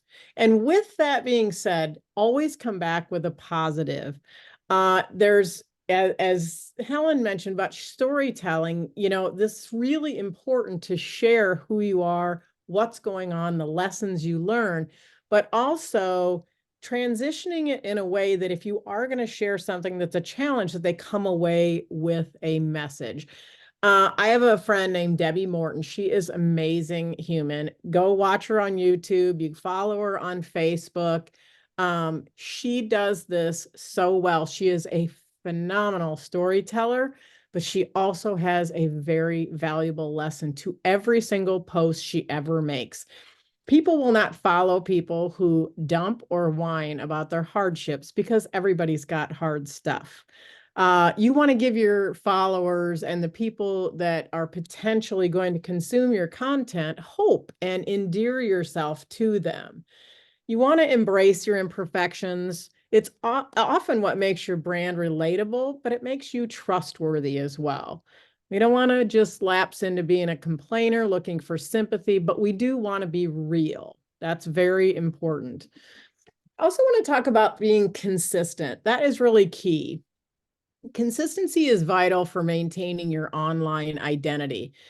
And by consistency, I don't mean like you post 7 times a day, every day, day after day. I mean using visual elements and logos, colors, imagery, things that are consistent across all your social media platforms for your business. Your tone of voice and your messaging should align with your brand's personality. How you post needs to be consistent. Like if you have blog post Mondays, and sometimes you post on Mondays and sometimes you post on Thursdays, or you forget a week. That doesn't help your following know what to expect from you. Consistency is everything, from the details of the logo and the branding to who you are and keeping your word. I want to talk a little bit about knowing your audience, because understanding your target audience is really crucial for effective communication on social media, knowing their needs, preferences, and their pain points. Your content needs to be tailored to resonate with your audience interest and concerns. When you understand your consumer, and note, I didn't say your buyer, because people will consume far more from you than they ever buy. You can share content that makes sense for them. And that's a really important point. I hope you wrote that down. Understand your consumer, because they will always consume more than they buy. And that's why it's so important to know who your audience is. Quality content creation. Invest the time in creating high quality content. Whether it's blog posts, videos, images, make sure your content adds value to your audience and who your clients potentially are. Obviously, we can educate. We talked about that. You can be entertaining, you can be inspiring them, and you're going to have a wide variety of all of those things. The thing is, the goal is going to be to engage and build trust, right? Now, yes, you can use ChatGPT to help you, but use it as a basis to expand. If you're going to use it as the idea starter. Give it an idea, the app, the idea of what you have to say, and ask it to expand, and then take it and make it yours. Don't be lazy in your quality content creation. It isn't a catch-all or a tool to be lazy. The quality truly is going to come from you. I want to encourage you to engage and interact in your social media. This is one of the ways that you are going to be able to secure that authenticity, is by authentically communicating. I'll give you an example. It was a conversation I had recently about using an assistant, a VA, anything, whatever, to help with your content, posting this and that. And I was asked, and I've been asked this multiple times, do you allow your assistant to respond for you? And the answer for that to me is no. And the reason is that's not me. I don't mind having things posted, but I'm the one. If you see a comment, I wrote it, because I am going to do that, because that's my way of engaging and interacting with my following. They're not following her, they're following me. And so you want to show appreciation for their support and feedback on your posts on any social media, no matter what it is. And that's how you're going to build those genuine relationships. Those genuine relationships is what's going to lead you to be having brand ambassadors or affiliates or people who will just simply vouch for your authenticity or your character. Your goal is to be creating raving fans, right? And who are going to share your information, who will share whatever it is you happen to be creating at the time. We're always in that creation mode. Something's always going to come up that we're going to be sharing. So you want to make sure that you're putting that out there. And on this engaging and interacting point, I want to point out that there's a lot of different thoughts on, should I post business stuff on my personal page? Well, I have a business page, and people get very in the scale of, what do I do? Should I do it? Should I not? I don't want to. You just had this conversation with somebody. She's like, I don't post anything on my personal page. I said, really? So I asked how many she had on her business page, how many she had on her personal page. She had way more on her personal page. I said, where are all your friends? Where are the people that love you? She said, on my personal page. I said, oh, so who are we talking to over here? And I just said, you know what? It's a personal choice, but here's my thought. People will say put 80% personal and 20% on a personal page. But guess what? I am my business, and I don't ascribe to that. Now, Somebody else can go say that that's not true, but here's the reality. I want to talk to the people who are interested in supporting what I'm doing, supporting who I am, and my business is part of who I am. I'm not going to hide that just because Facebook says I need to have a business page. I'm going to be me every moment of every day, and that includes on my personal page. Now, I oftentimes will share, like I did. I took a screenshot earlier. I shared, I went back and just updated a couple of the other speakers and added them into that and edited the post and gave shout outs for that. I'm going to do that on my personal page. Is this a business event? It most certainly is. But you also have a business. And if I shouted you out, that was my way of helping you. That was on my personal page. Why? Because that's where the 5,000 people are that I can share you with. That's where your potential customers are as well. And this is my world. It's my page, and that's who I am. I'm not going to hide it. That's my own authenticity. If somebody unfollows me because I share too much of that, where I'm loving on other people or loving what I'm doing, they're not my people. And as I said in the chat earlier, if you can't change your people, change your people. So be you. I promise you cannot do that wrong. Engage and interact. Very, very important point. Be transparent and be honest. In the age of information, transparency is pretty paramount.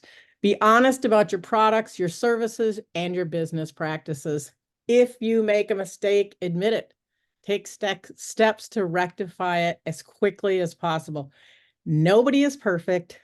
You're going to mispost somebody, tag the wrong person. I don't know if you've done that, but I have done that before. And they're like, I don't think you meant me. I'm like, oops, sorry. You know, and just, you don't have to be perfect. You just have to be you, right? Honesty, when you make a mistake, builds your credibility and it builds trust. People see, oh, she did that. And when none of us are perfect, right? But I want to give you a little bit of a story of how I had to sort of, I guess if you want to say rebuild trust, but I also had to be transparent that I screwed up. So the Wow Warrior magazine came out in December, and I had a young lady, beautiful human, love her to pieces, and she had contributed her first article. And I felt so terrible because she was so on it. She was like 6 weeks early in her submission. She was so far early that I screwed it up and didn't have it right.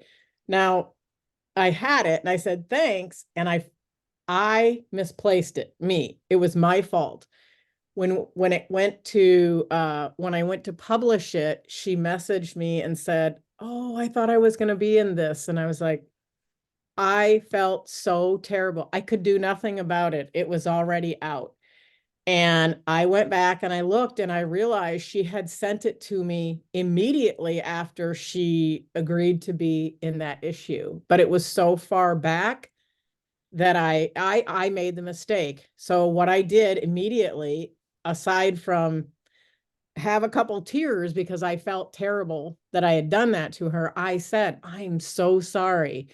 And I said, I will make it right. I gave her the opportunity to write in another issue. Her article is going to be in the March issue, which actually is going to ironically be better for her. She's launching a course and it will be ready at that point. I offered her a special opportunity to advertise, etc. But the thing is, I didn't pass the buck on to somebody else or say my VA screwed up. I could have made up any story, but I just told her I screwed up. But I also went back and told her after I stewed on it about 2 hours, I said, I want to thank you so much. And she said, why is that? And I said, because I didn't know I had a problem with my procedure until you just brought it to light for me. So I just want to say, I'm sorry that this happened, but I'm not sorry that I learned the lesson. And she was like, well, I'm glad it was good for something. But anyway, it was one of those moments where I had to just say, okay, let's move forward. And that's how I move forward. I was like, okay, well, this was for me to learn a lesson and to move forward. And I wanted to share that with you because I think it's important that when we make mistakes, we just have to be honest and own those, right? But I grew because of that. And the magazine is better for that. I did redid the entire year, the submission process, everything because of that one mistake. So it became a blessing, right? From that lesson. So I want to talk a little bit now. This is where I'm going to talk about Helen, because this is about storytelling. Now, I just told you guys a couple of stories. You heard it. But it's a powerful way to convey your brand's identity. And I think we forget, like, we'll tell a personal story all the time. But I think we have to remember that sharing stories that connect with your audience on an emotional level is really what helps people understand what your business is. Share stories that connect with your audience on that very emotional level. Like that was a story about my business, right? I felt terrible as a human because I let her down. But I also, as I mentioned before, left it on a positive because I learned something, right? Those are the kinds of stories that you can utilize inside your business to grow your business. Share customers' testimonials, whether they're written, whether they're video, whether it's something somebody said to you, whether somebody sent you a messenger or a text or something. Black their name out and use those in your posts and turn them into a story post. And that is something that is incredibly important. If you do not know how to do that, take the time to take Helen's course, because she will show you exactly how to do that. She often does social media challenges, different things like that, where she goes through and teaches you also how to do that. Get with somebody who can teach you that. I would just suggest you go with Helen, but she's fabulous to learn from, and it's essential if you want to build your business strong, is learn the storytelling. Now, I want to remind you to monitor and adapt.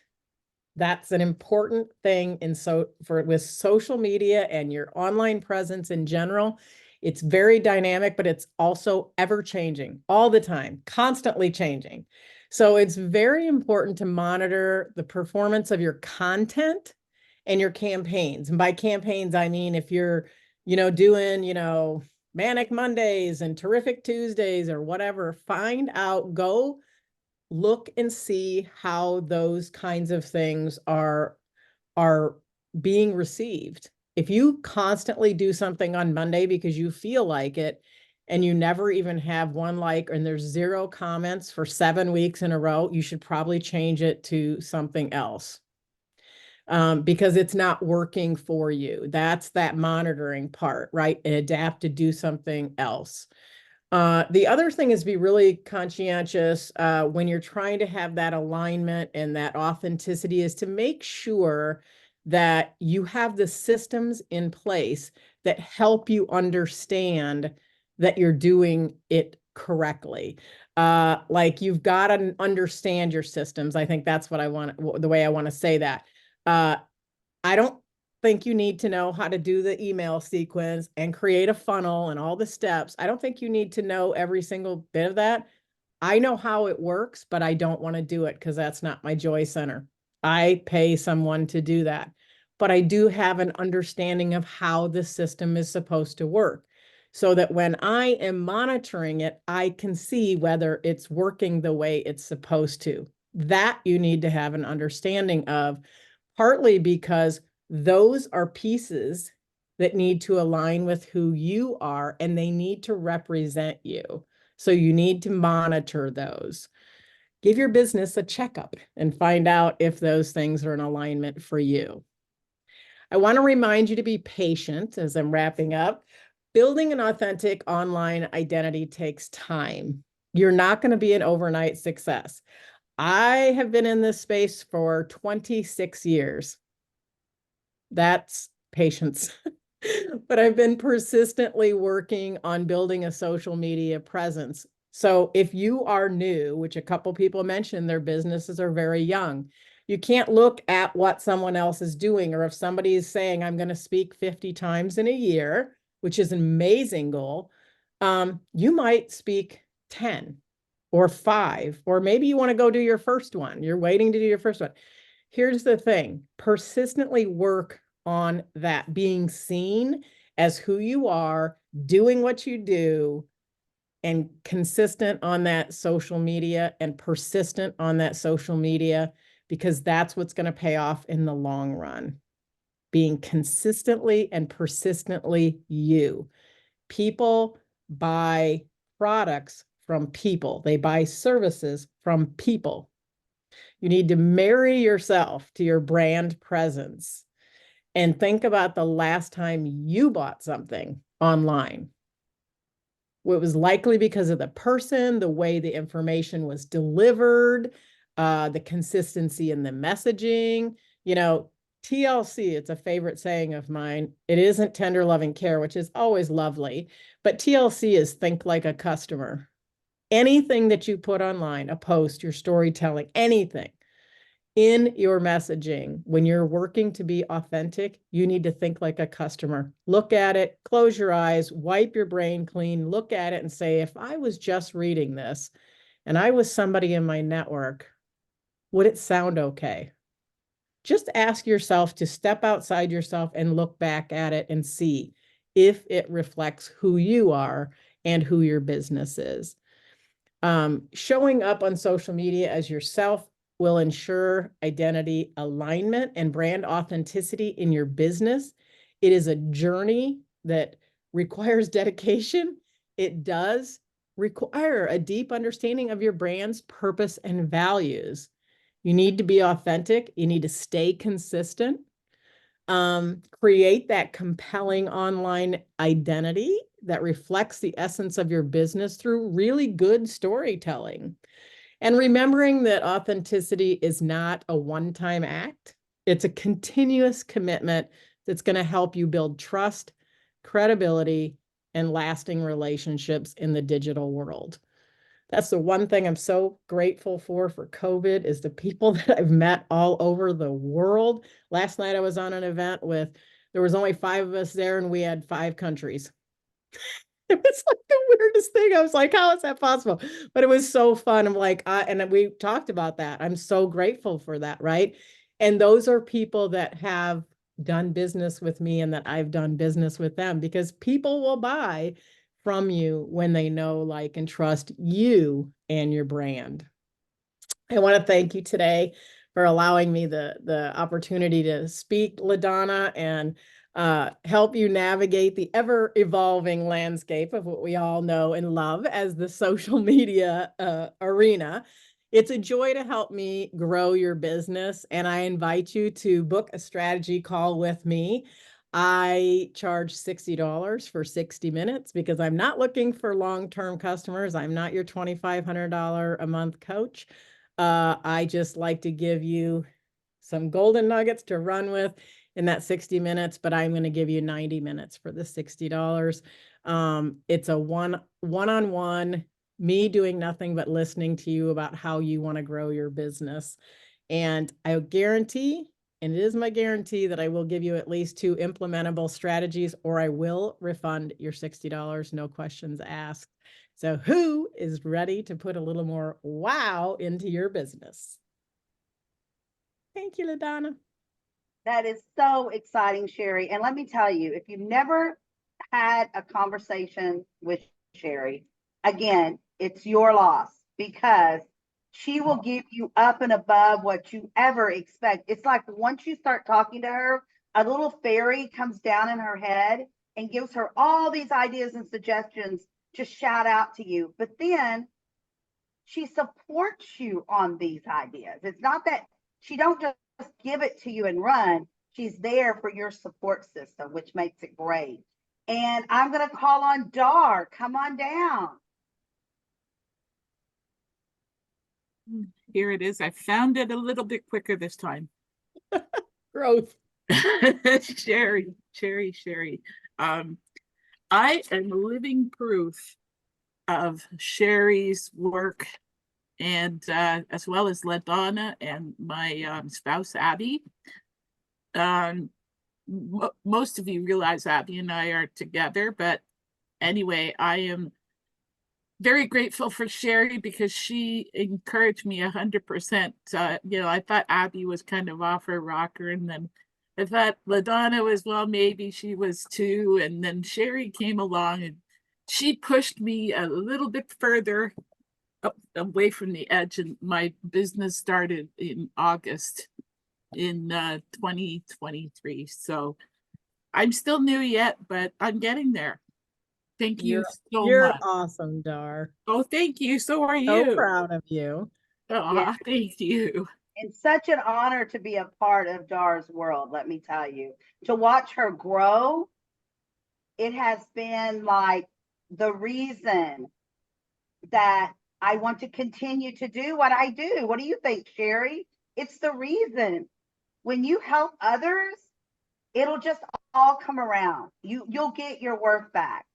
And I just love my business. And I don't even like calling it work because I just love it so much. It's just not work to me, but I don't want to call it the play yard either because I do work at it.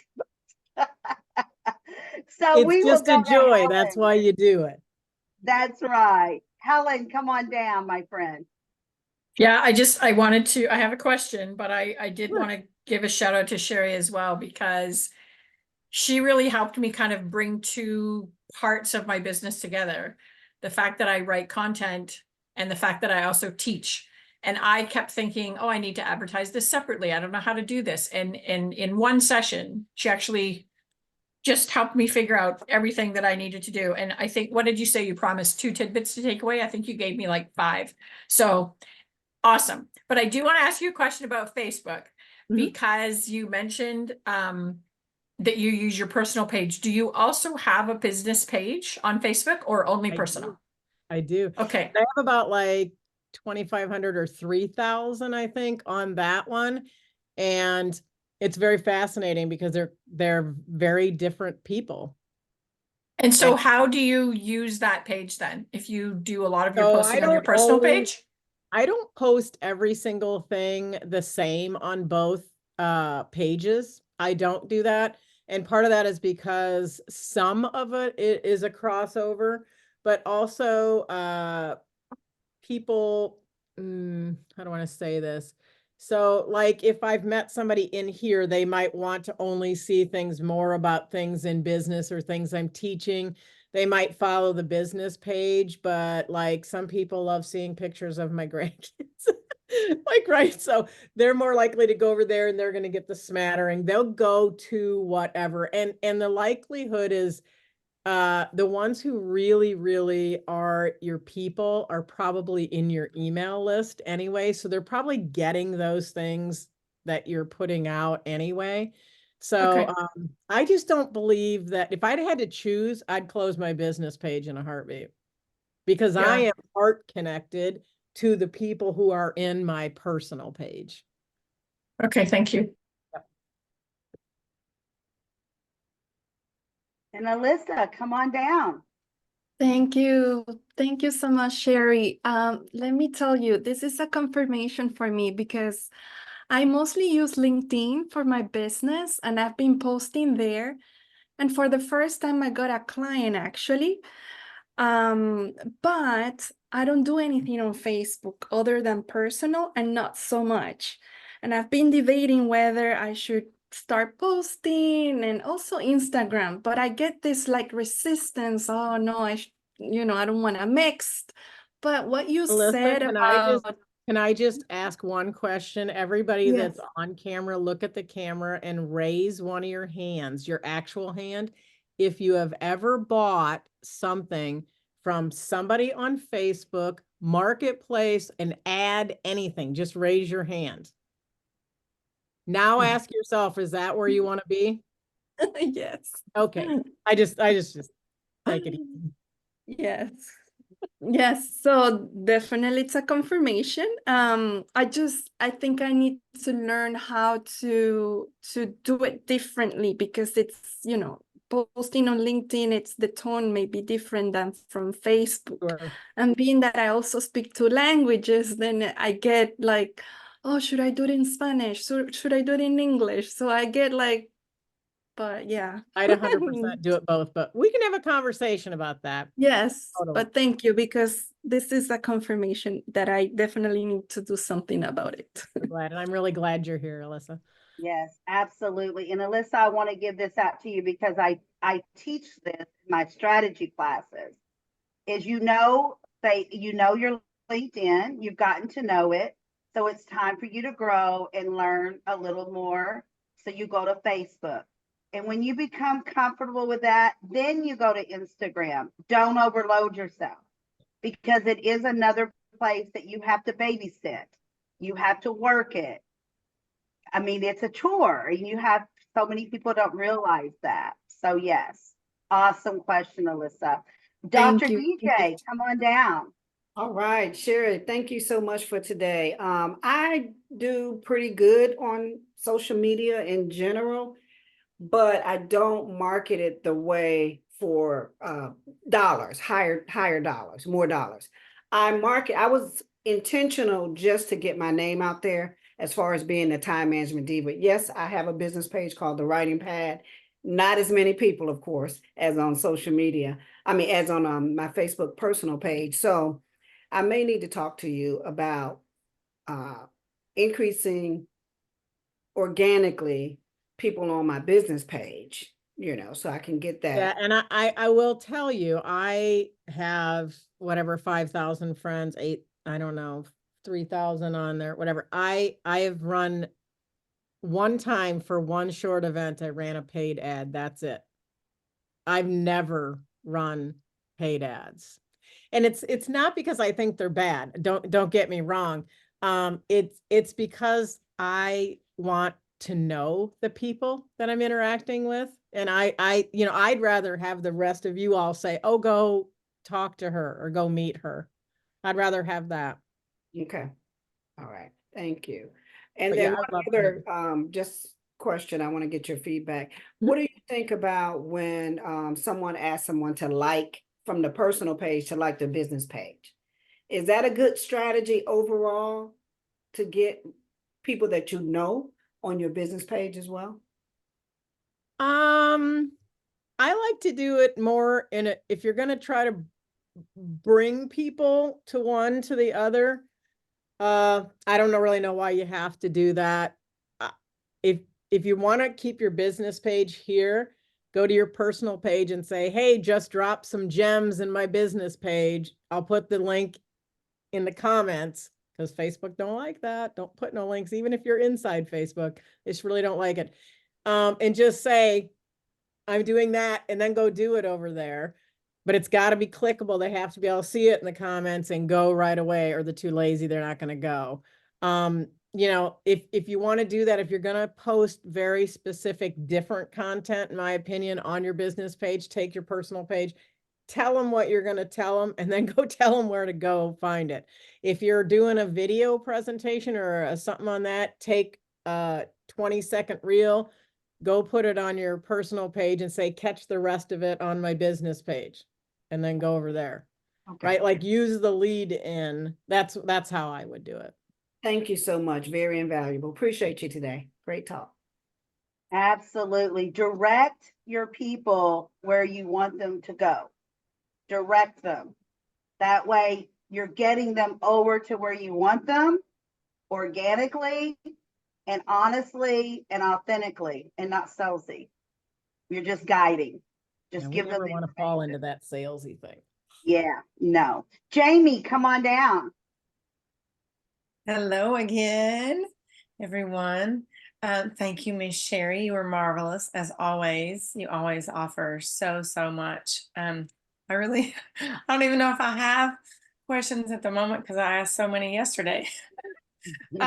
But she's marvelous. For any of you that have not had the chance to really get to know her and speak with her, she is a total gem, and you will not regret it. You will really realize that it's one of the greatest decisions that you've ever made. And this lady has stood by me for several years now, and she came into my life at one of the lowest points of my life, and she's never left my side, and she's helping me reinvent myself yet again. And She told me back then that I needed to have more in my life than just, it sounds bad, but being a mommy. And she's right, because I can be a better mommy when I have something more to give to other people, because I do have more to give to other people. And anyway, she just is a true gem. So anyway, thank you, So Sherry. thank you, Jamie. Thank you, Jamie, so much. And Raul? Sweetie. Two things. One is Sherry, amazing as usual. And let me tell you, she do, when you have this talk with her, she do allow you to go back and sit and think deeply on what all that you need or however you're doing it. So amazing, Sherry. Secondly, to just jump off on what LaDonna said about learning one app at a time, like basically LinkedIn or Instagram or Facebook.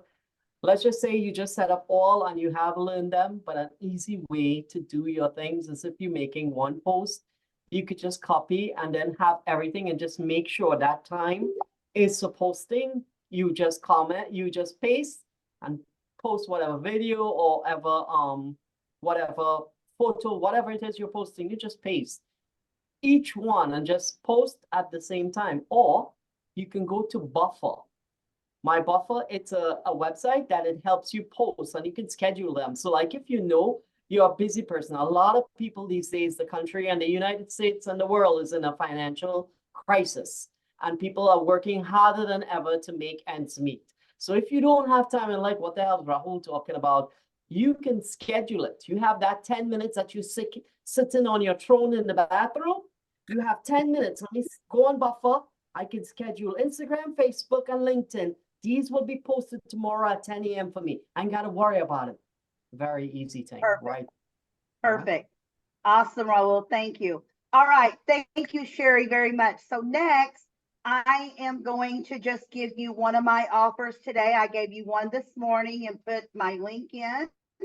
My next offer I'm going to give you is the Conquer the 2024 Goals Networking Expert Strategies for Success Workshop Super Offer. I'm going to give you a 30-minute speaking spot for 2 of my events coming up. Also a 30-minute speaking spot for my holiday party that will be coming up in December. So that's 3 speaking spots, 30 minutes each, and a 1-year membership plan to my membership community, which is growing tremendously. And usually that runs $993. And right now, today, for everyone here, it's only $497. So for $497, you're getting 3 speaking spots of 30 minutes each, plus a year membership to my members only community. So jump on this special, only $497. And that is a tremendous savings, right? Almost 50% off. So thank you very much. Give me a hashtag super offer if you are interested, and I will contact you and we will get this taken care of for you. Hashtag super offer. Thank you so very much. And then we will go to our next speaker. Are you ready, Dawes? Yeah. Perfect. Thank you.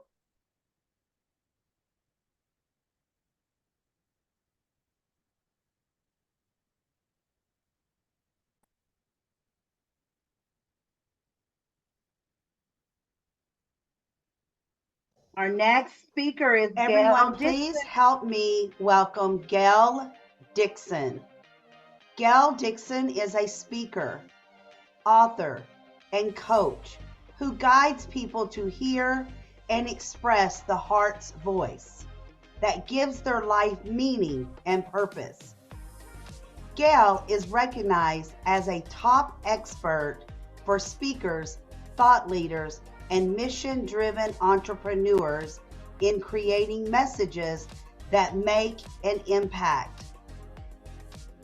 As a leader of the Heart's Voice movement, Gail is committed to creating a future where the heart's voice is the universe language that heals the world.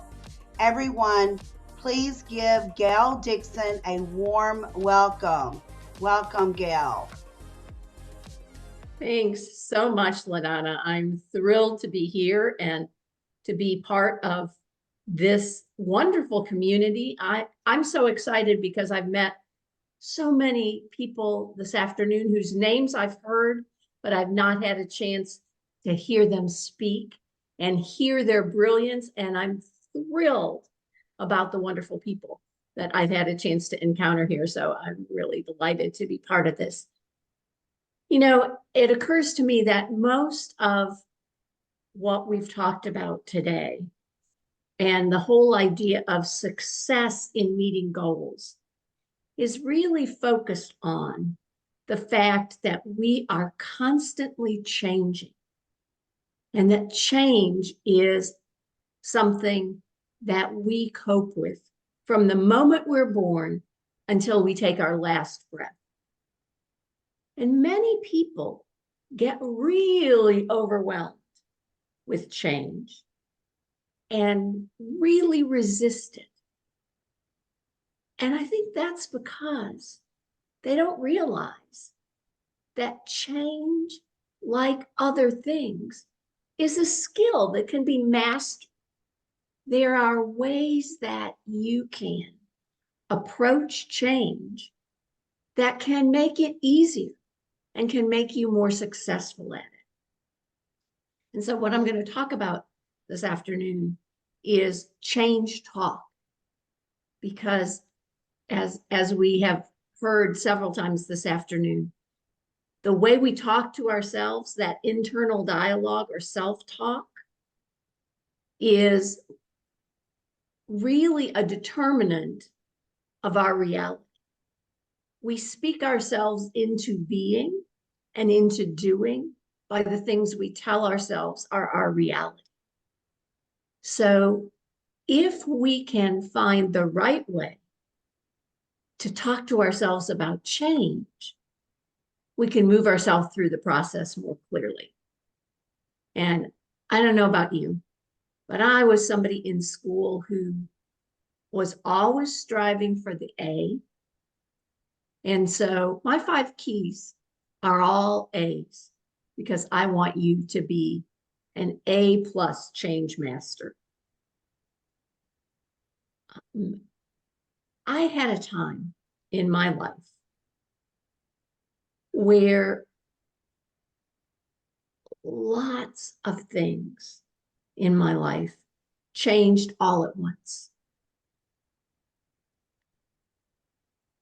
I was speaking, standing up on a podium, doing the thing that I was hired to do and meant to do. And suddenly, I couldn't get a single word out of my mouth. I didn't have the breath to speak. I had to leave the podium and fought through many medical things before we found that what was wrong with me was that my diaphragm was paralyzed.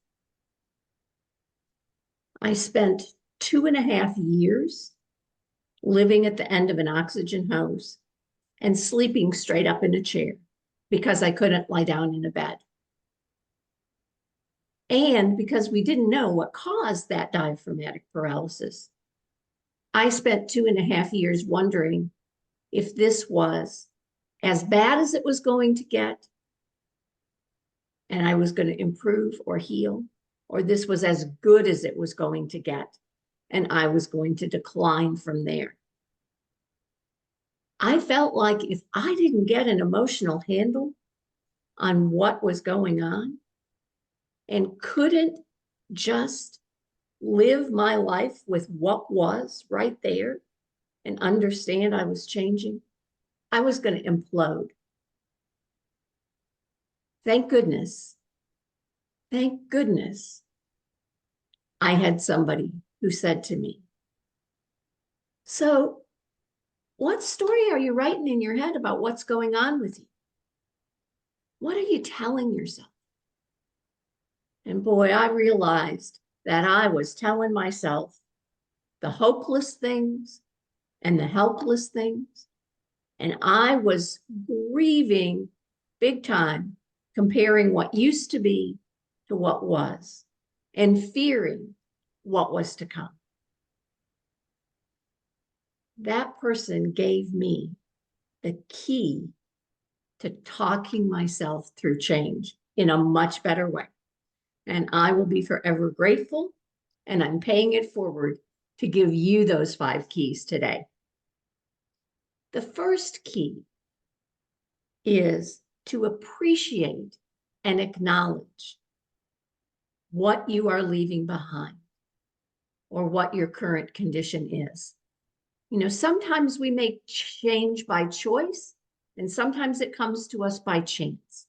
But if we're moving from what is to what is to be, there's something about the current reality that will be lost and let go of. And there's something in the current reality that we may want to hang on to and retain. So when we appreciate and acknowledge what we're leaving behind, if we're leaving behind, think, for example, if you're leaving behind an awful situation, an abusive relationship, a job that's not a good fit, a physical environment that's not healthy for you, that place feels awful. So be grateful that and appreciate the fact that you've recognized that this is no longer a fit for you, that this is no longer what you need in your life. Be grateful that you are stepping into you.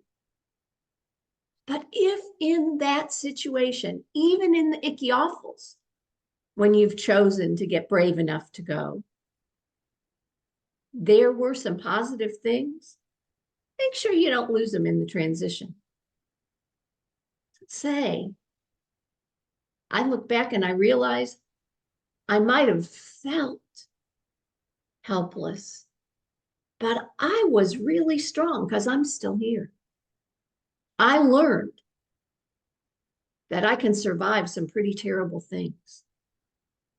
I learned that I can be the hero or the rescuer of my own life, that I don't have to wait for somebody else to change me. So appreciate and acknowledge what you're leaving behind.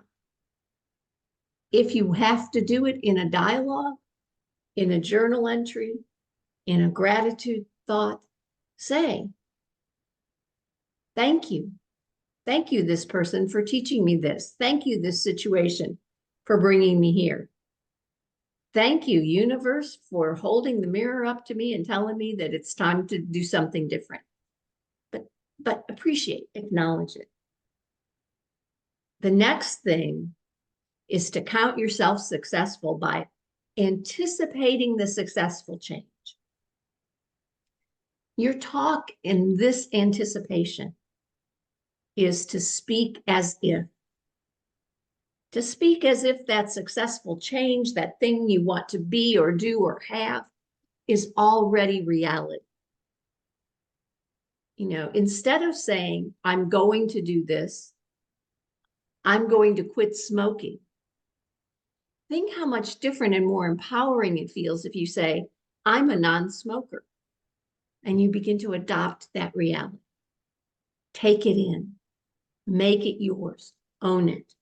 So anticipate, you know, instead of saying, I don't know if I can do this, maybe I can, I'm going to try. Listen to that little green Yoda. There is no try, there is only do.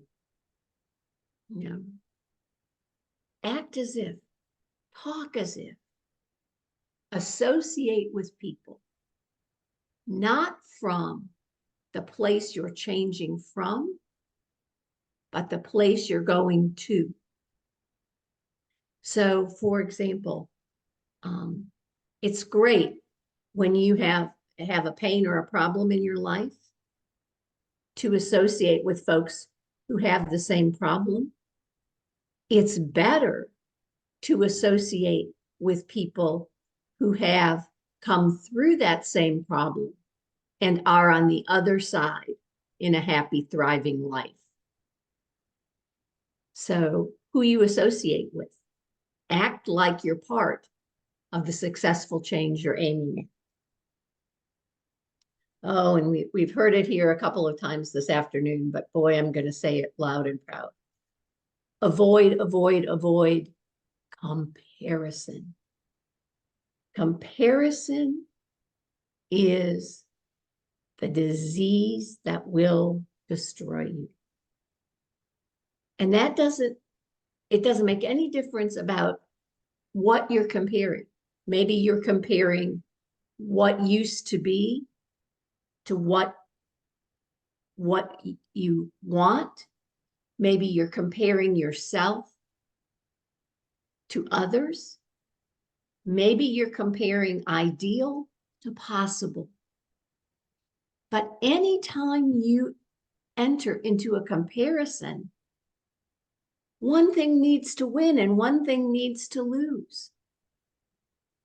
And if you start comparing yourself or your situation, and you're in that comparison, you're deflecting and diverting energy to analyzing and observing and looking at that object of comparison instead of directing your energy to what you're aspiring to and where you're going.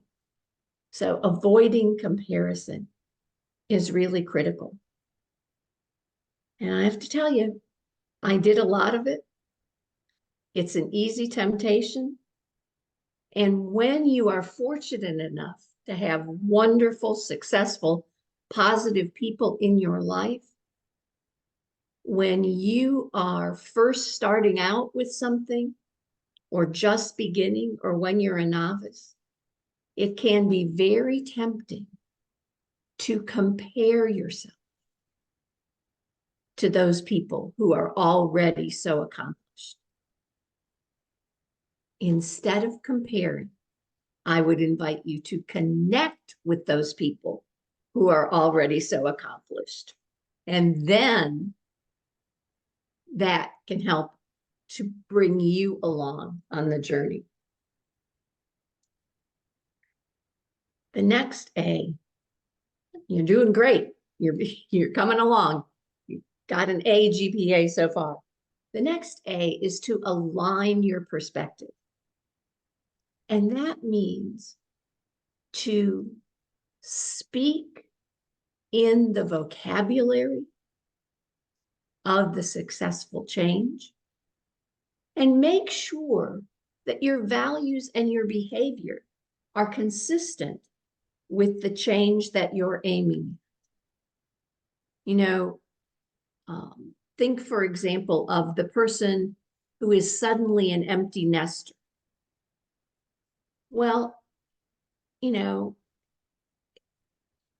are you aiming when you're not an empty nest, when you're an empty nester, are you aiming to be an empty nester who's a world traveler, an empty nester who's a creative artist, an empty nester who is redesigning the home to be comfortable for a couple or an individual?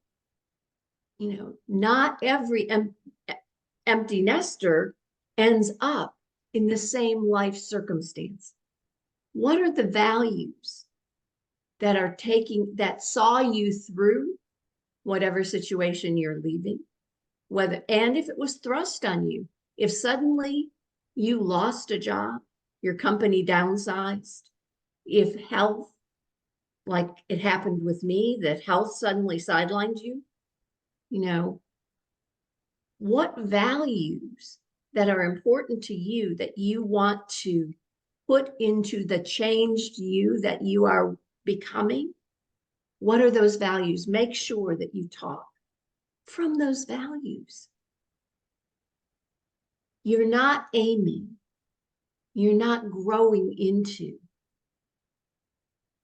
a replica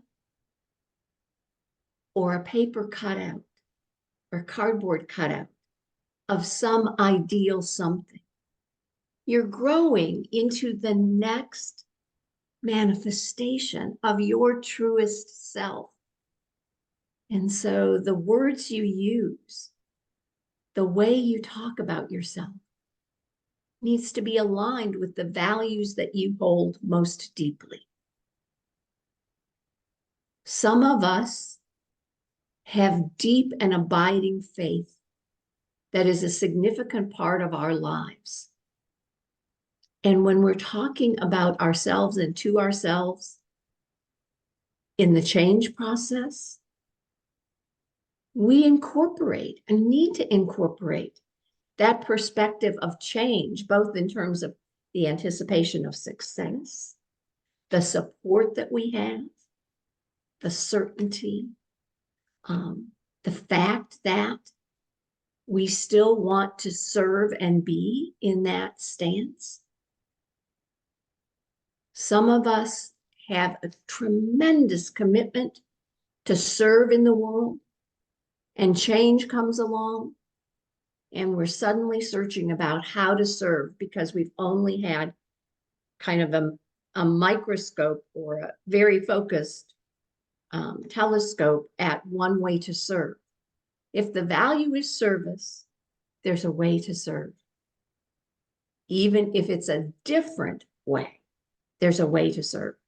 But be aligned with your value, because the change will never be comfortable and you will never settle into it if it's not aligned with your values.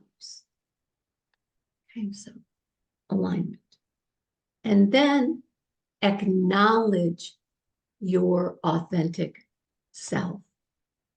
Acknowledge that at the core, no matter what circumstances have befallen you, no matter what choices you have made, you are a worthy, valuable, sacred human being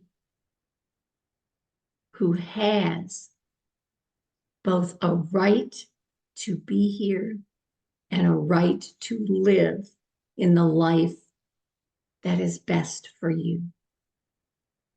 And just acknowledge that. Acknowledge your authentic self. You know, my youngest sister retired about a year and a half or so ago, and she's the third of the three of us to retire. I retired 10 years ago. You'd never know it by looking at me, would you? Here I am speaking on this summit. I have the Heart's Voice movement. I've been very active in a lot of things. I retired from a 9-to-5 job, but I'm still very much active and working and in a business mode. That's true for my youngest sister. She earned $90,000 in her consulting business last year after retiring from her 9-to-5 that, oh, by the way, never paid her that much. My middle sister worked herself near to death as a realtor. And when she retired, she really retired. She travels, she goes to the theater, she goes to the gym, she goes to the beach. She has a book club she belongs to. She has a social organization. She said, I'm done. I'm done with anything that says I have to do it. I have to be here at she says, the only appointments I keep are the ones with my personal trainer and my hairdresser. Everything else is a movable feast. So, you know, just to show you that among the three of us who all grew up in the same household with the same set of parents and the same values, you know, we had to choose the change that best fit us. And I have been so grateful. And I'll tell you, I did the whole grief thing. I bargained with God and said, if I ever got the air to speak again, I was going to be speaking about things that were important and things that mattered. And that's why I'm out here speaking about using the heart's voice to heal the world, because I'd spent my whole career telling other people's stories, sharing other people's information, doing it well, doing important things in important fields, but all about somebody else's agenda. And when I thought, what's most important to me is I, all my life, have had a gift and a talent for words and known how important and powerful they are.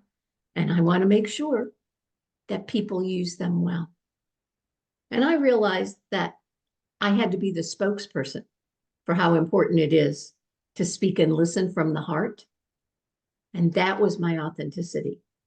And so when I got the air to speak, that's what I'm speaking. That's why 10 years after leaving my job, I'm spending as much time online working, writing, and speaking as I ever did in my job, because that's the authentic change for me. You too can be a master of change. There are 5 keys, 5 A's for you to remember. If you have trouble or need a little reinforcement in finding those, I invite you to join us in the Heart's Voice Movement Facebook group, where we support everybody in finding the message that gives meaning to their lives and sharing, speaking from the heart, whether it's on a platform, a podium, or a personal conversation. And to join me monthly at a gathering of hearts where we spend an hour. And all of that is in the earlier chat and will be on the free page. Both of those things are free. But at the gathering of hearts, we come together, sharing what's on our hearts, how we can support each other in getting our heart's voice message out, and in where it is that the world most needs the loving messages that come from the heart. Speaking from the heart is an act of courage. Listening with the heart is an act of love. I'm wishing all of you courage and love in your lives. Amazing job, Gail. Thank you so very much. And you know what? It did touch my heart, let me tell you, because that is a lot of knowledge that I think I knew most of it, but it brought it to surface. It brought it alive. Some of it was lost, I think. Thank you so very much. Who has questions for Gail, please? This is a time to ask questions.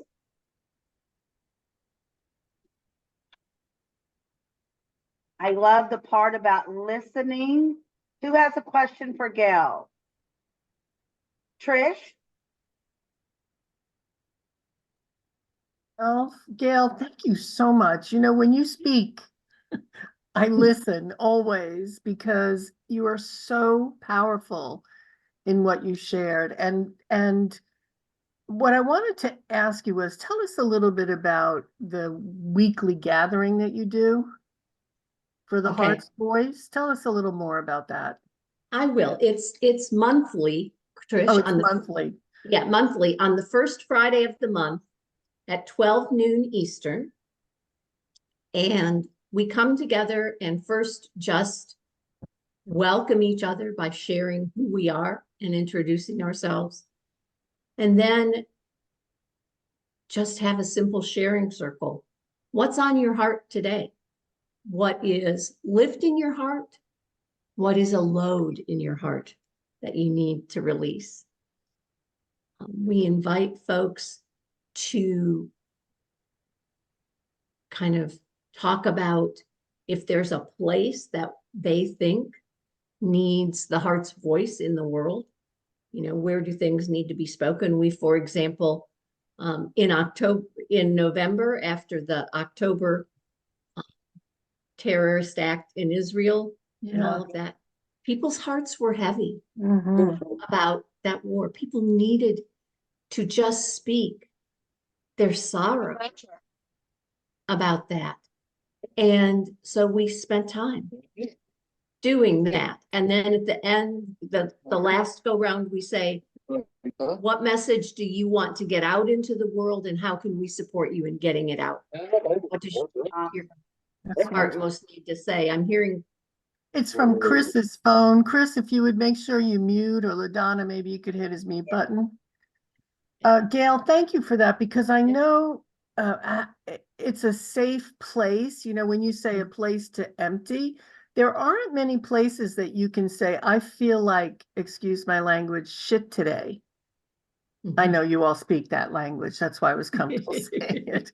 But, you know, there's not, especially as an entrepreneur, it's, and really in our comparison culture, it's, I'm great, life is good, when it's not. So thank you for giving us that safe space, and that space that not only lets me dump whatever it is, but that turns it around and motivates me so I can let it go and move on. So thank you, Gail. Thank you. Thanks, Trish. Absolutely. Trish, what a great conversation. Thank you. Dr. DJ, come on down.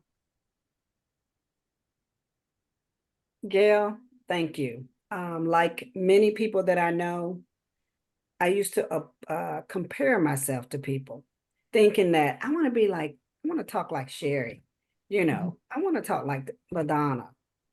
I want to talk like this person. Oh, I want to talk like Oprah.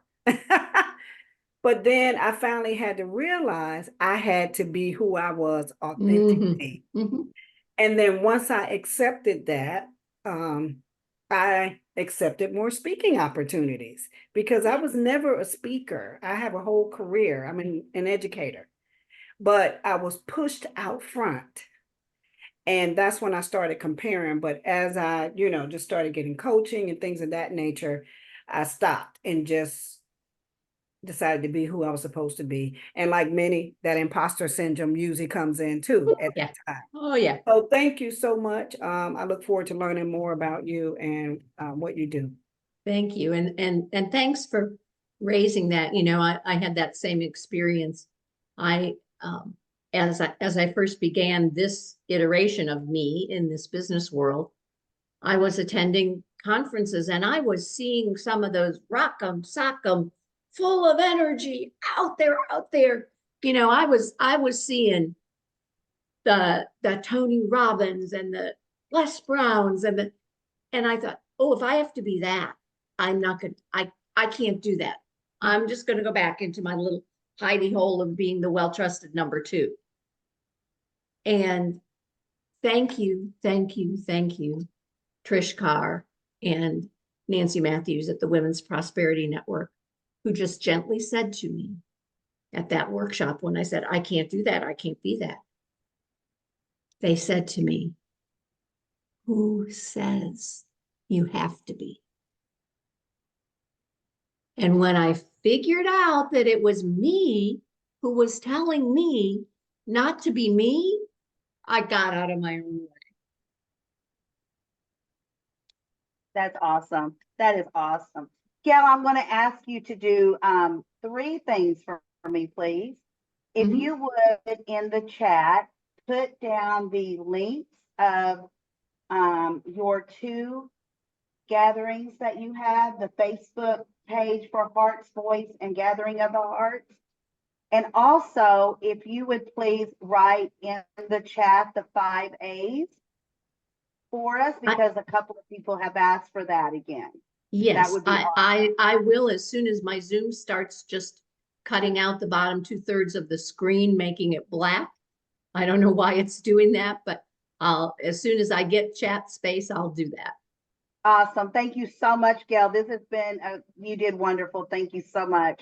Thank you. And with that said, we're going to go to our next speaker. Doss, can you please, and everyone help me welcome Abby. Here we go. Great, Doss. Thank you. Please help me welcome Abidel Bassi Cripps. Abidel Bassi Cripps is better known as Abby. She is a tech support specialist with over 3 decades of experience in the information technology industry. Since Abby has retired from being a truck driver, she has renewed her love of helping people adjust to their computers.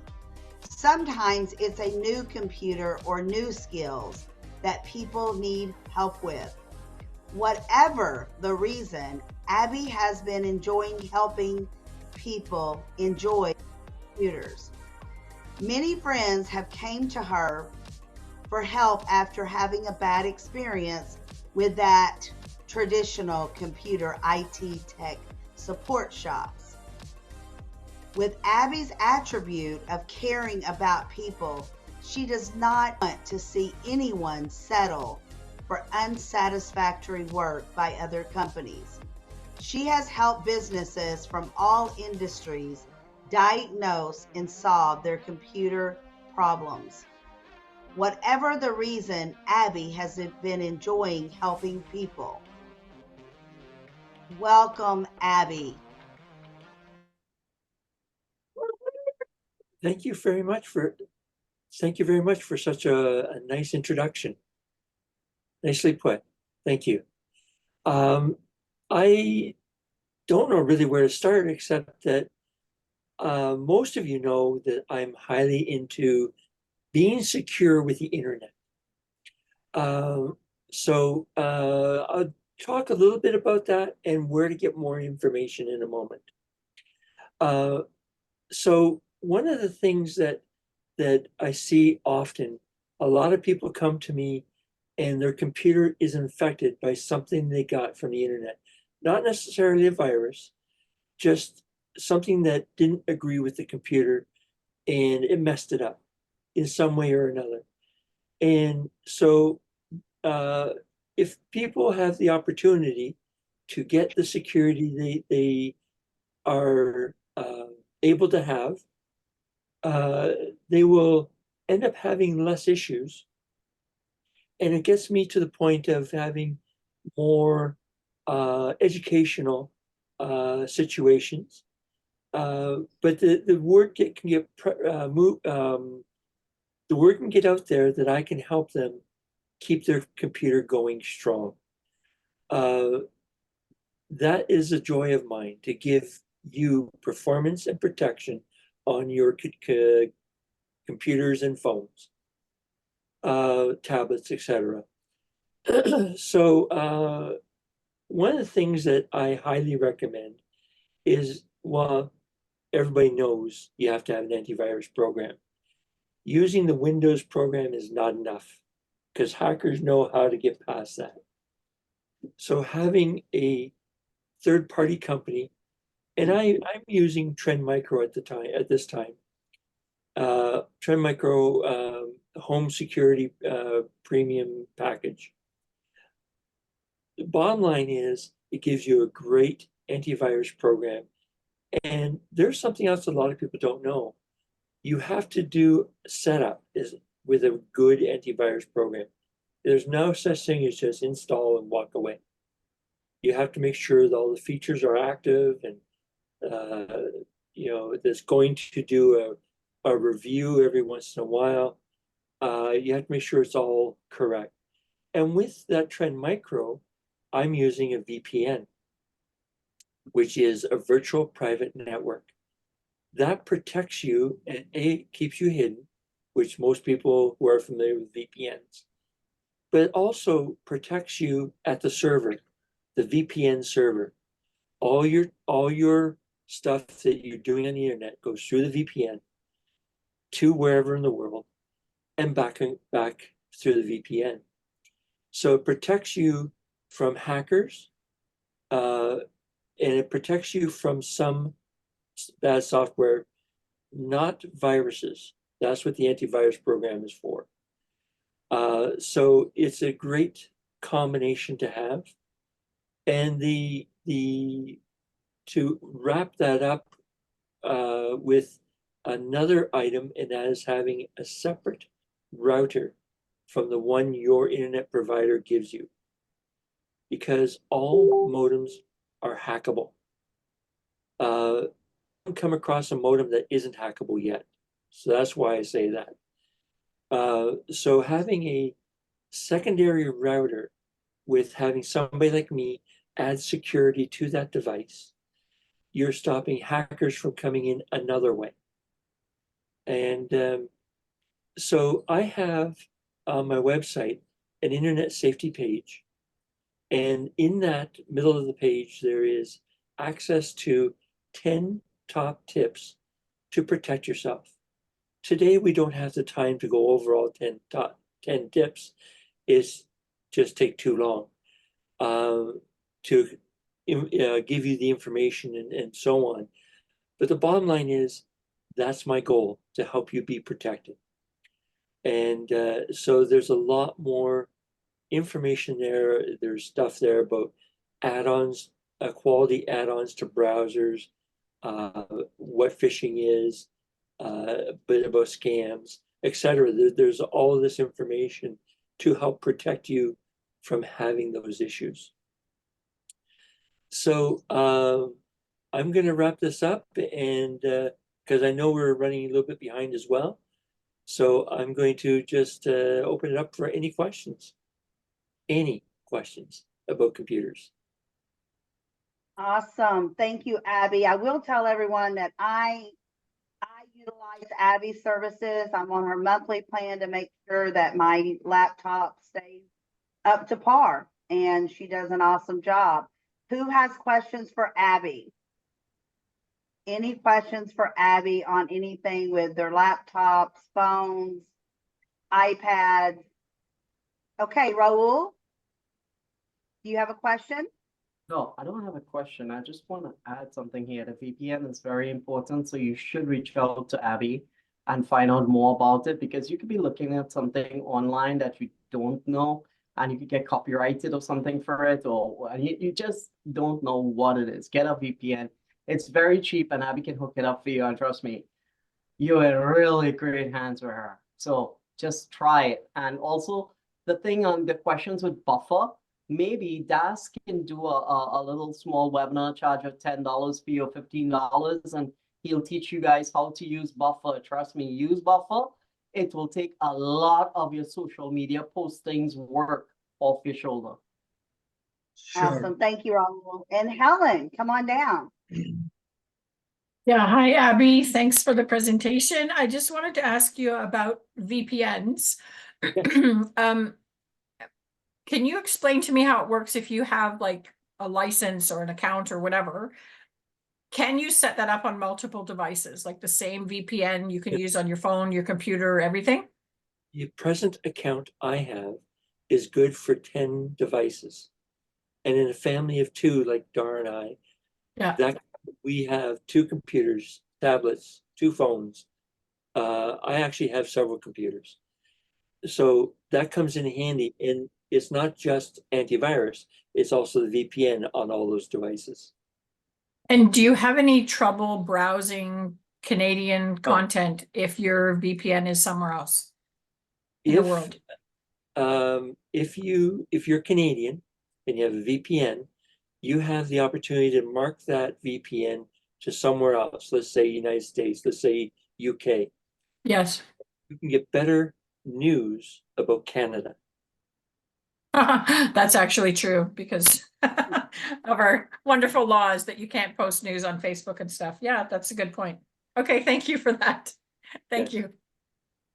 Awesome, awesome. It is so, you know, Helen just learned something and she cackled about it because it's like, oh yeah, that's right. That makes sense now. But yeah, you know, it's Abby keeps us up to date with what's best for us, where we're at. So I love that about Abby. Anything else for Abby before we go to our next and last speaker? All right, we are going to go with Trish Carr. Das, let's get Trish started. It's me. It's me. Yes. All right, hold on just one second. Das, you ready? There we go. Help me welcome Trish Carr. Trish is on a mission to show women entrepreneurs how to create messaging magic without being salesy. She is a best-selling author, international speaker, acclaimed sales expert. And Trish combines proven communication strategies with behavioral science, resulting in a formula that gets past pitfalls associated with selling. She is co-founder of Women's Prosperity Network, the global community for impact-driven women dedicated to inspiring, supporting, and educating women within trusted network of professionals. Women's Prosperity Network provides online and in-person business building and skill building tools and training, inspiration and consulting programs for everyone striving to achieve their goals and live their dreams.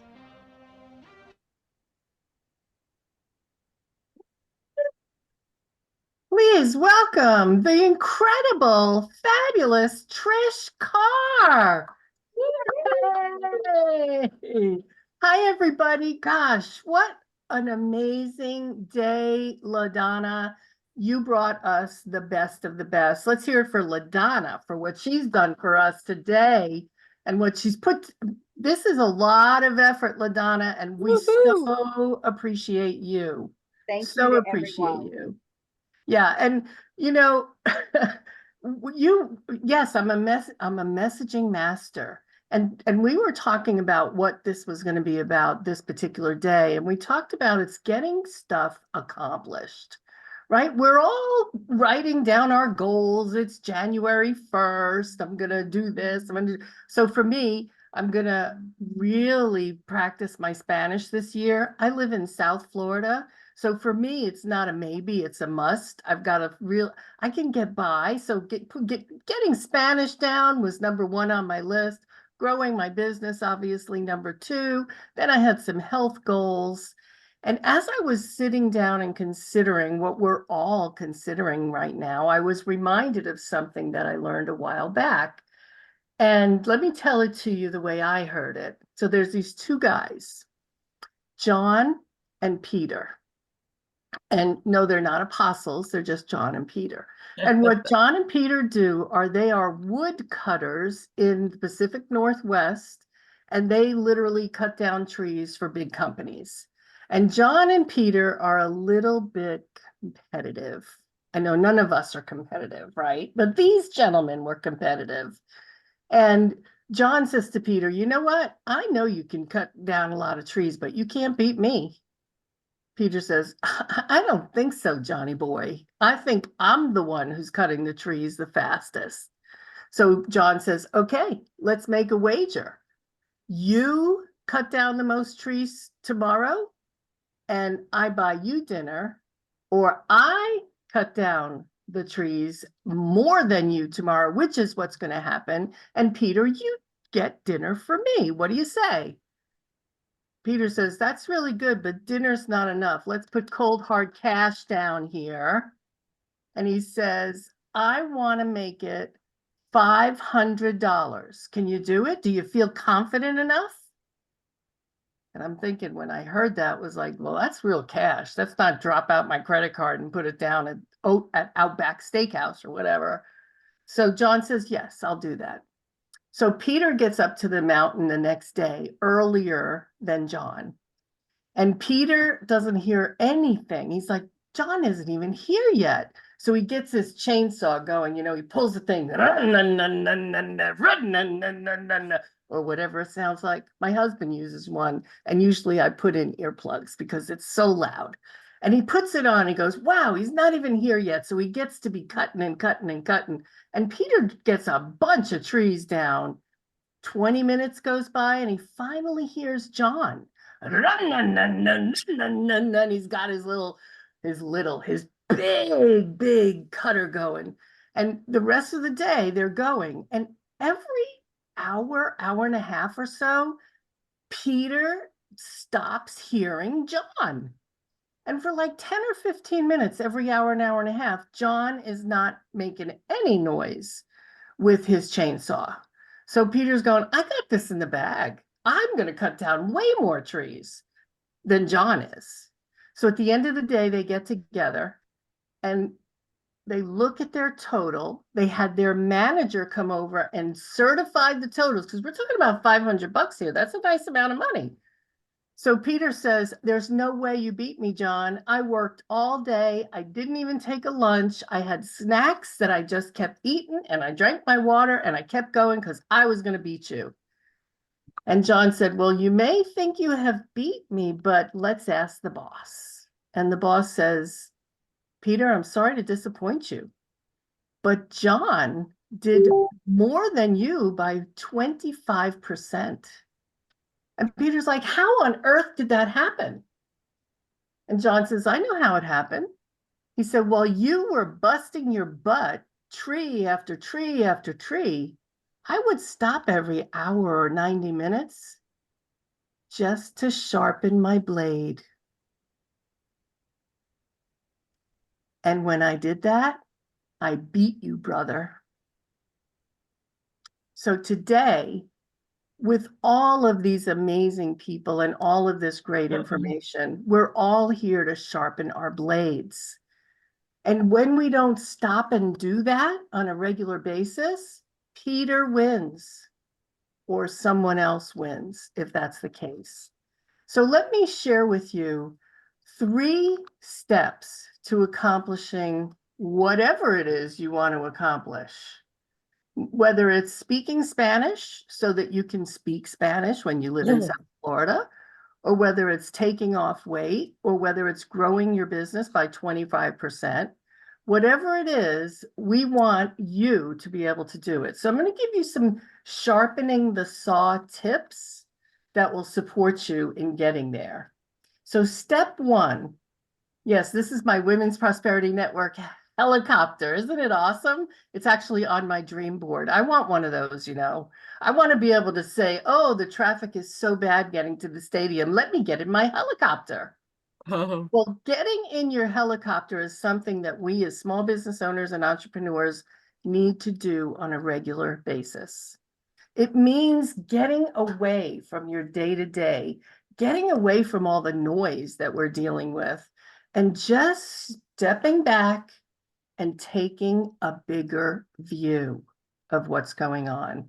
You know, it's kind of like your GPS. If you don't update your phone or if you don't update your GPS app, this happened to me not 3 weeks ago. I was on the way to a friend's house that I've been to over and over, but my husband always puts everything in GPS. And it's telling him to make a left turn, and I know it is not a left turn.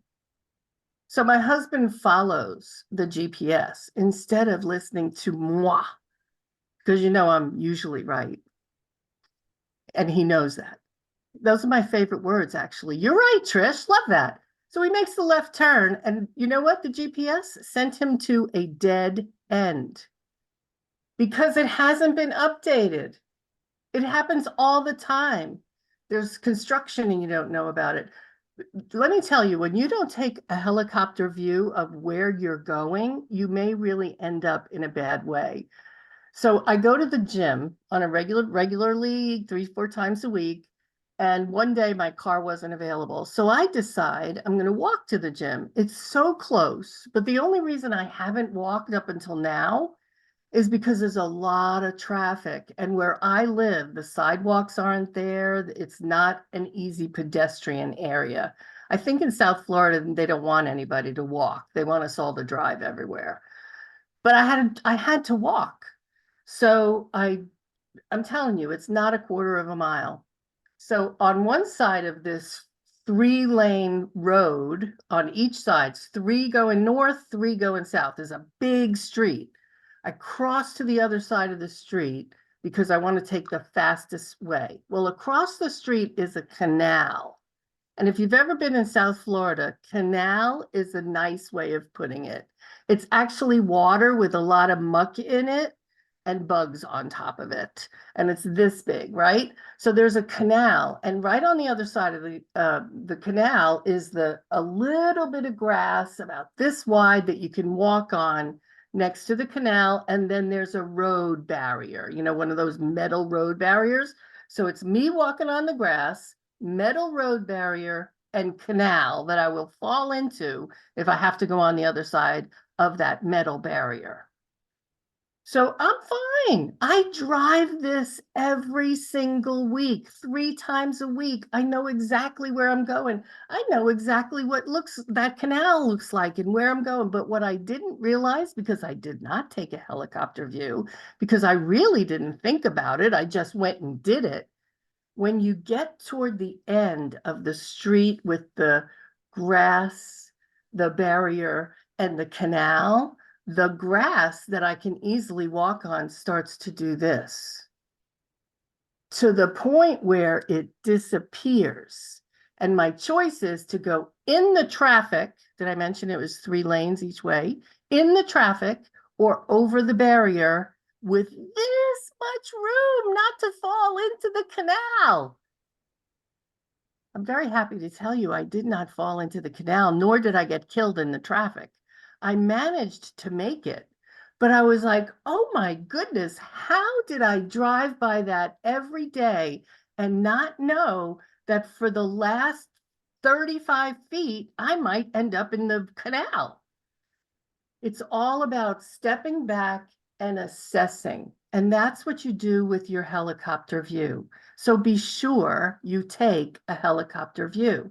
What's happening?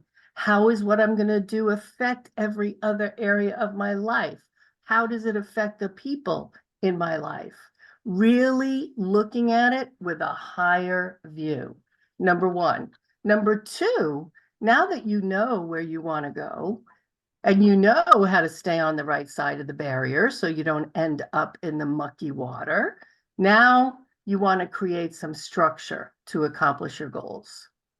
Structure. I know when I say that to some people, especially those of you who are right-brained, you go, oh, structure, I don't like structure. Give me colored pencils and let me mark it up in a mind map and I'll do it. Whatever you do, it doesn't matter how you do it. It's just a matter of structuring. You can't simply say, I'm going to earn 6 figures this year and then go out and do it without having a clue as to how you're going to do it. So you want to have your vision. Where am I going? And you want to create a plan to get there. And then, of course, take action. Now, you all know this. This is the saw part. This is me reminding you to sharpen your saw. And really, I remember when Carl was speaking earlier and he was talking about podcasts.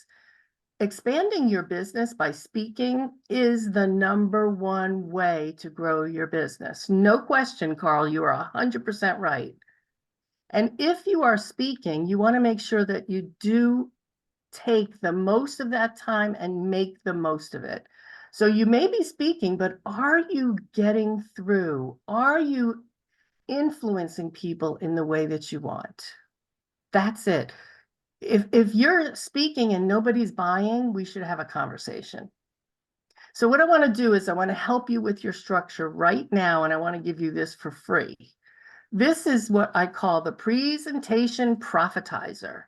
And whether you are speaking to 100 people on Zoom or in person, or you're speaking to 2 people making a presentation about your business, there's an easy step-by-step formula that you can use over and over again that works. So you can get your free copy of Speaking for Fun and Profit at speakingforfunandprofit.com. In fact, let me see if I can put in the chat. Yeah, there it is. I put it in the chat. When you go here, you're going to get the profitizer. It's going to give you the formula. And I love formulas because they work, right? 2 + 2 is always going to be 4. 3 + 3 is always going to be 6. So get your profitizer. If you have any questions at all, that's where you can reach me. Go ahead and make a note of that. I'd love to connect with you. But this is one way to get some structure going, is by using a formula rather than winging it all the time. Okay, so let's talk about the 3 steps. First step we talked about is, I'm sorry, this should say step number 3. Sorry about that. So here's a very important thing when you want to accomplish stuff. You want to be clear on your priorities. Now, what do I mean by that? I don't know about you, but every single day, somebody is calling me to ask me to do something for them. Every day. Probably happens for you too. You have your day all planned, and then somebody calls and says, hey, Trish, can you babysit? Or hey, Trish, can you email me that contract that I need the template for? Or hey, Trish, can we talk for 10 minutes? Right? So you've got to get clear on your priorities. One of the biggest mistakes we make is we say yes in the moment when we really could say, I can do that later. So ask yourself these questions.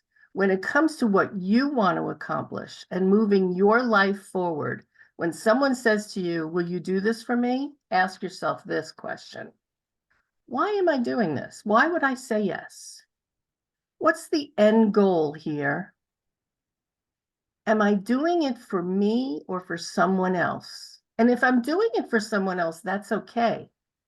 But let's be clear, who's first? Me first. I got to make sure I'm doing what's right for me. And lastly, how does doing this action, move me toward my goals, my vision, what it is I want? Now, truthfully, the night before last, I got a phone call from my niece and she said, Trish, can you babysit for me tomorrow morning? And of course, I had things on my calendar. I know you're really busy, right? She gave me that whole song and dance. And I asked myself these questions. Why would I do this? Well, I freaking love her kids.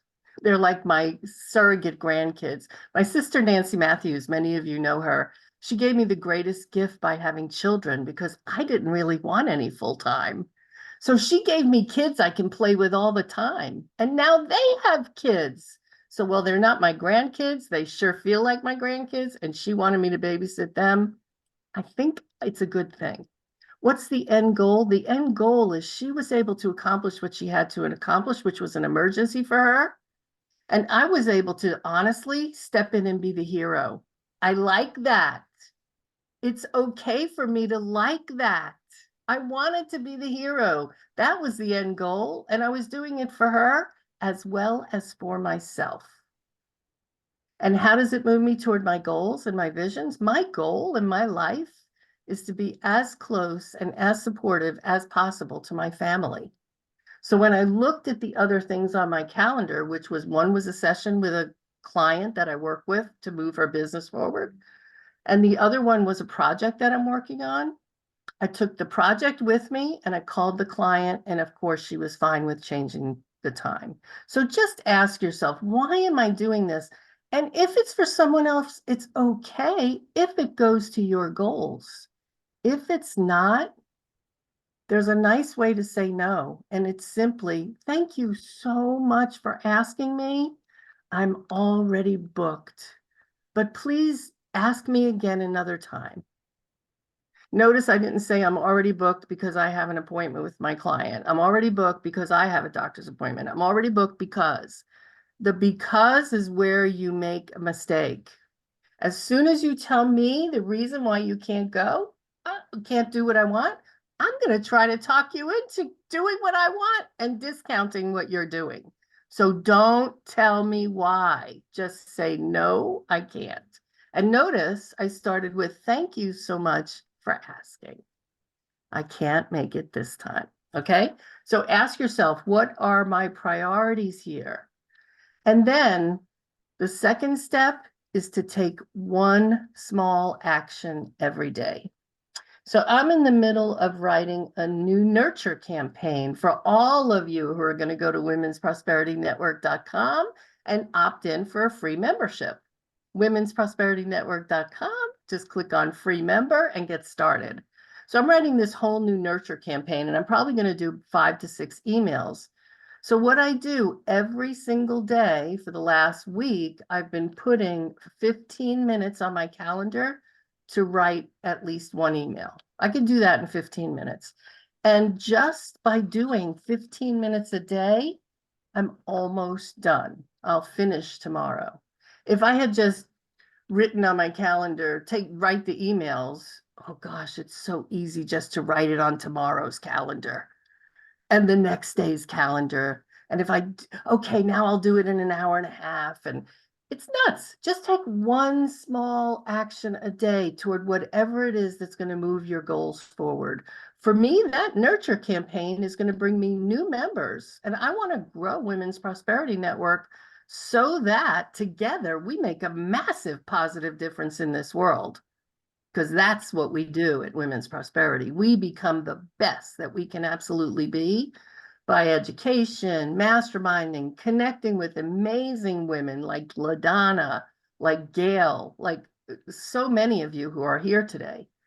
So take one small action. Now, here's the thing. You want to make sure you put that action on your calendar, for the amount of time you need to do it. Now, here's the thing. You want to put it on your calendar in real time, meaning when I ask my husband, he'll call me. My husband does handyman construction. He's always busy doing things with tools, and he'll call me and say, hey, I'm on my way home. I'm leaving here in a few minutes. So I know he's 30 minutes away if there's traffic, and he says, I'll be home in an hour. When he says he'll be home in an hour, I know it's going to be 2 hours. I know it every time, because he just can't fathom that it's going to take him so long to put all his tools away, to clean up, to make sure everything's nice and neat for the homeowner, get in the car and drive to me. So whatever time you think it's going to take for your activity, I want you to double it. If you think it's 15 minutes, put it down for a half hour. If it's an hour, make it 2. Worst case, you reclaim time. But you'll never fall into, I didn't have enough time to finish it. And here's the other thing. Like I said at the beginning, you are interrupted all day long. The average person is interrupted 7 times an hour. And that doesn't even count, Abby. I'm sure you can relate because you hear this all the time. I went on Facebook to check one thing, and the next thing I know, I was in a rabbit hole. We even have a name for it, right? A rabbit hole. So when you get on your computer, that's interruption time you don't even count. So just realize you've got to set, it's like your armor. You got to put on your armor to get stuff done. And your armor is really, really knowing what amount of time to put down on your calendar. And I also hear all the time, I don't have any time. I don't have enough time. There just aren't enough days in the week. Well, bottom line, we all get 7 days, 24 hours a day. That's it. I think it's 525,600 minutes. That's what we get a year, right? And let me show you what happens. In a week, there are 168 hours, 7 days a week, 24 hours a day, 168 hours. We spend on average, and I get this is on average, some people spend a little more, a little less, but on average, 35 hours a week, showering, traveling, eating, doing the things that we need to do to move us forward. If we're spending 8 hours a night, we get 56 hours of sleep. Some of us are working 40 hours, some are working 60 hours, some are working 30 hours. Listen, if you're working over 40, we need to have a conversation because it doesn't have to be that way. Really, it doesn't. We can work smarter, not harder. But even then, 40 hours of working, 35 hours traveling, showering, eating, 56 hours of sleeping, there's 37 hours left in the week. Every week. What are we doing with that? You got to ask yourself, what am I doing? And you know what? It's totally cool. What do you tell me in the chat? What are you doing with your time? I'll tell you what I'm doing with my time. I'm going to put it in the chat right now. I watch TV, I read, I hang with my friends. I mean, that's all my extra. I go out to dinner with my sister. Like, I like watching TV, and I'm a huge tennis fan. And right now we're going through the Australian Open. Every day I have to find time to watch the matches that happened at 3 o'clock in the morning last night. And I'm finding time because it's important to me. I'm not saying that I'm going to knock out watching the Australian Open. I'm not saying that. I'm just saying that with that 37 hours, it's not going to be 37 hours of the Australian Open. We can find other things The bird feeder, love that, Gail Dixon, getting out in nature. Because all of that, the getting out in nature, taking care of myself, watching TV, hanging with my friends, that too is sharpening my saw. All of that sharpens my saw. So in those 37 hours, make sure you're taking care of yourself and then use the rest to move you wherever it is you want to go. And, you know, I hear about time management all the time. So what I did was I put together some audios, a couple of videos, and some worksheets to support you with time management. Now, I don't even like the terminology time management because you can't manage time. What can you manage? Yourself, right? You can manage yourself. So it's like stop the clock. I think I heard it said today by somebody, the clock and time is a human creation, right? So there's much that we can do to manage just that simply by saying, I always have enough time to do what I need to do every day. When I remind myself of that, it actually happens. The other one I say is time expands for me. Time expands for me. And it does. It just does. So I want you, and I hope you want it too, to be able to master yourself so that time is not an issue and so that you can get stuff done and not move things from today's calendar to tomorrow's. So what I put together is, like I said, audios, videos, and worksheets.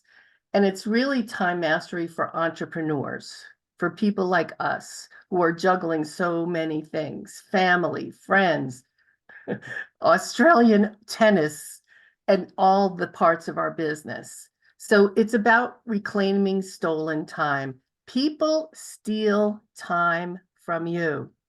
You know this. You know this. Whether it's that phone call that somebody says, I just need to talk right now, or whether it's my next door neighbor who knocks on my door because he knows he knows I work at home and he can just stop by. People steal time. So we're going to talk about in the audios and videos, how do I stop that? How do I reclaim that and still come across as a nice person? That's the other thing, because in your head, you're going, please go, don't knock on the door.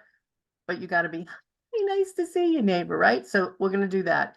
The other thing is how much of your time of those 40 hours is recommended that you work on business functions. You know, what functions do we have in our business? Pop them in the chat. You got marketing. What else we got? I heard social media today, right? I heard paying bills, getting new customers, speaking at events, getting speaking gigs, writing an email campaign, creating a landing page. We could go on and on and on. But managing team, absolutely. Relationship building, Dr. DJ, absolutely. That's where we want to spend our time, but where are we spending it really and what is recommended? So there are certain parts of our business that should be getting more time than it is right now. And you probably know what it is, but I have a chart that I'll share with you in this bundle that will give you a really good handle on where do you want to be spending your time. I'm also going to share with you there the secret to creating work-life harmony. Now, notice I didn't say balance because there's no such thing. It's harmony. So if you go to womensprosperityNetwork.com/master time, you'll see this bundle and it's only $11. $11, that's it. Go ahead and get it. It'll make a huge difference. And of course, if you have any questions, thank you, LaDonna, for putting that in the chat. If you have any questions, just be in touch with me. So we talked about step 1 was taking a helicopter view. Step 2 is vision, planning, action. Step 3 now is executing your plan. It's just getting it done. And I know that sounds so simple, but remember, 15 minutes, you could put something on your calendar. You know, I don't even say it. These people said it best. Don't overthink it. Just do it.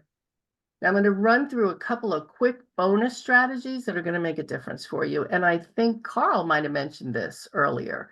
He said, if you're going to start a podcast, put it on your calendar. In May or June, I'm going to start a podcast.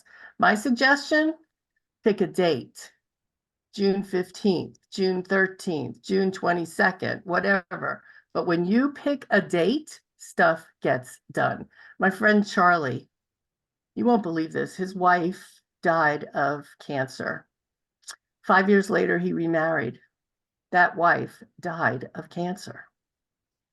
So the man became a missionary for supporting people with cancer. And he kept telling me, I'm working on this. I'm working on this. I was like, when? You've been telling me this for 2 years. Pick a date. When are you going to have your grand opening? So he said, all right, I'm going to do it December 12th. He'd been working on it for 2 years. Because he picked a date, December 12th, he did it. And now women and men are benefiting because Charlie has opened Jolie's Place. The other thing you can do is tell someone else. Because when you tell somebody else, you're going to they will help you be accountable. The last thing is, well, this is actually the third thing. I'll have one more after this. The third thing is you want to be accountable to yourself. No BS, no excuses. When you make a promise to you, it's the most important promise of all. And when you don't keep your promise to you, it's the greatest hit to your own self-esteem. So be accountable to yourself. And finally, measure your success. You can't go bowling if there's a curtain in front of the pins and you hear a lot of noise, but you don't know what happened. So measure your success. And join us at Women's Prosperity Network and get your time mastery bundle. And I look forward to seeing you because you people are the ones who are changing the world. And I want to live in the world you're creating. Thank you, everybody. And thank you, LaDonna. Appreciate all of you. Oh, this has been extraordinary. Trish, you're always extraordinary. Thank you so very much. Thank But, you. does anyone have any questions for Trish? Any questions for Trish? She gave us a lot of I information. know it was a lot. I gave you 3 this and 4 that, but here's what I wanted to do. I wanted to put a bow on today. What you've heard from everybody really comes together with those actions. You know, Dr. DJ started it this morning with intentionality, your to-do list, you're harnessing your digital tools and remembering the 2-minute rule.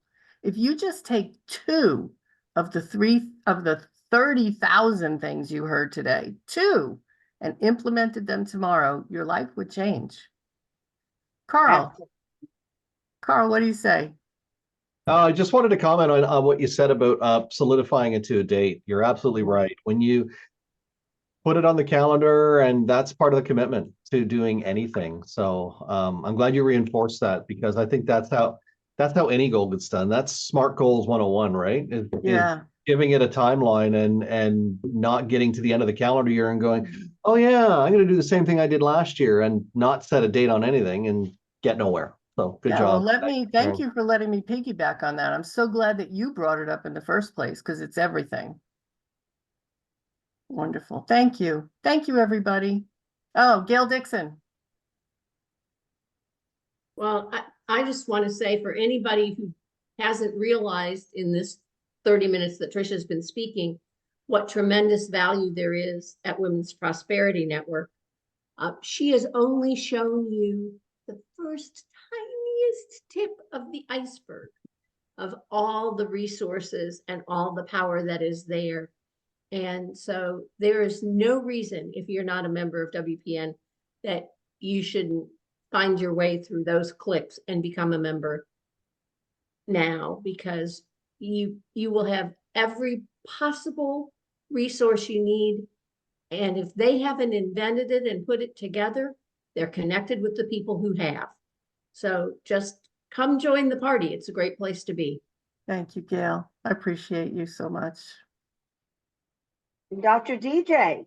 Dr. DJ. Yes, Trish, as a fellow time management, productivity expert, thank you, thank you, thank you. And as you know, even though we are the experts, there's always opportunity for improvement. So thank you so much for sharing. And also, thank you for reminding me for some of the things I need to do when I'm speaking.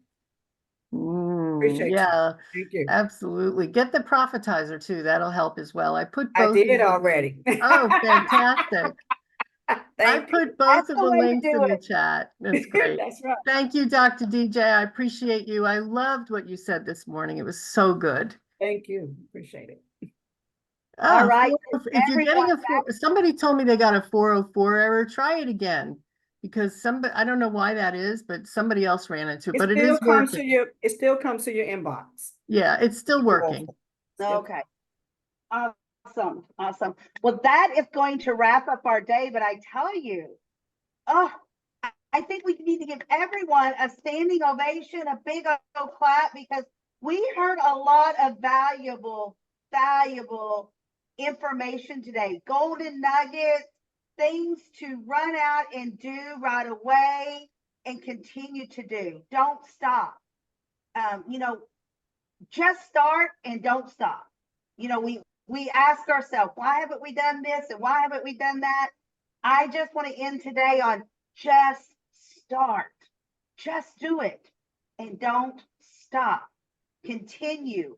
When you think you can't do it, get up, pat yourself on the back and say, yes, I can, and do it. All right. Lots of love and hugs. Save the chat, but remember, you will also get a copy from me. And just continue to do everything you can to empower yourself and your business. Bye-bye now.